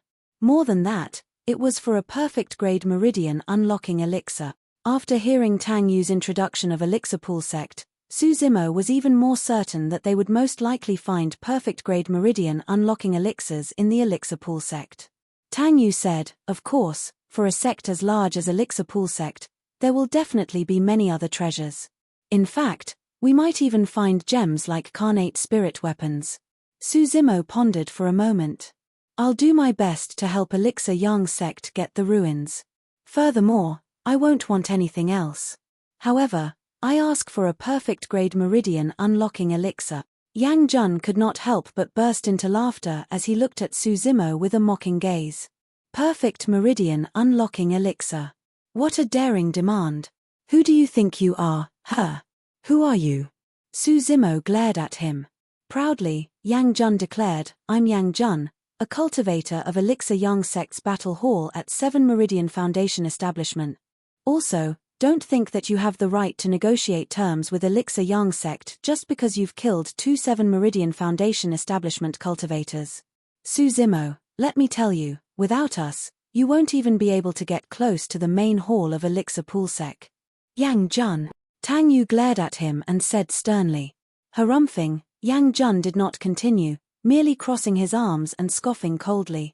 Tang Yu turned to Suzimo apologetically. Fellow Daoist Su, it's not that we can't agree to a perfect Meridian Unlocking Elixir, but, Suzimo asked. Tang Yu continued, Elixir Yang sect is not the only faction that has arrived in Shentian City for the Elixir Pool sect ruins. There's also other large sects such as Glass Palace and Malevolent Earth sect. As for the Meridian Unlocking Elixir, it's better if we don't find a gem like that. If we do, the top cultivators of the other sects are bound to come and contest for it. In other words, Tang Yu meant that they would have to face many extremely strong foes if Suzimo wanted to contest for a perfect Meridian Unlocking Elixir. After pondering for a slight moment, Tang Yu added, I'll be blunt here. I'm talking about people like Pei Chunyu of Glass Palace and Shui Yang of Malevolent Earth sect. For these people, other than carnate spirit weapons, other treasures and secret skills aren't worth bothering about. They are most likely here for the perfect Meridian Unlocking Elixirs as well. The higher the grade of the Meridian Unlocking Elixir, the greater the chances of one unlocking their spirit meridians. Pei Chunyu and Shui Yang were already at the peak of 7 Meridian Foundation establishment. The best chance for them to unlock their 8th spirit meridians would be to consume perfect Meridian Unlocking Elixirs. This was an opportunity they wouldn't miss. At the thought of Shui Yang and Pei Chunyu, Suzimo frowned. He had exchanged blows with Pei Chunyu before. Although it was only a single blow, he could still sense how terrifying his opponent was. To be fair, if he had not made use of the Bloodbone Palm, there was a high chance that his arm would have been crippled by Pei Chunyu back then. Tang Yu said, even though you killed 2 7 Meridian Foundation establishment cultivators, you have to understand that there's a distinction in strength between 7 Meridian Foundation establishment cultivators as well. Take me for example, I'm at 7 Meridian Foundation establishment as well, but I'm an elixir refinement master. 5 of me won't be a match for people like Chai Li and Hu Meng. However, even 7 Meridian Foundation establishment cultivators the likes of Chai Li and Hu Meng wouldn't be a match for Pei Chunyu or Shui Yang. That's the difference we're talking about. Suzimo remained silent. He knew that Tang Yu was not wrong. His chances of winning the two of them without the use of his demon form wasn't great. Uncle Liang remarked as well, the Immortal and Fiend sects have a heritage of countless years and they have too many cultivation techniques and secret skills, each of which are extremely strong and can suppress everything. Your advantage is in melee combat. Unfortunately, The successor of Glass Palace is also skilled in melee combat and has a physique so strong that only a few of the other sect's successors can match him. Tang Yu added, "You took advantage of the situation by making use of thunder to kill Chai Li and Hu Meng. There's an element of luck involved. However, can you guarantee that the skies will be stormy when you go against Pei Chunyu and Shui Yang? In other words, even if you manage to repeat that slash infused with the power of thunder, Pei Chunyu and Shui Yang might be able to deal with it given their strength." Yang Jun could not help but blurt, "Junior sister, you're overestimating him. He's not even a match for the legacy disciples of Thousand Crane Sect and Puppet Sect, let alone paragons like Pei Chunyu and Shui Yang. Outsiders aside, even I can smash him to a pulp with ease." To Yang Jun, the reason why Su Zimo was able to kill Chai Li and Hu Meng 10 days ago was purely due to an opportunistic moment. If the skies were sunny, he would be able to kill Su Zimo for sure. Su Zimo could not be bothered to react to Yang Jun's sarcastic remarks. To him, it wasn't difficult if he wanted to defeat Pei Chunyu and Shui Yang. After all, he had only just advanced to 5 Meridian Foundation establishment, and of the 7 orifices, his mouth and eye orifices were not cleared yet. Both Pei Chunyu and Shui Yang were already at the peak of 7 Meridian Foundation establishment, and it was difficult for them to grow stronger. However, his potential was unlimited. As long as he had sufficient time, Su Zimo would definitely be able to suppress Pei Chunyu and Shui Yang in terms of strength if he could advance to 6, 7 Meridian Foundation establishment or clear his 7 orifices and attain lesser mastery of the orifice clearing section. Su Zimo asked, "How long do we have till the opening of the Elixir Pool Sect ruins?" "A month at most." Tang Yu replied. "A month?" Su Zimo furrowed his brows slightly. Time was too short. He had just advanced to 5 Meridian Foundation establishment. Even in the ancient battlefield, he would not be able to unlock his 6th Spirit Meridian within a month. Furthermore, he couldn't clear his mouth and eye orifices within a month as well. Right then, Uncle Liang seemed to have recalled something. He looked at Su Zimo and suddenly said, "Actually, there's a place in the ancient battlefield that's rather suitable for you. If you manage to succeed, you might be able to stand a chance against Pei Chunyu and Shui Yang." Tang Yu's heart skipped a beat as she looked at Uncle Liang and asked, "Uncle Liang, are you referring to that place?" "Yes." Uncle Liang nodded and smiled right away. "Forget it, there's no chance of success at all. I was thinking too much." Tang Yu nodded as well. "If we're talking about that place, the chances are indeed slim. There's no need for that." Su Zimo was curious as well when he heard how ambiguous the two of them were and could not help but ask, "Senior, young Master Tang, what is the place you are referring to?" Tang Yu did not intend to hide anything and asked instead, "Fellow Daoist, have you heard of the Saber Mountain Spirit Sea?" "Saber Mountain Spirit Sea?" Su Zimo frowned, shaking his head. Ji Chengtian and the others were confused as well. It was obvious that they knew nothing about that name. "Fufu." Yang Jun sneered, "Truly bumpkin cultivators. To think that they've never even heard of the Saber Mountain Spirit Sea, how laughable."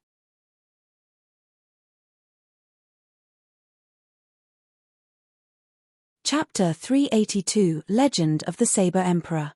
Chapter 382 Legend of the Saber Emperor. Each time cultivators of the Great Zhou dynasty entered the ancient battlefield, they would only linger around the borders. How could they have heard of the Saber Mountain Spirit Sea? If it was not because Su Zimo had brought Ji Chengtian and the others to this place, they might never have known about Shentian City, nor would they have the chance to interact with large sects such as Elixir Yang Sect and Glass Palace in their entire lives. Experiences as such were rare and precious, serving as eye-openers. Su Zimo never had any feuds with Yang Jun. However, the latter had been unfriendly to him right from the beginning, shooting sarcastic remarks whenever he had the chance. As for the exact reason, Su Zimo had a vague guess. However, this was a cultivator of Elixir Yang Sect's battle hall after all, and Su Zimo was not bothered since Yang Jun had yet to cross his bottom line. Tang Yu frowned gently and shot Yang Jun a stern look before saying slowly, "The reason why the Saber Mountain Spirit Sea is so famous is because of an old legend related to it." Through her tone, it was obvious that the legend was far from simple. Su Zimo's group looked serious as they sat upright and listened intently. Tang Yu said slowly, The legend of the Saber Emperor. The Saber Emperor. The moment those two words were said, the void trembled, as if a pitch-dark crevasse had been opened up, sending a chilling gust of wind forth. The mere mention of those words brought forth an indescribable pressure. It was ancient, as though it had crossed through the archaic times with an indestructible intent that was shocking. Instantly, a killing intent filled the hall. Everyone felt as if it had become much more difficult to breathe. It took a long while before the sensation dispersed. Tang Yu took a deep breath and said, "The Emperor represents invincibility, superiority, and uniqueness. He is invincible in the way of the saber with no one that can surpass him, hence the title of the Saber Emperor. While the Saber Emperor may not have been the strongest person in Tianhuang mainland, he was the one and only emperor in the way of the saber among all the saber cultivators." Su Zimo understood. In any given era, there could be many emperors. However, in any particular domain or path, there could only be a single emperor. That was the definition of emperor: invincible, supreme, and unique. The emperor of the path of immortality was the immortal emperor, the emperor of the fiend path was the fiend emperor, the emperor of the way of the sword was the sword emperor. Following that line of deduction, those that become emperors must naturally be among the strongest cultivators of Tianhuang mainland. I believe all of you know that the sword reigns supreme in the current Tianhuang mainland, and the most common weapon of choice for immortal cultivators are flying swords. However, back in the ancient era, there were 100 weapon classes that fought for supremacy. Apart from swords, there were sabers, spears, halberds, axes, bows, and many other weapons. The sword had its own way, and so did the saber. There was an emperor for every type of weapon. However, in the ancient era, the human race was blessed with immense luck and gave birth to countless paragons in Tianhuang mainland, giving rise to multiple emperors. That was a golden era for us humans, and we waged a historic war against the other races known as the Ancient War. The war lasted for a long time, and countless human experts and ancient mighty figures fell. The emperors were all tainted with blood, and it was extremely tragic. Although we humans stood victorious after the war, most of the 100 weapon techniques were lost in the ancient battlefield with no future left in sight. The only remaining lineages were the ways of the sword and saber. Su Zimo and the rest were shocked when they heard that. They had never heard of these ancient tales and legends. Right now, they were greatly intrigued. Even though it was only a few short descriptions, everyone could almost envision that magnificent era before their eyes. In fact, Su Zimo had an urge to go against the tides of time and follow in the footsteps of his predecessors to witness that glorious history. Tang Yu continued, "The reason why those two heritages could be passed down from the ancient war was naturally attributed to two people, the Sword Emperor and the Saber Emperor. There are way too many legends regarding these two mighty figures. Some described them as mortal enemies, some described them as bosom buddies, and there were even some who said that they were neither friends nor foes, merely appreciative of the other's talents. No matter what, the final outcome was that the Saber Emperor went far away and left Tianhuang mainland. Thereafter, there were no emperors for all the other weapons, and only the way of the sword reigned supreme, leading to the current state of the cultivation world." Su Zimo's group let out a long breath, unable to calm down for a long time. It was only now that they understood why most of the cultivators in the cultivation world used flying swords instead of flying sabers and other weapons. So, this was the reason. Tang Yu said, "The legacy that the Sword Emperor left behind back then is the current sword sect, one of the 9 immortal sect."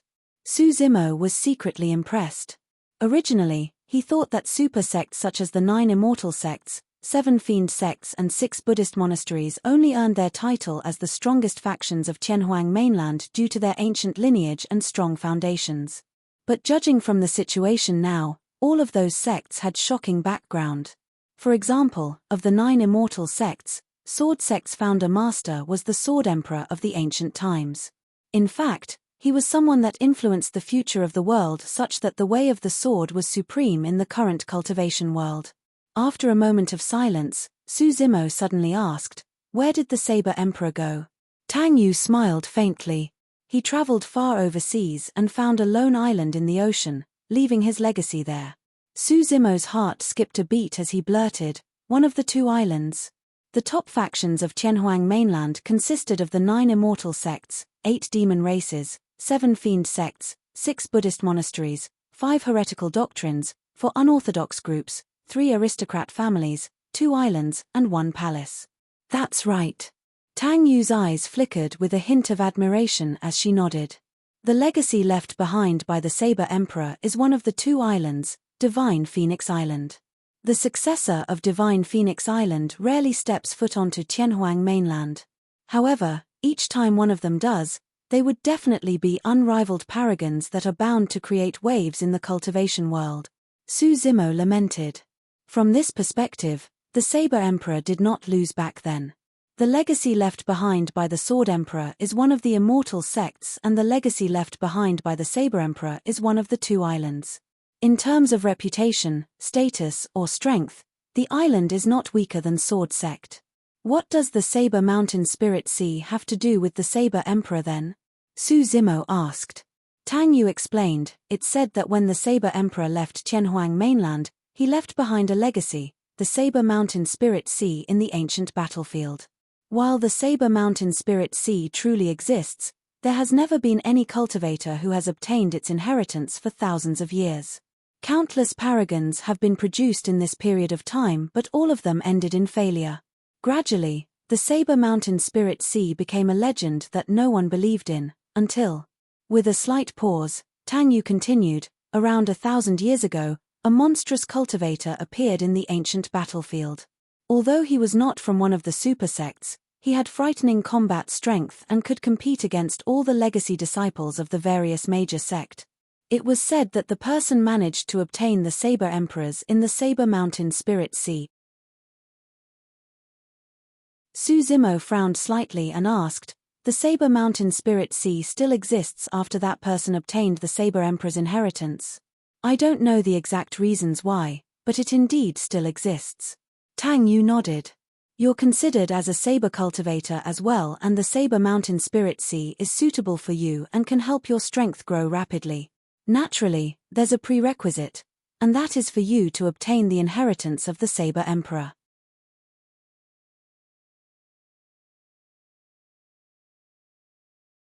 Chapter 383, Standing Shoulder to Shoulder with the Emperors.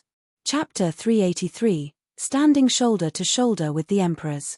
Upon hearing that, Su Zimo had already made up his mind that he wanted to make a trip to the Saber Mountain Spirit Sea.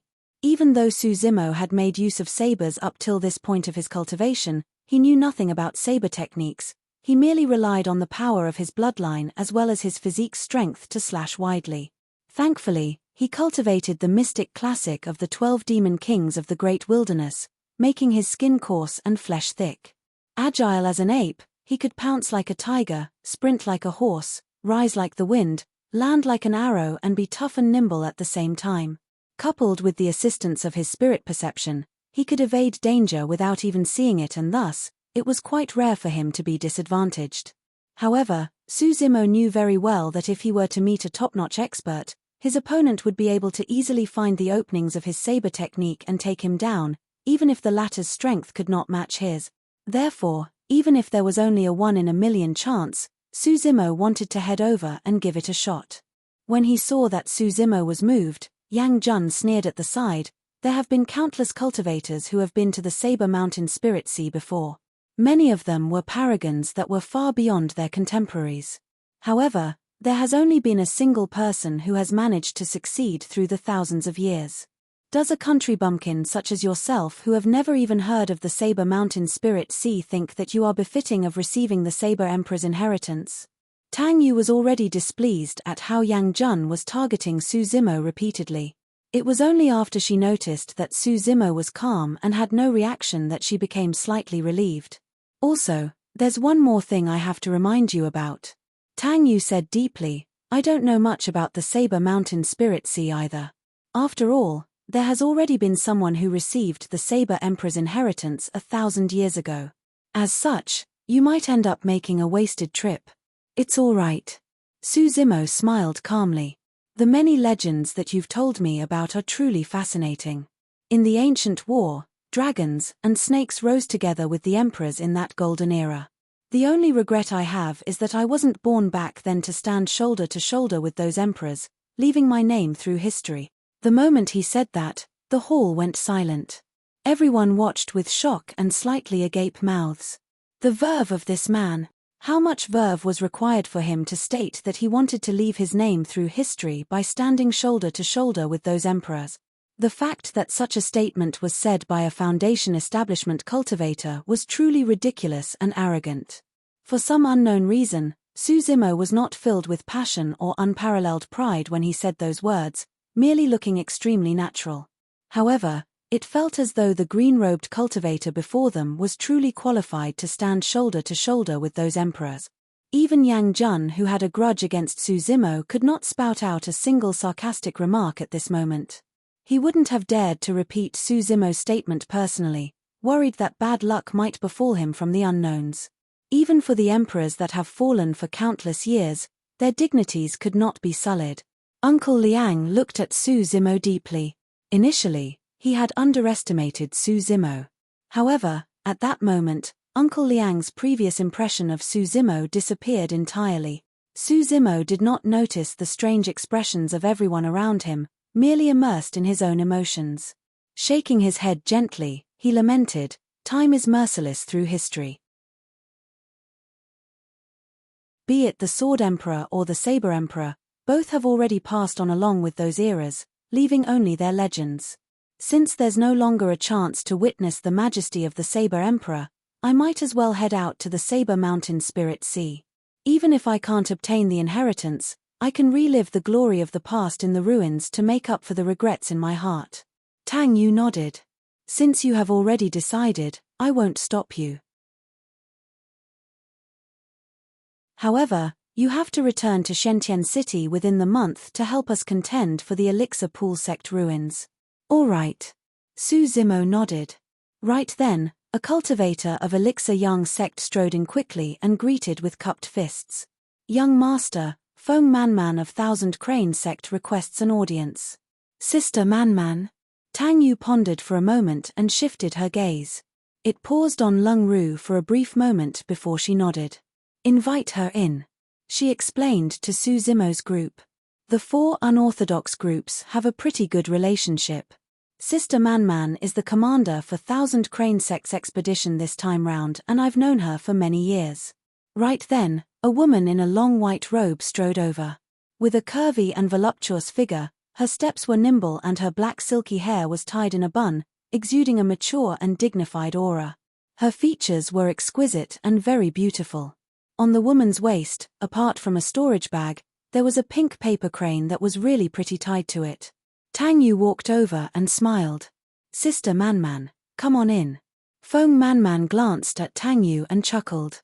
"My, why are you still dressed like this? You're no longer young."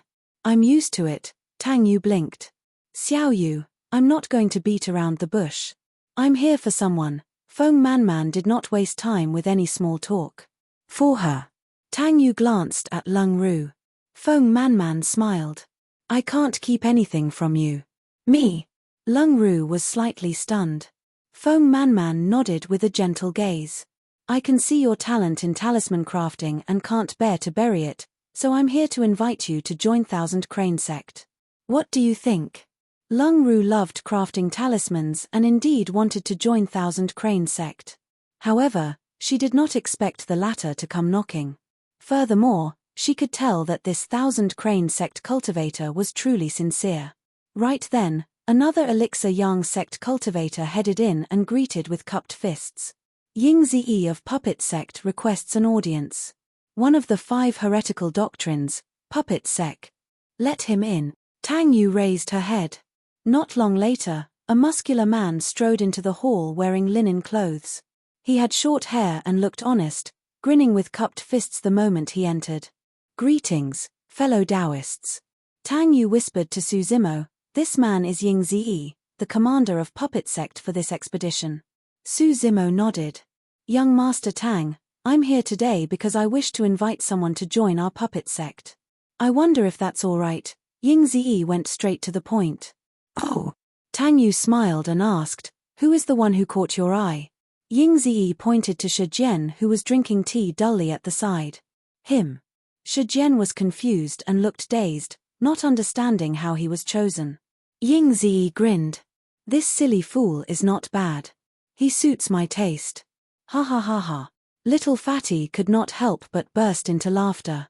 Shi Jian clenched his fists with a darkened expression and emphasized, I'm not silly, I'm merely honest. Yes. Ying Ziyi nodded and added after a slight pause, they're both the same thing. Shi Jian. Little Fatty laughed even more merrily. Sun Dian of Tomb Sect requests an audience. One of the 5 heretical doctrines, Tomb Sect. Let him in.